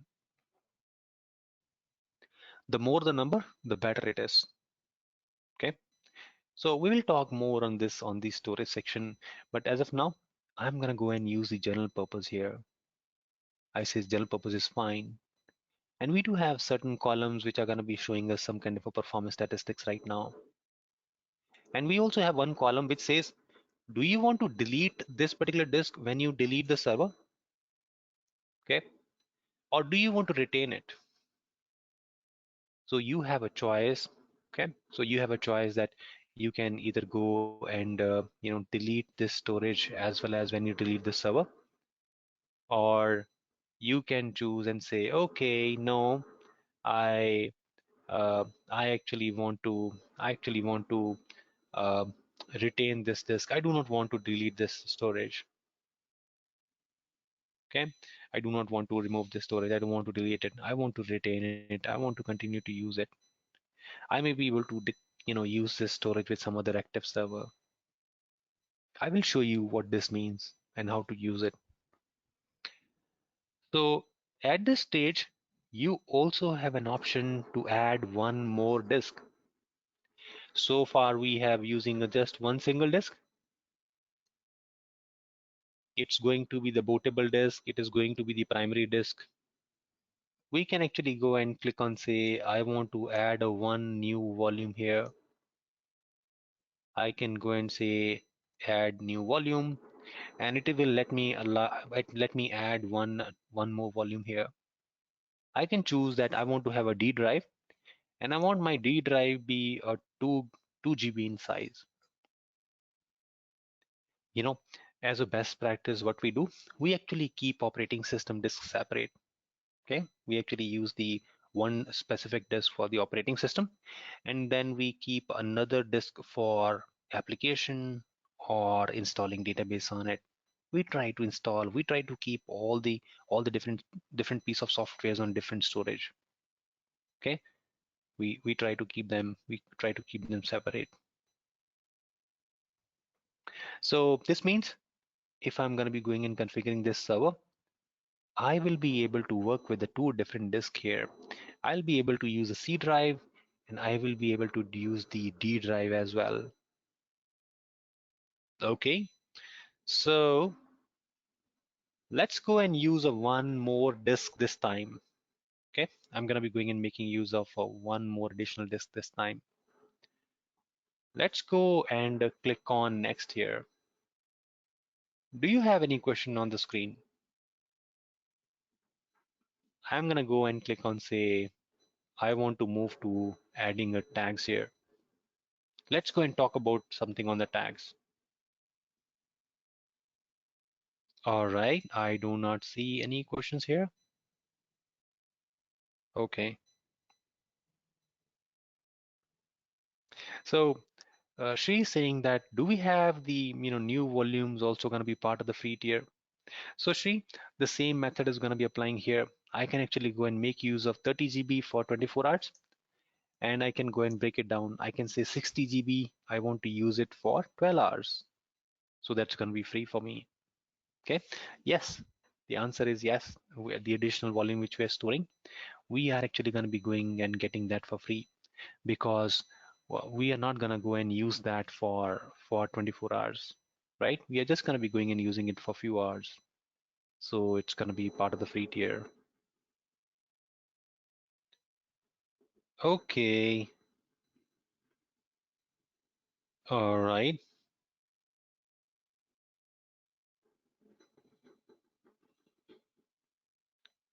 So let's go and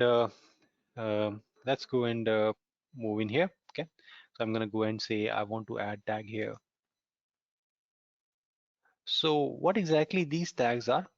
So tags are information about the server. Okay. With the help of the tags, we will be able to know more about the server, that why we have created this server, why this server exists. Okay. Why we have created this server, why this server exists. Okay, I'm gonna go and try to add some tags here. Okay, so I'm gonna say I want to give a I want to say that which department this server belongs to. Okay, which department it belongs to. I'm gonna say it belongs to training department, and then I'm gonna say what the role of this server is having, and then say the role is demo. It's a demo server. Who is the owner of the server? And I'm gonna go and say okay, uh, we have Ronald at my organization. So Ronald is the owner of this server. I can go and say okay, uh, what is the nickname of the server? And I'm gonna call this one as my Windows server. We are just giving some identification. We are just giving some information that why I am creating this server, why I'm using this server. Okay, so it's actually a Windows server, it's a demo server, belongs to training department, and owner of the server is going to be Ronald here. All right.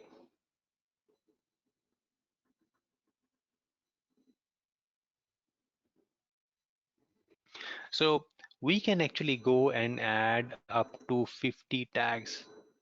Okay, we can actually go and add tags up to 50.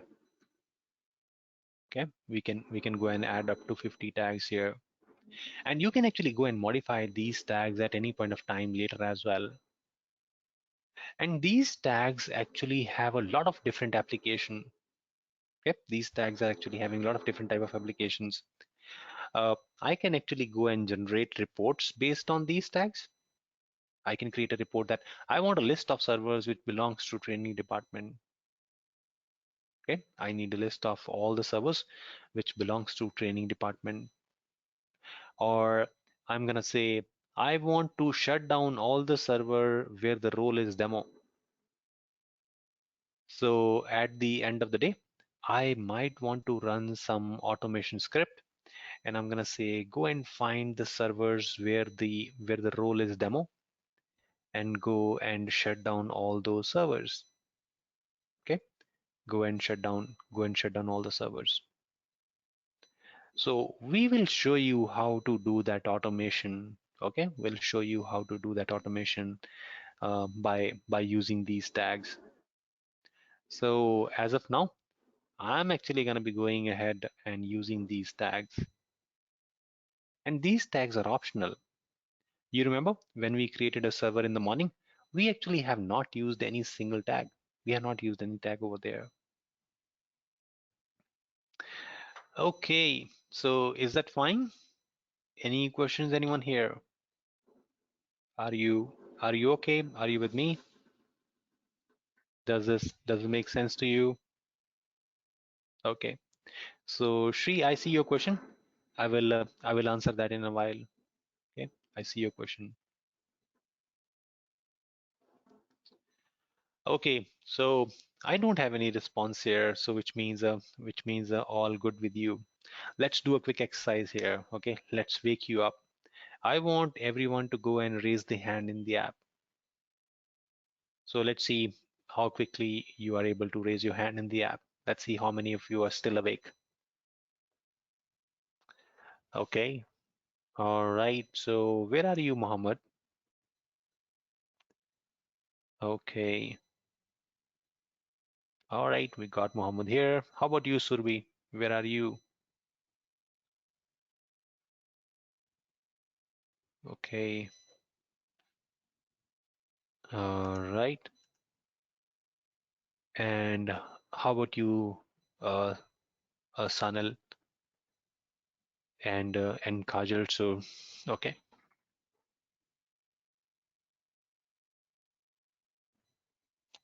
okay, all right, very nice.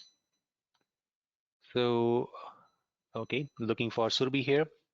Looks like Surbi is back here. Surbi, want you to raise hand here. Okay, all right, good to see that all you are here. Okay, all of you are attentive here. Good. So let's move on here. Let me check the questions here. So Kajal is having a question here. Kajal says, tags are just a specification of the server that we are creating. Absolutely right, Kajal. So tags are optional, and tags is just a description about the server, that why we are creating this server. It's just about the sharing more information about the server. Okay, it's just about that, why we are building, why we are creating this server, what the use of the server is. So let's move on to the next step. I'm gonna go and click on, say, I want to go and create a firewall rule now. I'm gonna be going and moving on to the security group.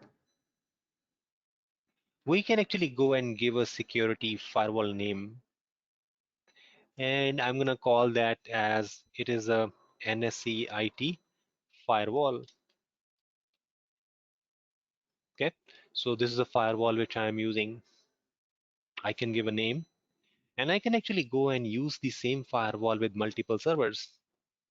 Okay, once we create a specific firewall, we can actually go and associate that with multiple servers. We can go and bind that, we can go and use that with multiple servers. All right, so right now uh, we do have a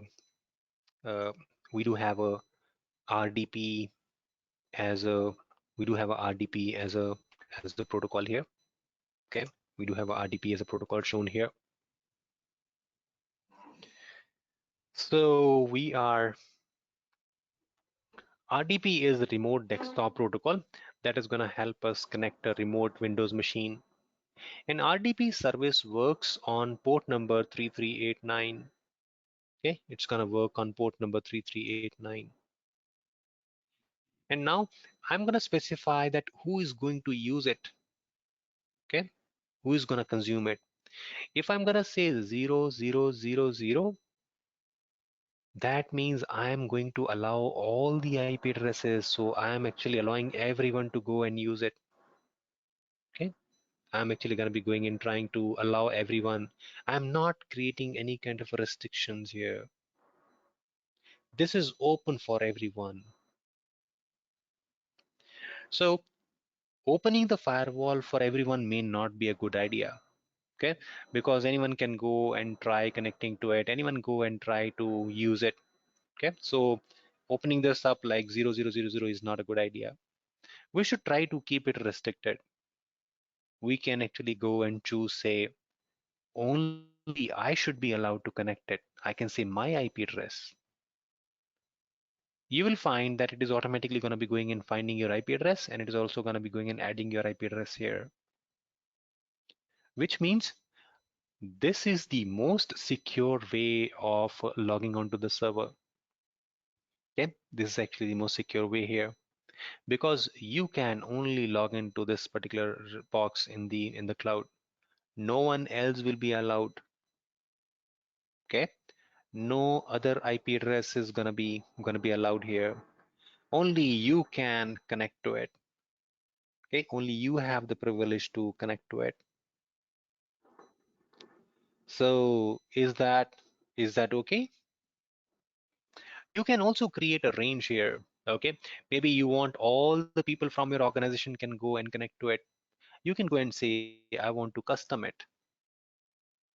And when you say custom, you can give certain range here. You can say any IP address which starts from, let's say, 37. Okay, any IP address which starts with 37, I want to give access to that IP. So if it starts with 37 and it can have anything here, in case if I think my organization is actually using a IP address range which begins with 37, so I'm gonna go and allow that. I'm gonna go and say, okay, I'm okay using it. Okay, I'm okay making use of it. So that is perfect. Okay, that's perfect. That is also acceptable. That is also good. For the testing purpose, we can actually go and make use of anywhere. Anywhere means 000 means all IP addresses are allowed. Okay. Whenever you choose anywhere or whenever you say I want to use 000, it's actually going to be going and showing you a warning here. It says with the 000, you are actually allowing all IPs to connect to it, which is not a good idea. Okay, it's kind of a security risk. It's going to be a kind of a security vulnerability for you. You will you are actually exposing your system to everyone. All are invited to try connecting and try to guess your username password. Anyone can go and try connecting to your machine. Anyone will try to go and try to guess your username password. So may not be a great idea, right? May not be a great idea. All right, you can actually add more rules here in your firewall. I can say I want to add a one more rule. I'm going to say I want to allow the web services as well. And you see, we have a long list of different services. The most commonly used services here. Okay, we have a most commonly used services here. Okay, so I'm going to go and click on say HTTP, and then it automatically says the HTTP or the web services are going to work on port number 80. And I'm going to go and allow for everyone. Okay, I'm going to go and allow for everyone.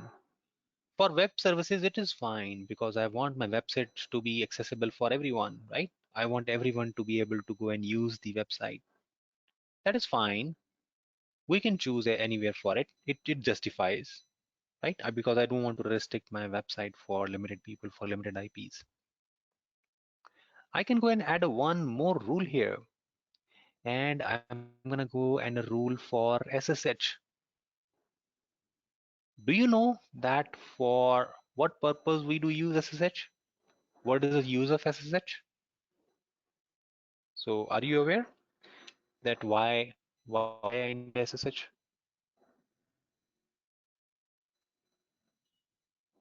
Okay.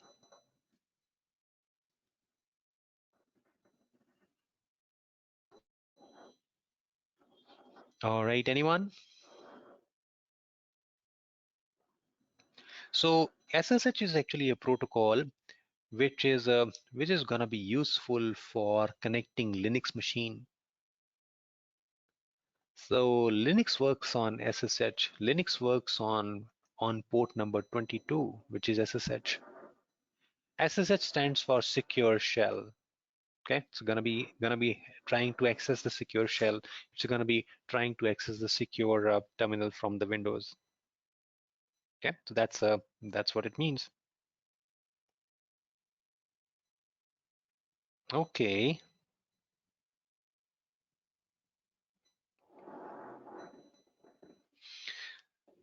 all right.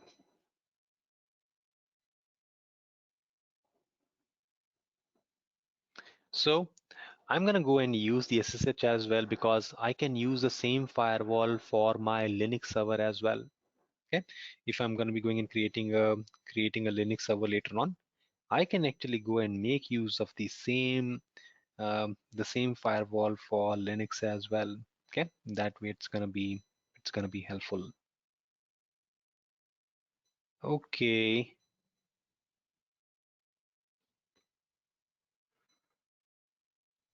so after using all these firewall rules, I'm gonna go and click on next, where we're gonna be creating this server. And you will be able to go and change all these settings later on as well. Okay, these changes can be made on the fly without causing any downtime to the server, without impacting any of the operations. We can update the firewall rules later on at any point of time. Okay, they can be updated at any point of time. So is this okay? Is this good? Are you are you with me? Any questions here on the screen?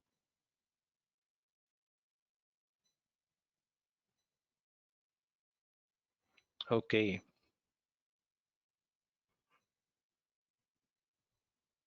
All right. Okay, then I have a one question for you. Okay, I have one question here for you. So when I'm selecting anywhere, it's actually going to be selecting saying 0, 0, 0, 0 /0, and then it also adds something called ::/0. So do you know what this is? Why we have these two entries shown here?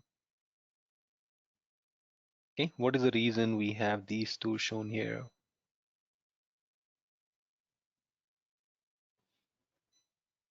Okay,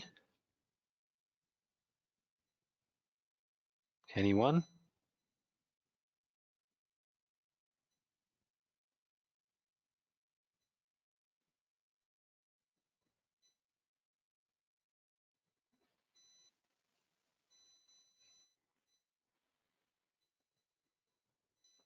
All right. So we do have these two entries.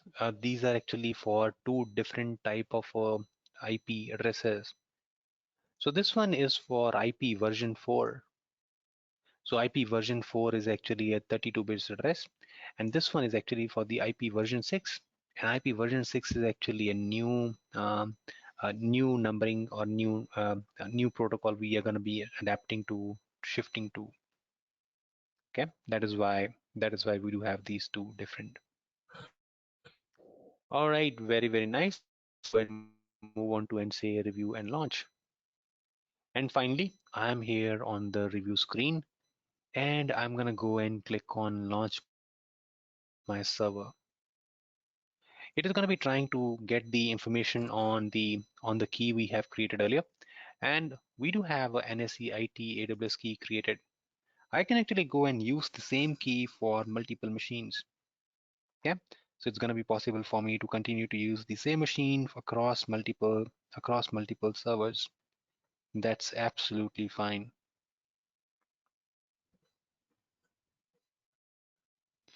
Okay,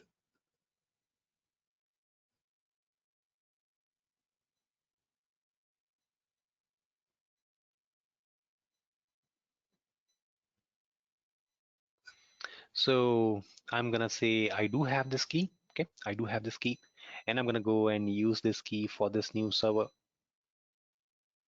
In case if you do not have the key, go and create a new key, because once you create your server in the cloud, you will not be able to add key to it later on. Okay, you won't be able to go and add this later on. This is something you should be doing it before.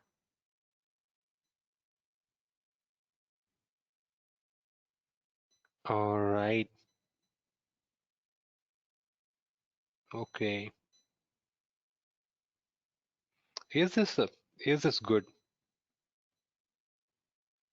So we are going to be going and trying to say launch this server. Okay. So we're going to go and click on say, all right, let me cancel this. I think you might have seen this information, right? It says the first warning, it says that your firewall is open to the world. And that is something we are aware of. Yes, we have used the IP address, which is 0000, which means I'm going to be inviting everyone to go and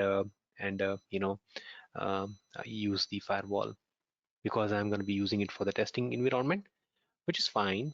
I'm okay to open that up for everyone. Okay, I'm okay with that. The second information you do see here, it says that your instance configuration is not eligible for free tier usage, because we are allowed to use 30 gig, but we have actually added one more storage disk to it. Okay, and if you remember, we actually have done some math earlier. Okay, we have actually done some math earlier. We said uh, I am I have been given a 30 GB of storage. Okay, I can use a 30 gig for 24 hours, and it's gonna be free.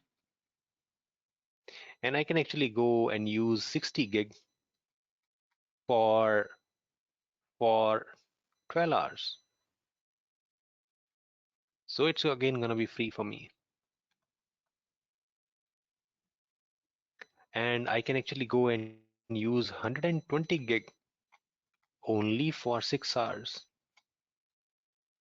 And that's again gonna be free for me. So does this make sense? So actually Amazon is thinking that I'm gonna be going and using this disk more than free tier account, more than the free hours I have. But if I'm going to be going and keeping it under restricted hours, I don't think so. I'm going to be going and using it above 12 hours. So it is going to be under the free tier, because at the end of the month, I only need to use 30 GB for 750 hours. Okay, so I can actually go and use 30 GB multiplied by 750 hours. So this much of a capacity I can use for 1 month, and I don't have to pay any charge. I can consume that in one day. I can consume that over 1 month. I can consume that over 1 week. So don't worry, ignore this message, and you're going to be just fine. Okay? There's going to be no charges, there's going to be no cost. All right, let's go and try launching it. And I'm going to be going and using the key which we have created in the morning. I'm okay using it. Let's go and click on say launch the instance. Okay, I'm going to go and call and say launch the instance here. Okay, so creating this instance here.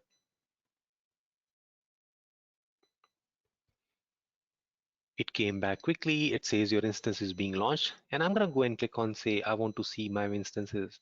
I'm gonna go and click on this button here, and it's actually gonna go and show me that how many servers I do have running in my account. Okay, let me go and check that out.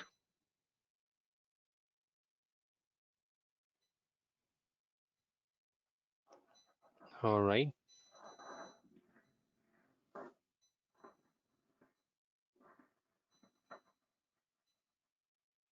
So I'm gonna say view the instances I have here, and it's gonna show me that I do have one server which is actually running here.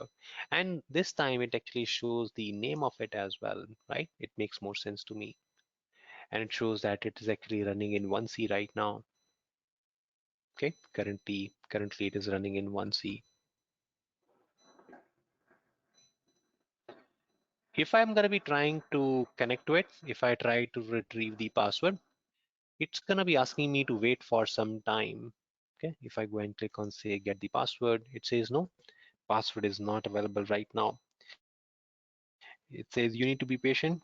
You need to be waiting for some time before you get the password, which is okay, which is fine. Okay, that is okay.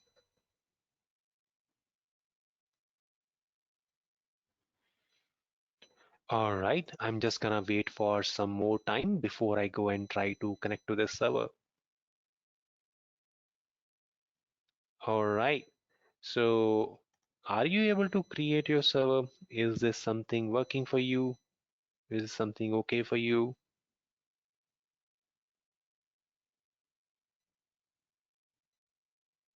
Okay,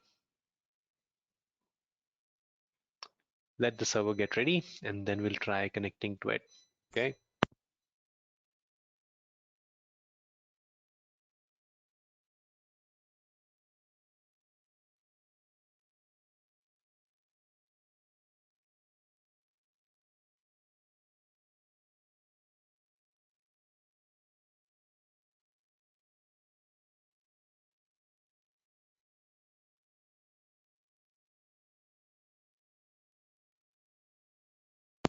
Yes, Kajal. So if you have chosen T3 Micro, that's absolutely fine. Okay, it's again a part of the free tier. Okay, you should be good with that.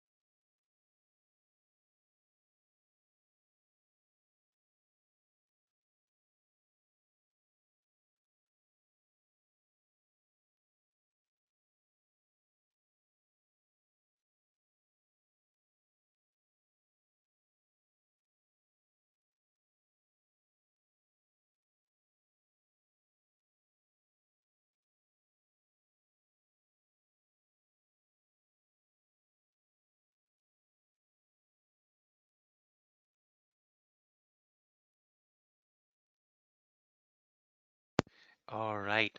So Sanal says, don't we have any kind of a notification to know whether the system is ready? Actually, we do have a notification system here. So you do see it is showing that in the status check, it is initializing. And as soon as you see the initializing is done, so you will come to know that, okay, it's actually ready for you to use. Okay. So right now it is actually trying to initialize. And okay, there we go. It says that two of the two checks are passed for me. My server is healthy and I'm all set to get the password. Okay. So let me go and try to get the credentials here. Okay. All right. And yes, it's working. I'm able to get the credentials I need. So let me go and use the remote desktop connection and let me go and try to connect to it. Okay. All right. So here is the remote desktop connection and I'm going to be going and trying to connect to it. I'll get the username and I'll also fill in the password.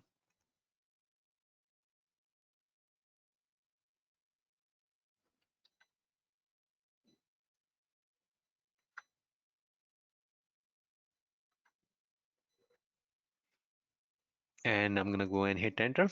So this looks good to me.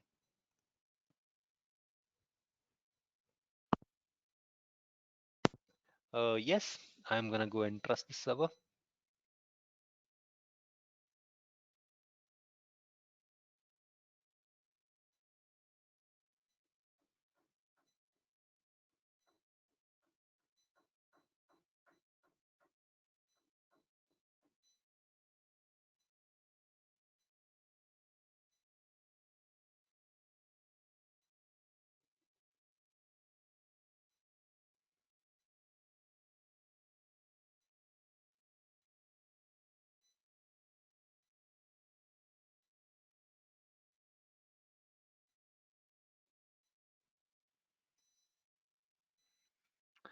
All right, so it's working for me.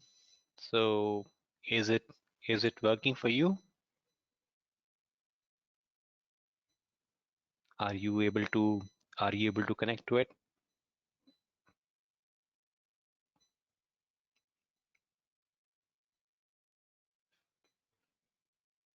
Okay, that is very nice. Okay, that is very nice. So okay, so what we're gonna do here is we are actually gonna go and take a break here. Okay, before we continue, we are actually gonna go and take a tea break here. So how much time you think you need? You think 15 minutes is okay?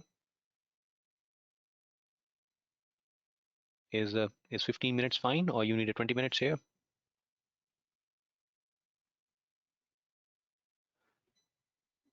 So let me know what you think.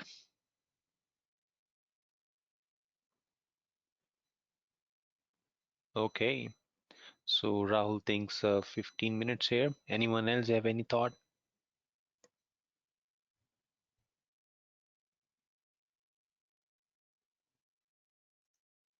Okay, that's fine. We'll go ahead and take a break for 15 minutes here. Okay, and then we'll go and continue to resume our session. Okay, enjoy your break. Talk to you in 15 minutes.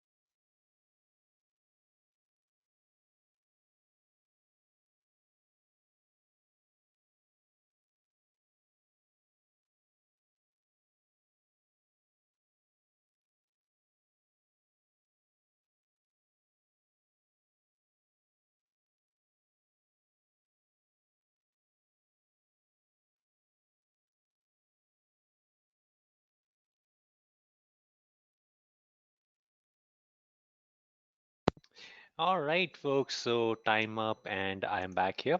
Please let me know if you are also back. Okay. So let's go and continue our journey with the EC2 service. Okay. All right. Okay. Thank you, Kajal. Thank you, Shree. So let me know if you're also back. All right, Humera. Thank you. All right, Shraddha is also back. Rahul is back. Wonderful. Great.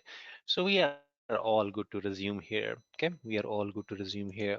So what we have done here so far is we have actually created a we have created a Windows server, right? And using all those standard options. But one different thing which we have done this time is we have actually used the one more additional disk. So would you please go and check it out if you're able to see that additional disk over there? Okay, is that something visible to you? So I'm gonna be going to check the file explorer on the Windows system we created. I'm gonna be going and trying to check the file explorer, and then I'm gonna be checking this PC. For me, I am only able to see one single disk here for 30 gig. How about you? So do you see two disks over there, or do you see only one?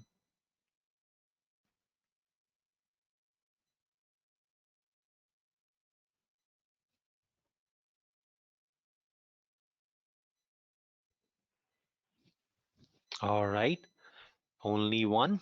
Okay, but we configured two, right? But we actually configured two disks over there. So where is the second disk? So the second disk which we have configured, it's actually a brand new disk. Okay, so there's nothing configured on it, there is nothing installed on it, and by default Windows mark a new disk as an offline disk. So which means we actually need to go and make that disk usable. Okay, we need to go and make it work. We need to go and configure that so that we will be able to go and use it. Okay, we need to go and make it usable. We need to go and start using it. So I'm gonna be going and taking you to the start button, and then I'm gonna be going and taking you the Windows admin tool. Okay, I'm gonna be going and taking you to the Windows admin tool there. And as soon as I click on the Windows admin tool, I have computer management over there. Okay, I have a computer management option over there. So I would like to go and use one service over there called disk management. Okay, that is where I will be able to go and manage the disk. Okay, wrong place. So I need to come in the start menu and I need to go to the Windows admin tool, and then I need to choose the computer management option. Okay, I need to use the computer management option here. So, so let me select the computer management here, and underneath the computer management, I will be going and choosing the option here called disk management. Okay, let me go and select the disk management there. All right. So as soon as I go and select the disk management, okay, I do have a 2 GB volume as well. Okay, but right now that particular volume is actually showing as an offline. Okay, so I need to go and make it work. I need to make it online. Okay, I need to go and use that. I need to go and say I want to go and initialize that one. So let's go and try to use it. Okay, let's go and try to make use of that one. So I'm gonna go and click here where the offline is mentioned. Okay, I'm gonna go and click here where the offline is. And as soon as I do a right click here, I'll be able to find one option here called make it online. Okay, it gives me an option that I will be able to do and make it online. So let me go and choose and say I want to make it online here. All right. And as soon as you make it online, it says that the disk is not initialized right now. Okay, the disk is not initialized right now, and we are gonna go and initialize the disk now. Okay, we're gonna go and initialize the disk here. So let's go and try initializing it. Okay, gonna be going and trying to initialize it now. So I will do a right click again, and this time we have an option here called initialize the disk. Okay, So this time we have an option here which says initialize the disk. So let's go and use that. Okay, let's go and use that. So I'm gonna go and say, okay, I'm gonna go and initialize it. Okay, the disk initialization is gonna be asking you some of the options, and I'm gonna be going and choosing the default one. Okay, I'm gonna be saying I'm okay with the default.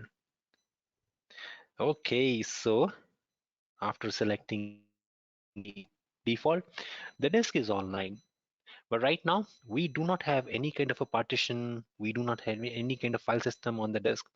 And the disk is still not usable. I'm still not able to see the disk here. I will not be able to store any data on it. Okay. So what I'm going to do, I'm not now going to go and click on the blank area of the disk. Okay. I'm going to go and say, I would like to right click here, and I would like to say, I want to create a partition here. Okay. I want to create a partition here. So uh, as soon as I say I want to create a new volume, okay, as soon as I say I want to create a new volume, uh, it's gonna throw some options at me, okay, and I'm gonna be going in making use of all the default options here in this wizard. I will go and say simple volume is fine. I'm gonna allocate all the space to this volume.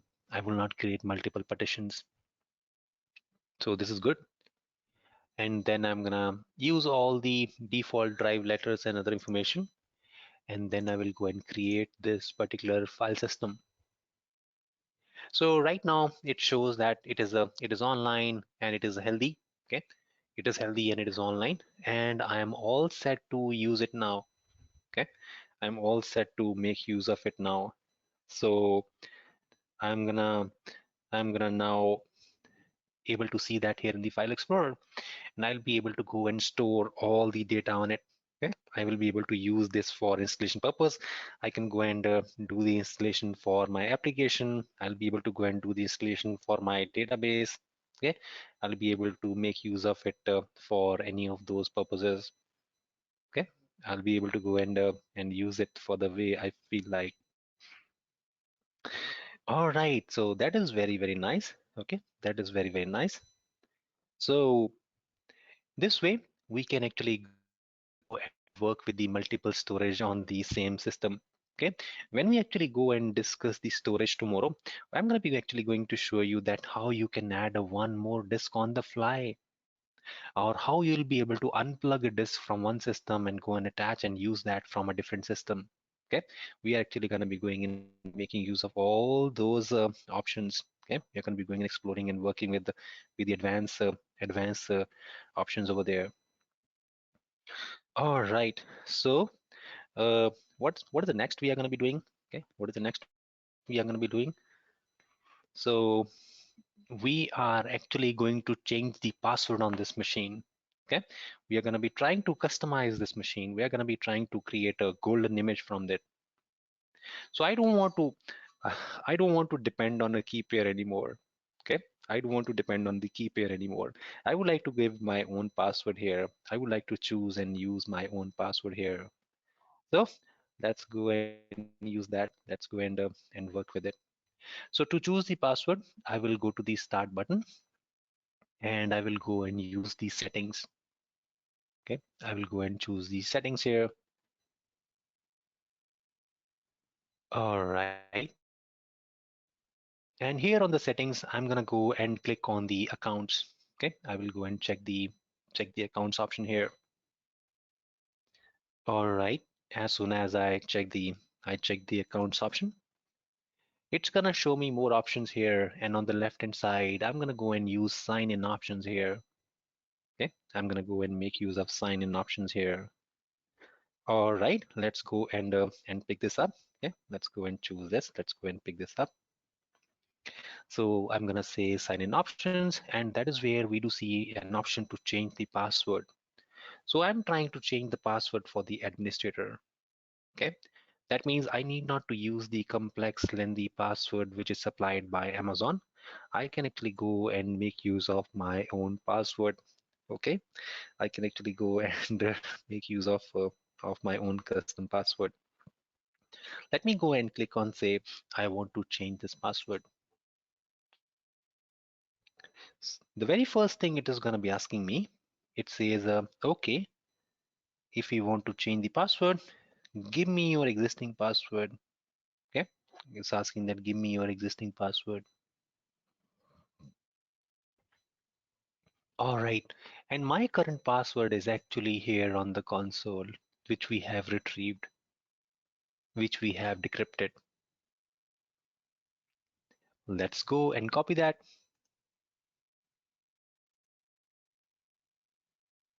And I'm gonna fill that as my current password. So if you don't have that window open, you actually need to go and retrieve your password again. Okay, you need to go and choose that I want to go and use the password again.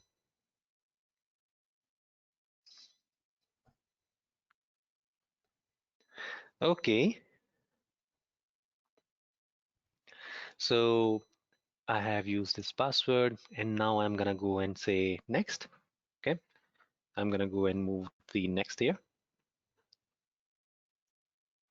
and it allow me to define a new password. It allow me to choose a new password. Okay,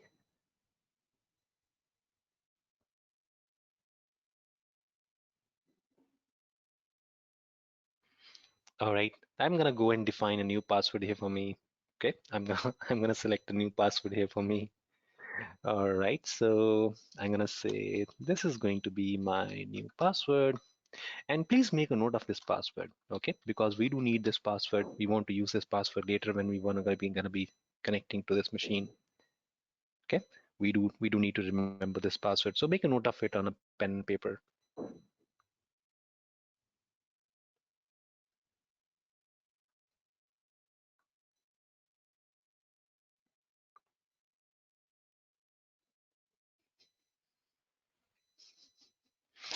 All right. So let me give a hint as well.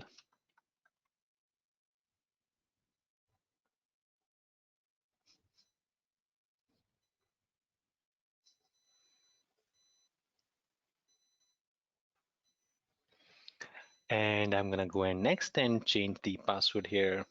Okay.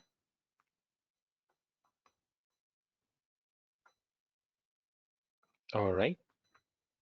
Let's finish this, which means this particular Windows machine is now having my own custom password, right? I'm not gonna depend on the default password, which is generated from the key. I can actually go and use my own password here.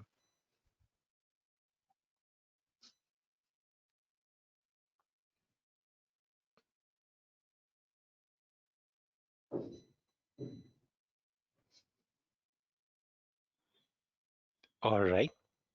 So are you done with the password change? Is it working for you?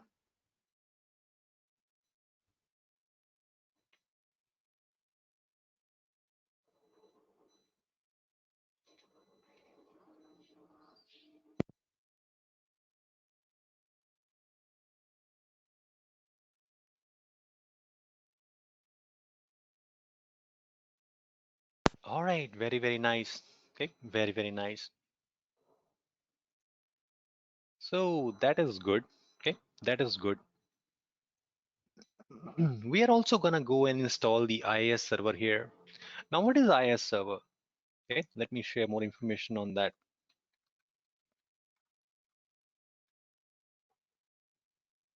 Okay, so IIS server stands for Internet Information Server. So IIS server is actually a software provided by Microsoft, which will help you host your website. Okay, with the help of this software, you can actually go and host your website. Okay, it's going to be allowing you to use this server as a web server. You can use the web services over here.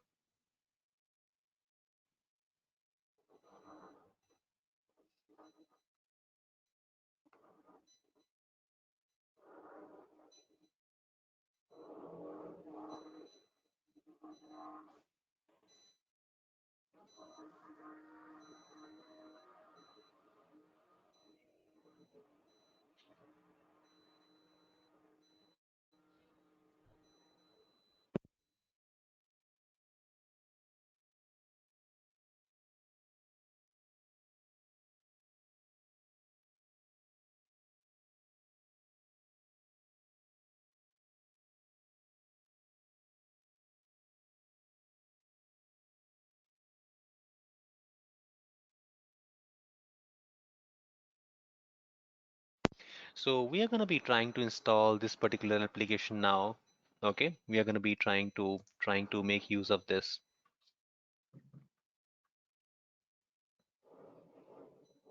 All right.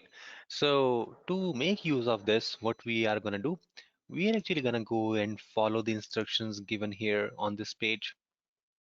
And this is a page which I have already shared with you. There are two different ways to install the web server. One is with the help of the PowerShell, and other one is you can actually go and make use of the server manager. Okay, there are two different ways which is given here.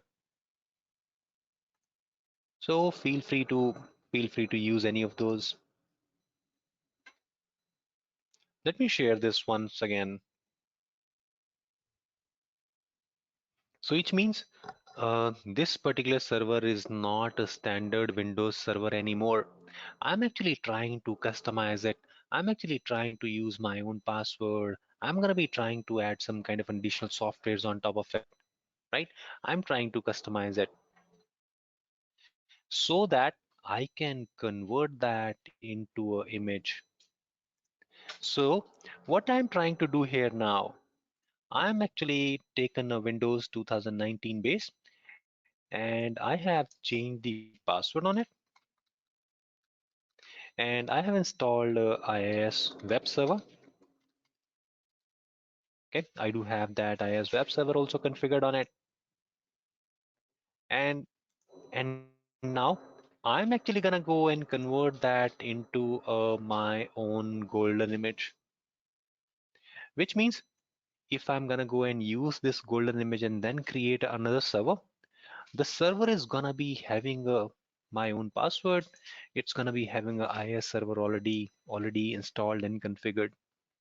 Okay, it's gonna be having all that stuff on it.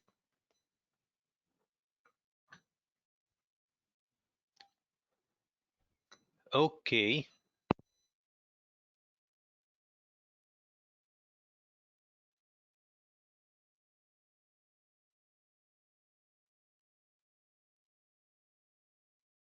so let's go and do that. Okay, let's go and do that part. So I'm going to take you back here on the Windows server where we have already changed the password, where we have configured additional drive here. Okay,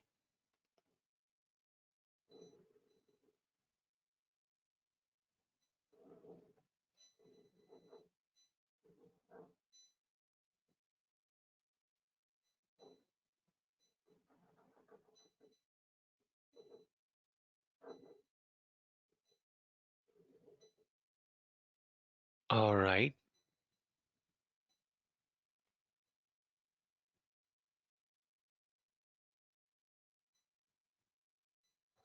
So here I'm gonna be going and clicking on the start button, and that is where I'm interested to work with the option here called PowerShell.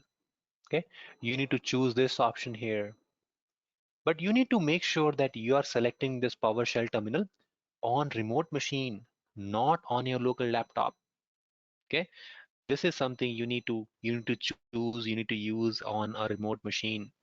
So I'm actually clicking on the start button for the remote machine, not my laptop. Okay, that's very important.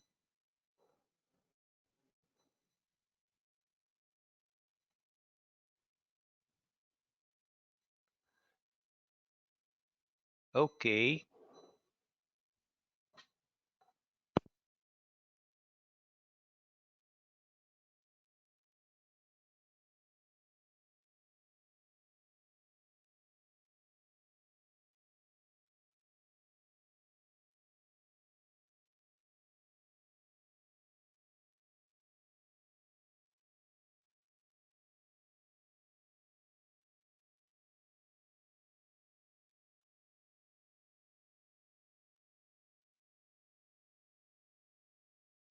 all right. So as soon as you click on the I want to use a Windows PowerShell, so it's going to be opening up a terminal like this for you. Okay, and this is something we have done in the morning as well, but looks like some of you have missed that. So reason we are actually getting an opportunity to do that one more time. So here I am in the PowerShell, and this is PowerShell is different from the command prompt. Okay, you need to keep that in mind. So PowerShell is not same as the command prompt. It's different than that. And now I'm actually gonna go and paste the command for installation. So I'm gonna be going in running this command here. All right, let me share this command again with you, and let's go and execute it here. So what it's gonna do, it's actually gonna go and configure this software for me. It's gonna take some 30 seconds and do the installation.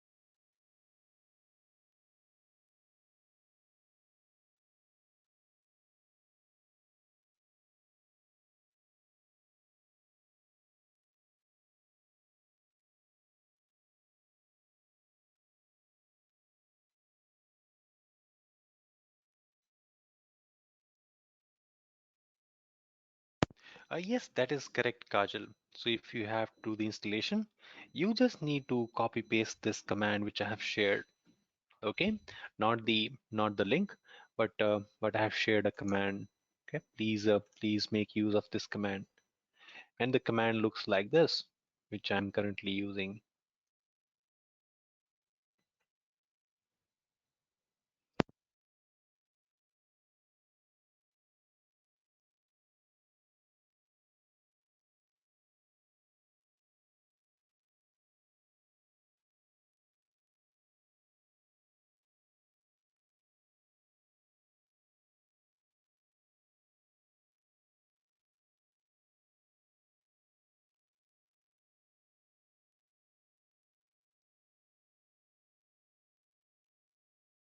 So the installation is done for me. Please let me know if it is done for you as well. Okay, let me know if you are also done with it.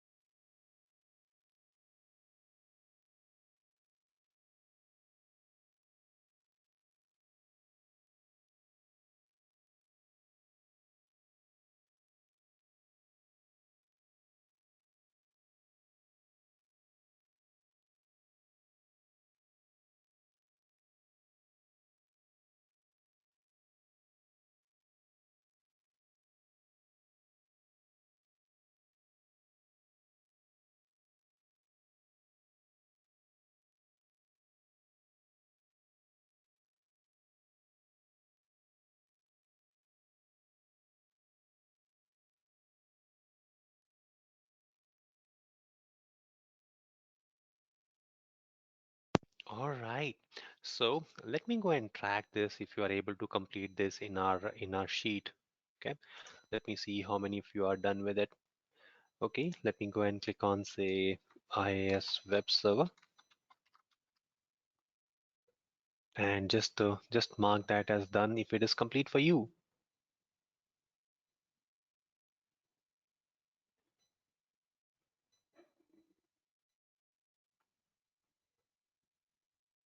Okay, so if nothing is happening, Kajal, you can actually close the terminal and you can actually open a new terminal to restart the installation. The only caution here is you need to make sure you are working on the remote system, not on your local laptop. Okay, you're going to be using the start button on the remote Windows machine.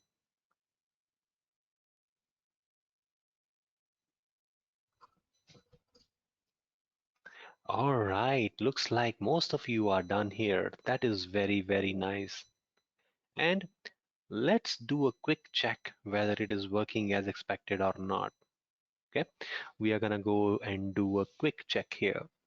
So I'm gonna be going back here on the AWS console, and I'm gonna go and pick up the server name. Okay, I'm gonna go and copy this server name, and I'm gonna go and add this server name here in the browser. You can also make use of public IP. Okay, as soon as I give the link, I do see the default page showing up. You can also make use of the public IP.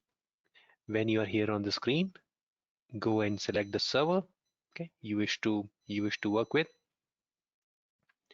and then you need to select the server, and then you need to choose that public IP shown here. And you can actually go and add this public IP in a new browser window, and you will be able to see this IIS page showing up to you. Is it working?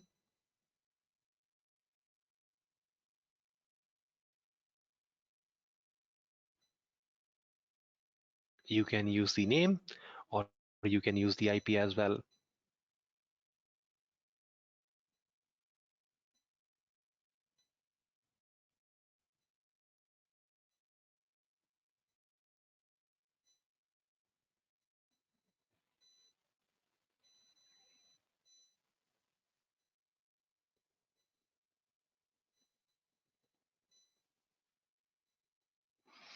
All right, very, very nice. So hope you are able to see the default web page.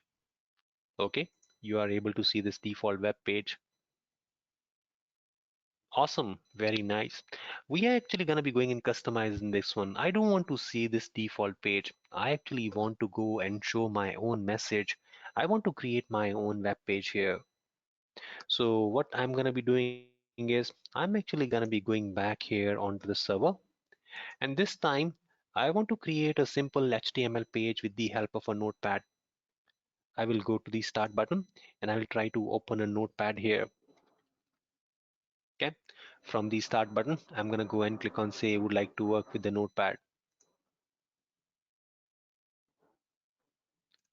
Okay, and then let me increase the size of it so that it's gonna be readable for you. I'm gonna be going and trying to add a sample code here. Okay, I'm gonna be trying to use sample code here, that how I want my page to look like. Let me go and add that sample code, and let me also try to share that sample code with you.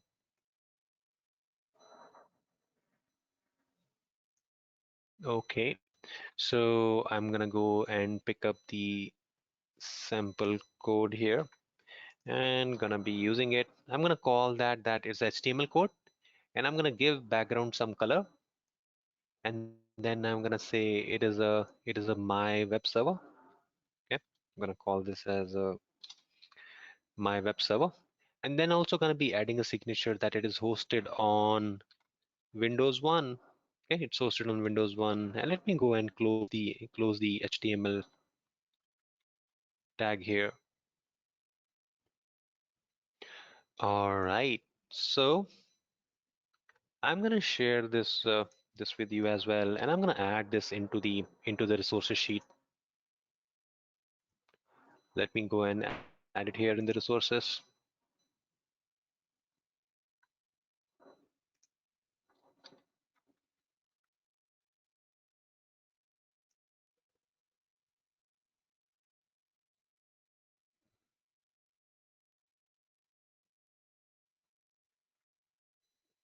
Okay, so Shree, the page is not showing up for you. All right, don't worry, we'll go and troubleshoot it right away. Okay, let me try saving this file, and then we'll troubleshoot that for you. Okay,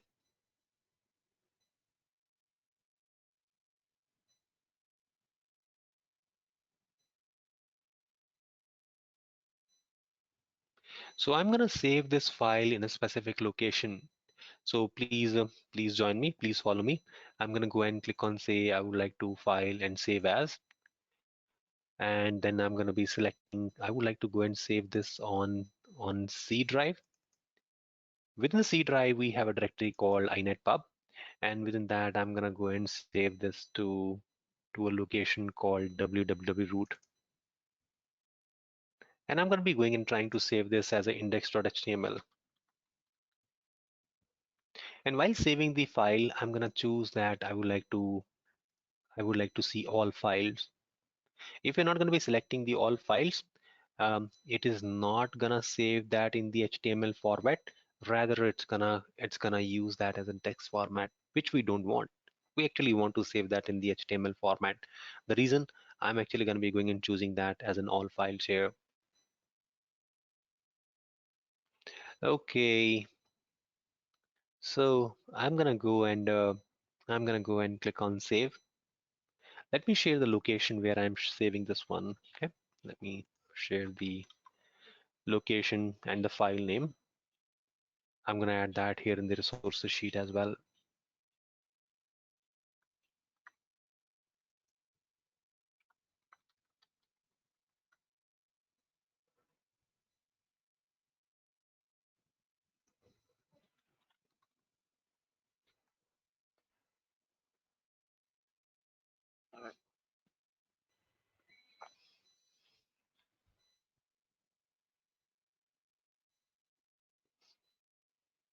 All right.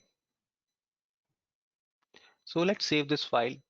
And once I save the file, and if I go and try to refresh the default page which was showing up earlier, you will see it is actually going to be showing your own custom page now. I do have a green background, and then I have a message saying that it's a my web server, and also it is hosted on this location.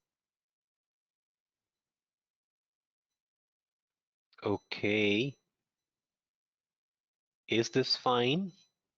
Is it good with you? Is it also showing up in a similar way? That means we have created our own web page and we are hosting it on the server, and this server is acting as a web server for us. Okay, we have created our website, we have created a web server, and we are now sharing it with the entire world. All right. So Shri, you still have that issue? You still have that problem? Do you want to share your screen? Should I pass on the rights to you?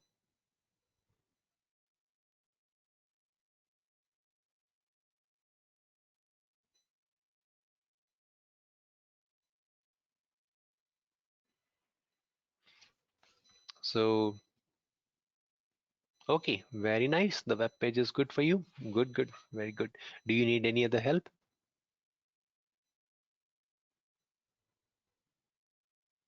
All good? All right, great, awesome.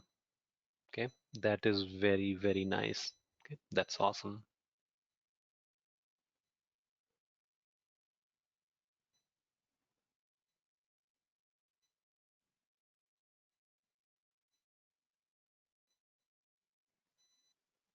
Okay,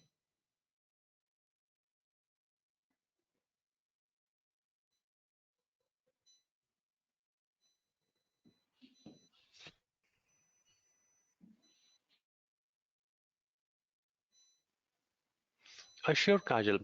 So, okay, sure. So if you have missed that one, it's very easy. Okay, it's very easy.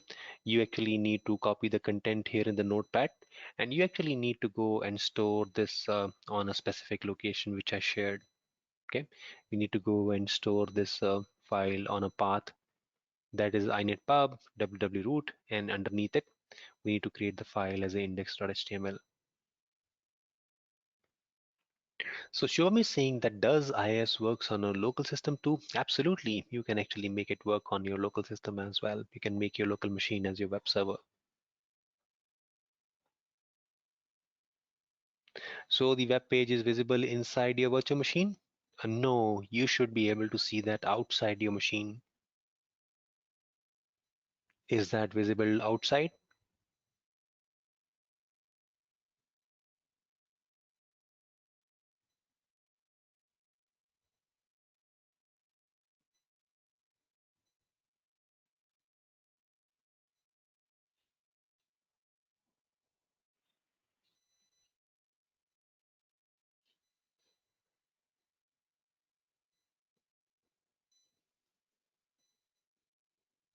All right. So Kajal, are you able to create that page? Is that good for you? And Shri, um, is that visible outside the system as well? Is that visible on your local laptop? Okay, then we need to help you. So are you all set to share your screen?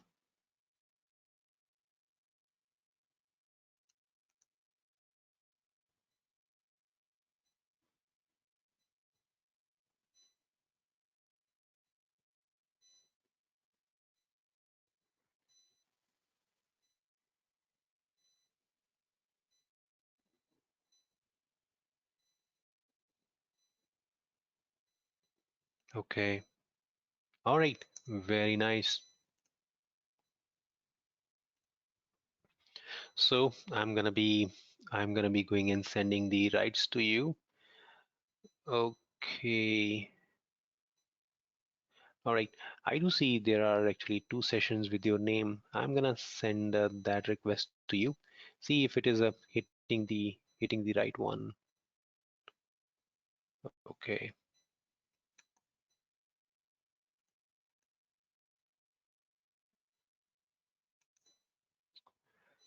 All right. So I just send the rights to you to share your screen. So Sri, just check if it works for you.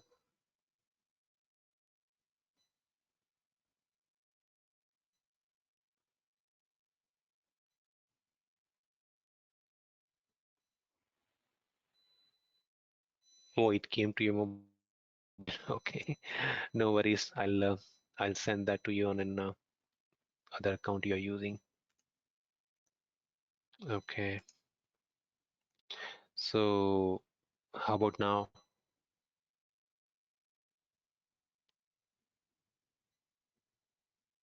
Very nice. So I'm able to see your screen, and I think you'll be able to make use of your microphone as well. Okay, Okay, so the this is all public fine. DNS is copied, but when Uh-huh. I'm trying to,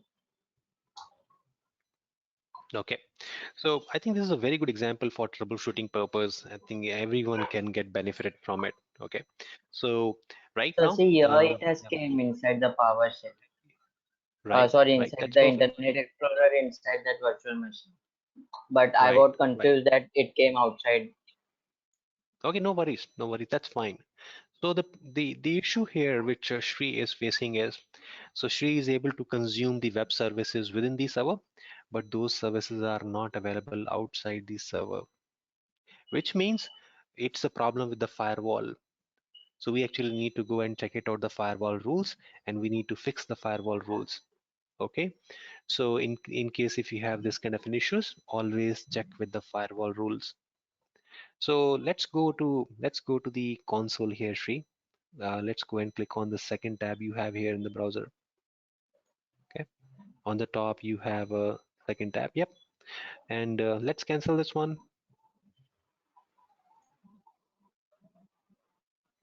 Okay, so here we have selected the server we are working, and let's go to the security tab.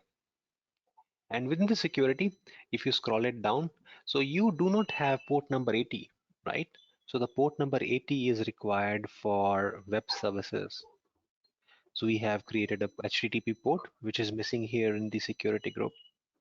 So let's go and edit this firewall rule here. Okay, we are going to be going and editing it. So can you click on the security group link, which is shown here in the blue color down below? Yep, this one. Go and click on this Yes, sir. one because we want to modify this. All right. So here are the inbound rules shown, and we don't have a port number 80 here. And we're gonna go and add that one. Let's go and click on edit So I'll and tell you scroll. what happened was I had added the port number 80 in the earlier instance, but then when I saw that notification that you have exceed the free tier limit, and by that time I was a little bit ahead. That's why I deleted it right away, and then I was with you and I created a new instance. I got scared that if I may get charged for that, but then you cleared that out that we the our ratio wala. Okay, okay, all right. That's fine. That's fine. Yep. So it's an easy lesson for everyone. It's a good to troubleshoot and see how we can make use of it. That's good. Let's save it. So it's kind of a good troubleshooting practice for everyone. All right. So we have modified the firewall and we are all good here. And there we go. You are working. Yes, sir. Okay, that's easy. So anything else here, Shri? No, sir, that's all. All right. So thank you, Shri. I'll go ahead and share my screen here. Okay, let me go ahead and share my screen.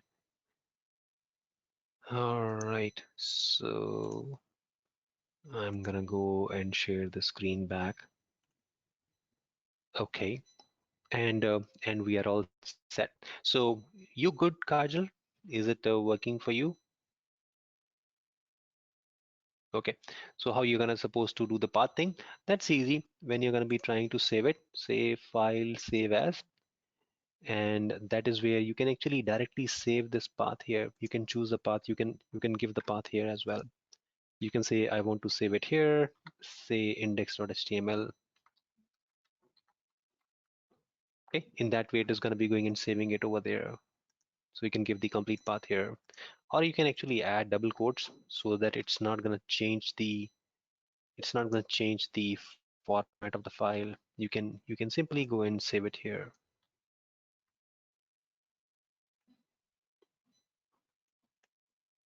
Okay. All right, you already saved that one. Okay, that is very nice. And is it working for you? Is it all good for you?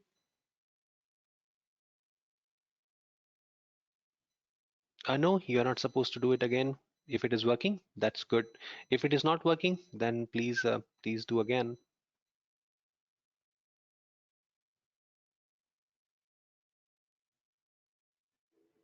All right.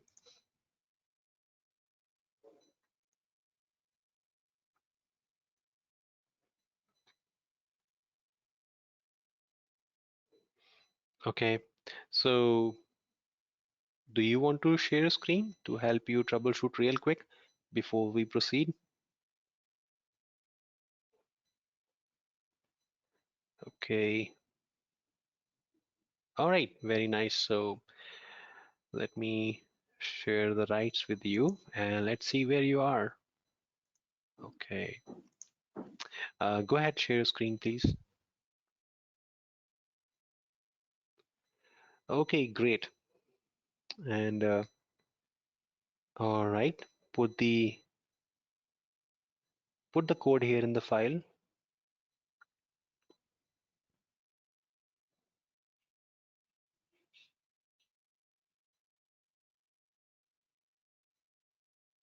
Okay, yep, this is good. Let's say file save as, and I have given a path to you. Okay, I've shared the path to you. Just copy paste that one, including the double quotes, and just put that into the file name.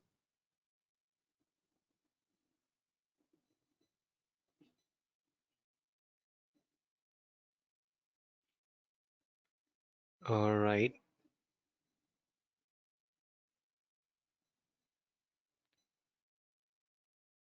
No, you need to put that path here in the file name. Okay, below there. Yep.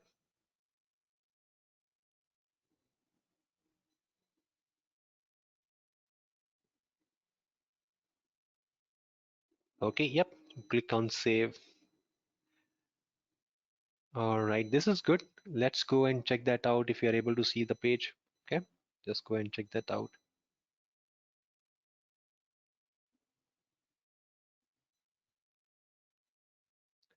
Yeah, just minimize it. Yeah, use the minimize here and try try using a browser on your laptop. Okay, just minimize this window. We don't need this one. Okay, and yeah, open one new tab here and just add the server name, server path, or maybe the IP. Do you have that? Do you copy that?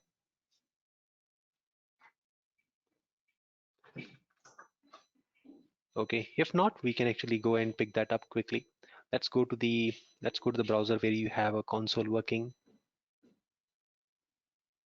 Okay. All right, where we have the AWS console, no, the other window where you already see the machines there. Yep, this is the one. All right, you do have this DNS name, right? Copy that one, the public DNS name. Yes, copy this one. All right, and let's paste that in the browser window which we have opened. Okay, so say Control C and go over to the window. No, not this one. Your laptop's browser. Minimize the entire thing. Yep, minimize it. Yep, that's right. And okay, okay, yep. Okay, hit enter. And you are good. It's working. Okay, it's good. It's working. Very, very nice. So is it good?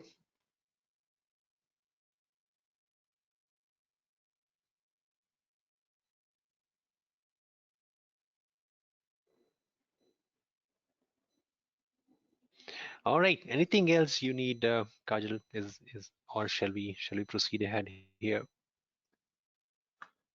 All right. Let me go ahead and share my screen and let's move on. Okay. Okay. All good. So I'm gonna go ahead and share my screen now. Okay. So it's good. It's looking perfect. So now we do have this server ready and it is working as expected. Now what we're gonna do? We are actually gonna go and create an image out of it. Okay, we are going to be trying to change that into an image. So we have taken a standard Windows machine, we have configured some software, we have configured some password, and as a step number 3, we are going to go and create this into a image. Okay, we are going to go and convert that into an image here. So let's go and do that. Okay, let's go and do that part. So for creating an image, it is actually recommended that you should shut down your server. You need to stop your server. So what I'm going to be doing is I'm actually going to be coming back here on the console where my server is running. I will go to instance state and I will choose an option here called stop this instance, which means I'm not deleting this server. Okay, I'm just powering it off. I'm just doing a graceful shutdown. Okay, I'm just doing a shutdown for the server. So let's do that. Okay, let's do that. Let's go ahead and stop this instance, and it's gonna be powering it off. And soon it's gonna show that okay, the server is stopped. Right now it is stopping, but it's gonna show that it is stopped. Once it is stopped, we are gonna go and convert that into an image.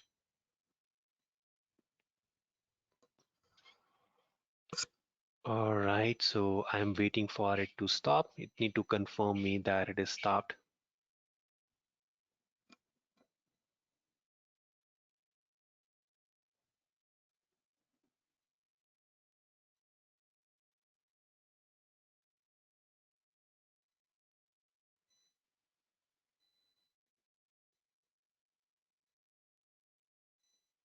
Okay.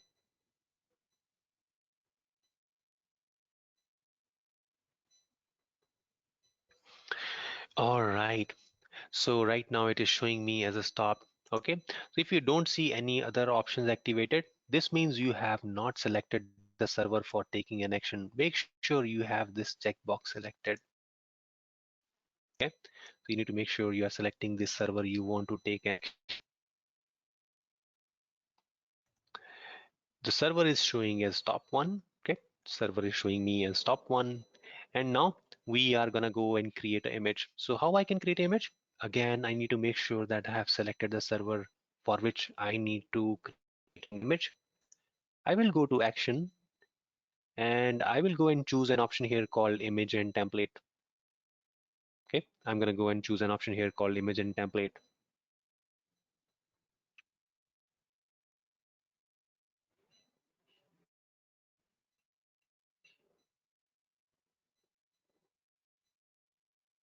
So once you click on image and template, we have an option here called create image.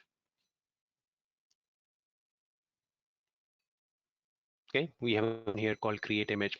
So let's go and say I want to create image here.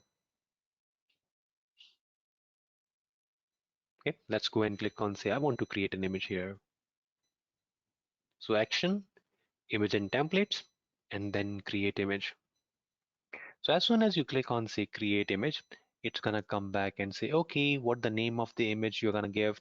And I will call this one as my Windows web image. Okay, I'm gonna be giving it a name. That's actually my Windows web image. And then we are gonna go and scroll all the way toward the end and we'll say create this image. Okay, we just need to give the name of the image and then hit say create the image. That's all.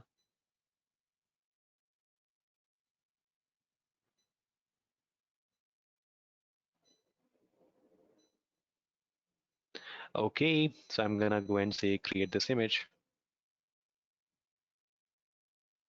and it will start creating image here. And where we need to check the image, okay, where we need to check the image here.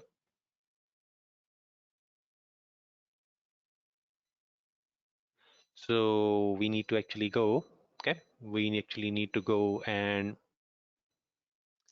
check here on the left hand side and we have an option here called images and the AMIs. And it is going to show you that there is going to be one image getting ready for you. If I click in here the AMIs, it's going to actually go and show me that yep, we do have a one image pending, means it is getting ready here. Very soon this image is going to be available to us. It's going to show that okay, the image is available. Very soon it is going to show the image is available here.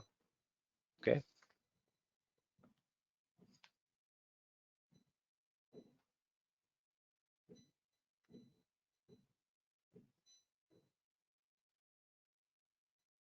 all right.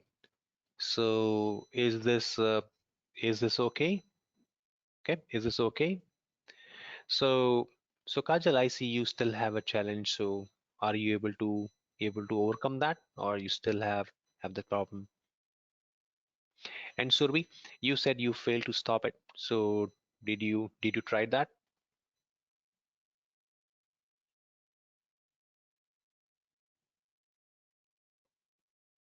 Okay. Anyone need any help? Anyone require any help here?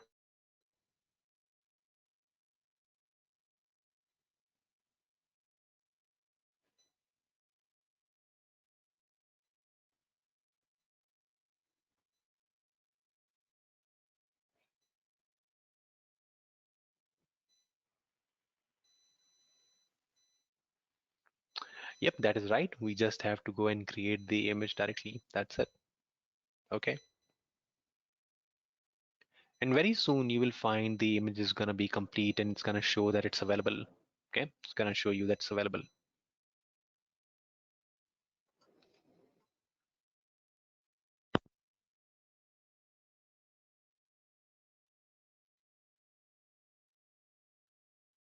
So I'm waiting for this process to complete and it's gonna come up say that okay, it's available now. We are good.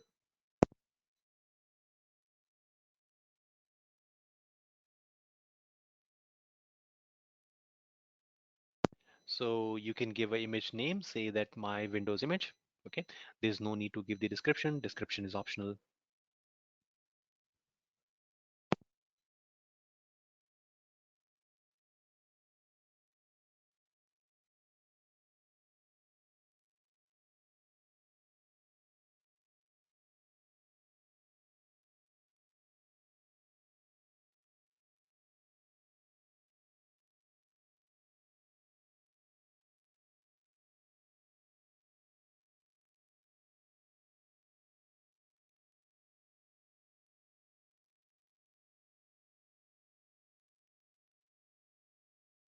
Okay.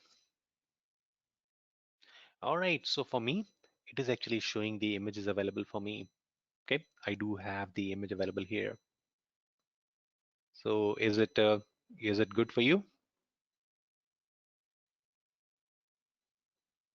So let me know once you have the image available. Okay. If you have created the AMI, I'm gonna go and add it here in the lab, and we are gonna move once you have the AMI ready.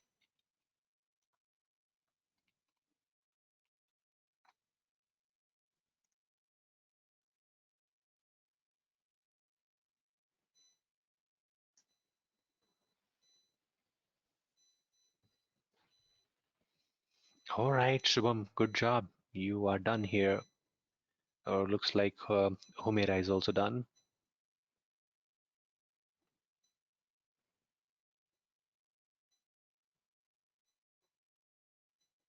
Okay, Shri, that is very nice. That is good. That means you are done.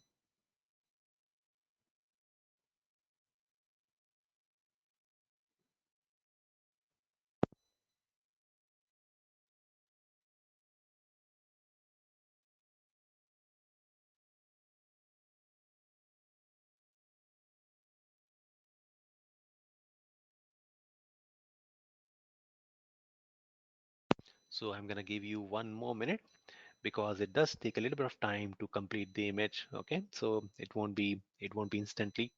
So it's gonna take a little bit of time.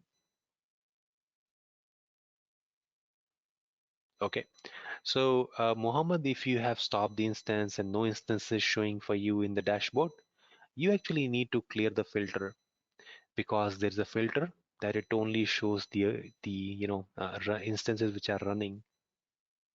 So just say clear the filter and you will be able to see that instance which is in the stop state.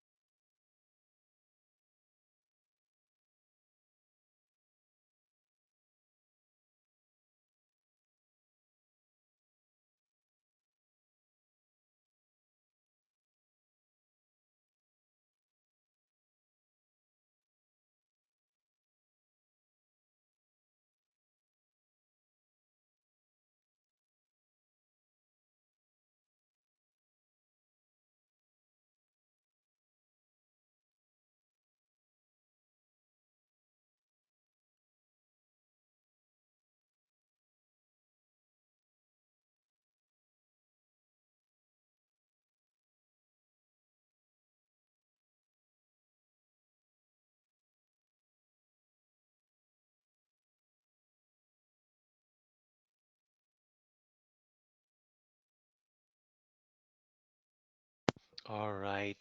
So we do have only two participants pending here. So Kajal and Mohammed, please let me know if it is done for you, and we can move to the next step here. So in the meantime, let me take a couple of questions which we have here. So she's saying this AMI is private, and if it had been public, it would have been seen on the community as well.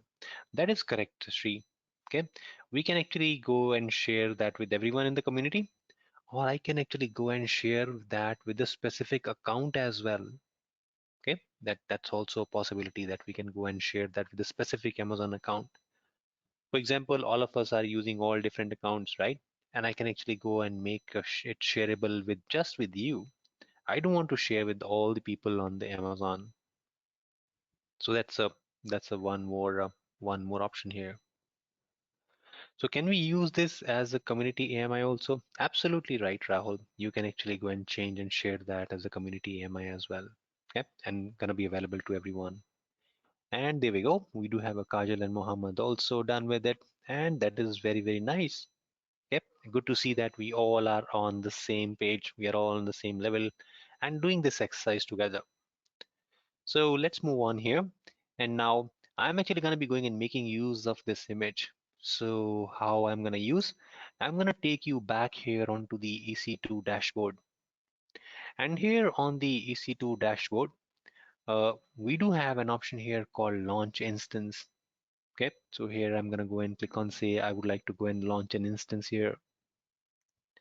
So I would like to launch an instance. There's one more option here that launch instance from template, but I'm going to be okay with the first option here. That is a launch instance. So let me go and select this first option, say launch the instance. So it is going to be taking me through the 7-step wizard which we have, where I need to go and provide all the answers. Okay, but what I'm going to be doing is I'm actually going to be now going to click say I want to use my AMI. I would like to go and use the image which I have created. Okay, I would like to go and use the image which I have created. So I'm going to go and click on say my AMI, and there we go. So we do have the image showing up here which we have just created. Okay, we do have this image showing up here which we just created. So is that visible to you? Are you good? Are you able to see that?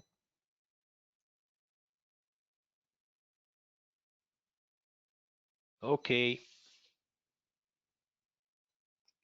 so I'm gonna go and make use of this image. So this is a golden image for me.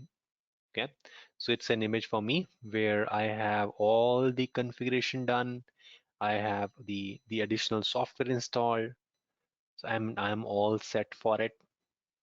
Okay, I'm all set for it. So is this okay? Let's go and select this. Now we are actually trying to use an image. So if I'm going to be selecting an image, I still need to provide an answer that what the tag I want to use, which is the security group I need to use, which is the key pair I need to use. I still need to give all those answers. If you want to create a template, okay, if you're going to be going and creating a template in place of an image, template will have all that information as well. If you're going to go and use the template, you actually don't have to go and provide all this information. Template will contain all the information that what kind of a tag, security groups, and other stuff you need to use. Okay.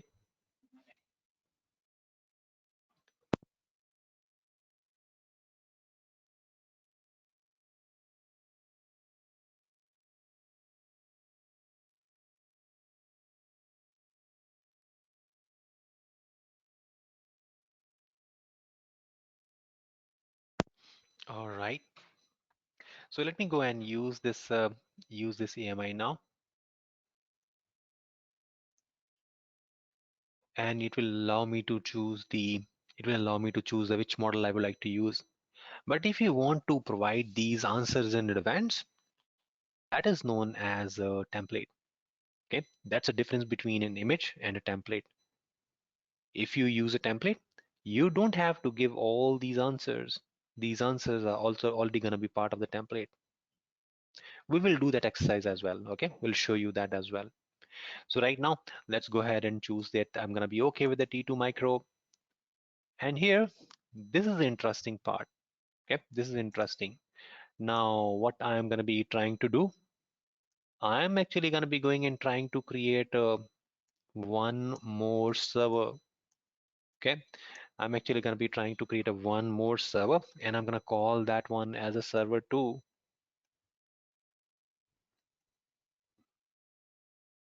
We have created a web 1 earlier, and now I'm going to be trying to create a web 2. And earlier I created my server in zone C, and this time I'm going to go and create my server in E. Okay, let me use E here. which means I'm actually going to be going and splitting my servers across different zones. I don't want to keep both the servers in the same zones. So I am trying to achieve a high availability for my application. I'm going to be trying to create a scenario where if I'm going to be losing one of the data center, I will not be having an impact on both the servers because my both the servers are actually distributed across.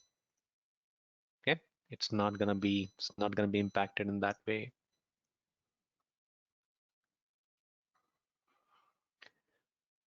All right. So is this okay?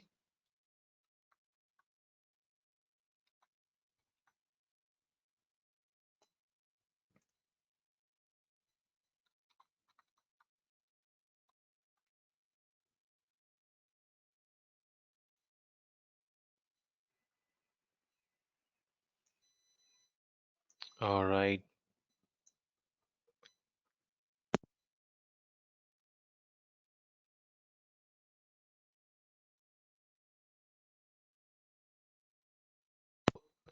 So your image Kajal is gonna be available to you here on the step number 1.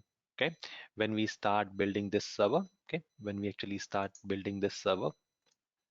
So if I go here and say I want to create a new server, so we are gonna be going in the using we are gonna be trying to use this option, say quick launch, and then instead of using the uh, quick start, we are actually going to go and click on say my AMI, and that is where the your image is going to show up. Okay, that is where it's going to show up.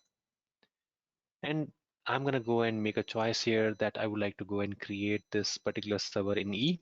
Okay, which means my both the servers are going to be actually living in a two different zones. Okay, both the servers are there in the two different zones.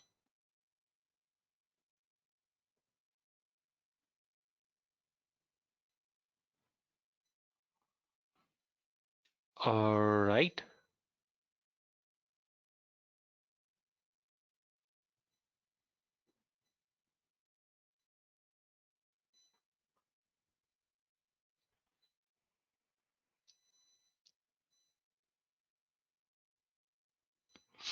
And okay, so once I've selected the different zone, I'm gonna go and make use of it. I'm gonna go and add a storage, which is fine. I'm gonna go and add a tag here as well, and I'm gonna be using this time that it is my web server 2. Okay, that is the only one tag I'm gonna go and use. I'm gonna go and call that one as I have a web 2.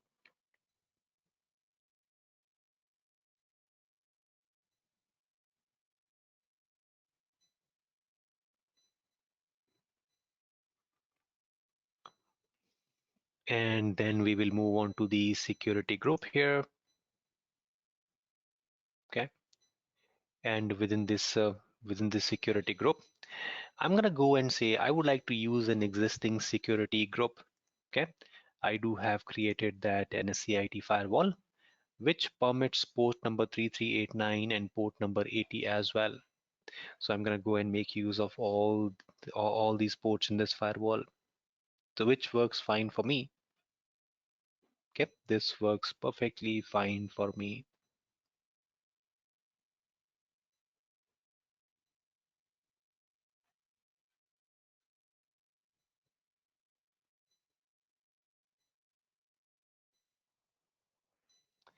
All right, let's go and make use of this, and then we will try to launch the server. Okay, I'm gonna say launch the server. So this particular image already contains the password. So I don't have to select a key pair here. I'm gonna say proceed without key pair. Okay, I don't need a key pair here because this image contains my own custom password. I don't have to decrypt the password and log into it. I already have assigned my own custom password and I'm gonna go and make use of it. Okay, I'm gonna go and make use of that. So that is fine. And I'm gonna go and say launch the server. And very soon we'll see the server is gonna boot up. Okay. We're gonna see the server is gonna boot up.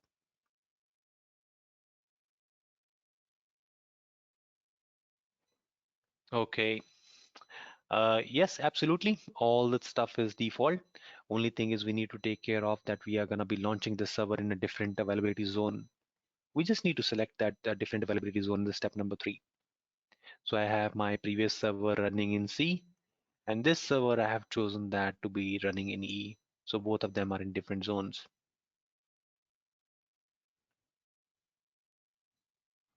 All right, so one of my server is in the stop state, and we do have another server in the running state. I'm just gonna give a little bit of more time here to the server. Let me give a 30-second more, and the server is gonna boot up, and it's gonna go and have all the information I need.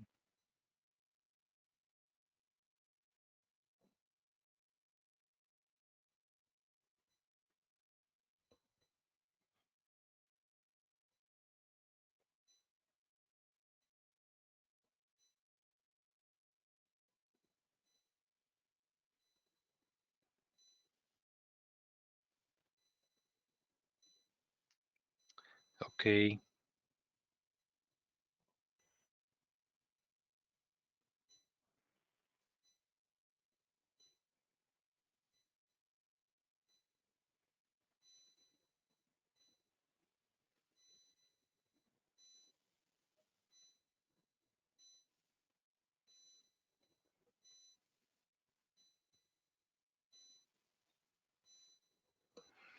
Okay.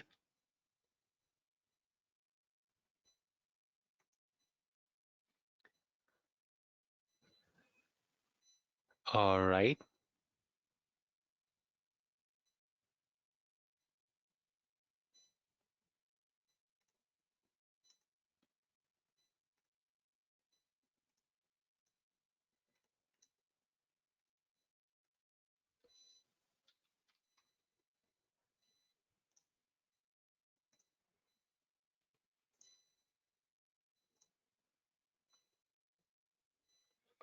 So now I have given enough time for my server to boot up, and it's a time to test this out. Okay, it's gonna be time to test this out that how this server is running. So what I'm gonna be doing is I'm actually gonna be going and selecting this server, which is gonna be showing me the public IP address of it. Okay, as soon as I select the server, it shows that what the public IP I do have for it. Okay, what the public IP we have. I'm gonna copy this public IP and I'm gonna go and paste it here, and you will find it will start showing me the web page which we have created earlier. So we have actually not created we have not installed the web configuration. We have not created any of the HTML page. It already have all that. Okay, the new server is already having all that my custom configuration on it. Everything is actually coming as a pre-configured here. Okay, everything is coming as a pre-configured here.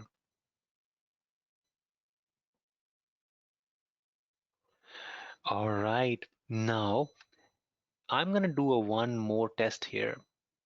I'm actually gonna be trying to log into this box, and I'm gonna be going and trying to log in with the password which I have mentioned, which means I am gonna be going and bringing in the remote desktop connection here, and then I'm gonna be going and making use of the same IP address.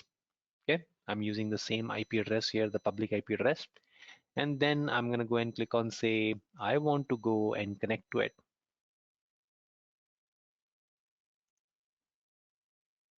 Okay, so it's asking what the username I have, and I'm gonna say yep, my username is administrator, and I know my password which I have specified here. So let me fill in my password as well, and then I'm gonna be trying to log in, and there we go. It says do you trust the server? I say yep, and I'm able to log in here. Okay, I'm not using key, I'm not using any further custom steps to connect to it. It's all good, it's my machine, it's customized one. Okay, and Shri, you're right, If you're gonna go and install your own application, if you keep your own files and folders and your images and other stuff in it, everything will come as a part of this server. You need not to go and do anything manually on it. Everything comes as same in the as a part of the image. Okay, it's gonna be identical to what you had earlier. Okay, so you are right. So you are thinking on the right line. Okay, there we go. Server is working perfectly fine. And we are right here onto the 5:30 mark. All right, we are here on the 5:30 mark, which means it's a time for us to close today's session. But we actually have to go and build this particular solution further. Okay, so what we are going to be doing, we are actually going to be going and trying to keep everything as is, but we are going to be going and trying to keep the server in the shutdown state. So if I take you back here over to the instances, right now I have these two servers. One of them is already stopped. The second one is running. I'm going to select the second one and I'm going to stop the second one as well. I'll go to instance state and say I want to stop this server. And it's going to be very quick to stop this server as well. Okay, so I'm shutting it down, which means I'm going to be keeping that on a standby and I can actually boot that up. When we terminate, termination means I'm actually deleting the server. Okay, termination means I'm actually returning the server to the pool. I don't want that server again. If required, I will go and create a new one. Okay, that's what the difference we do have. All right, so the server is showing to me as in the stop state, and we are good here. Okay, we look good here. One thing which we need to do here is, okay, one thing which we need to do here is we actually need to go and remove the AMI which we have created. I do not wish to keep the AMI because AMI is going to be unnecessary, going to be occupying some space, and I do not want to pay for the storage overnight. Okay, I do not wish to use the space. I do not want to pay for the storage. So what I'm going to be doing is I'm going to be selecting the AMI from the left hand side, going to the action, and then I'm going to choose an option here called deregister this. So let's deregister the AMI. Okay, I'm going to say deregister it,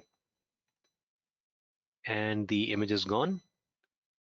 I also need to go and identify that I have a snapshot which I need to delete it. Okay, so image also contains some snapshots and we actually need to go delete those snapshots. So I'm going to go and click here on the snapshots and it's going to be showing that I do have these two snapshots. I'm going to select both of them and I'm going to go and delete those. So let me go and select both of them, go to action and say delete both of them. So which means I'm not going to be storing any data here as the part of the image and I don't have to pay for the charges on the storage side. Okay, there are going to be no cost associated on the storage side in that way. All right, so these are the two things which we need to ensure, that we do not have image or the snapshot and we do not have any of the instances which are running here.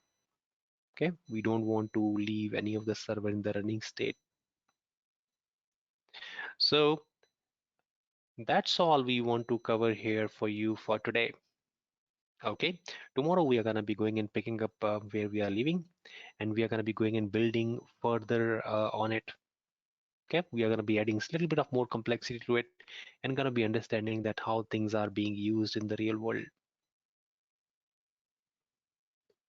So anyone having any question here so far before we call it a day? Okay, I think we have covered a lot of ground here today. We started with all the fundamentals, that what exactly cloud computing is. We also talk about that what exactly Amazon cloud look like, how the global infrastructure is, and then we start working with the first service that is EC2. Within EC2, we created a Windows server and customized it, created an image, and created a server out of it as well. And we saw how we can actually create a consistent servers with the help of it. So tomorrow, we are actually going to be going and using both the servers which we are having in the stop state. I'm not deleting them because I want to save some time when we start tomorrow's session. Okay, so today we invested some time in getting the fundamentals right, and now we do have a kind of a good foundation built for us, and we know that how the console look like and how do we going to be working. So tomorrow is going to be more productive day for us. Okay, so tomorrow is going to be more productive for us. Okay, so we are just stopping our server and we are not deleting it. Okay, so is Amazon gonna charge for me?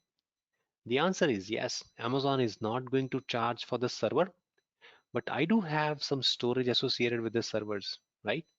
So servers are stopped, which means I'm not using CPU and memory. So Amazon will not charge me for CPU and memory, but Amazon will charge me for using the disk on which I have the operating system running. Because I'm still holding that volume, I'm still holding that, um, I'm still holding the operating system disk. Okay. All right. Any other question, anyone? Okay. So Kajal, do you want to share your screen? Yep, sure. Let me share the rights. Go ahead and share your screen. Okay.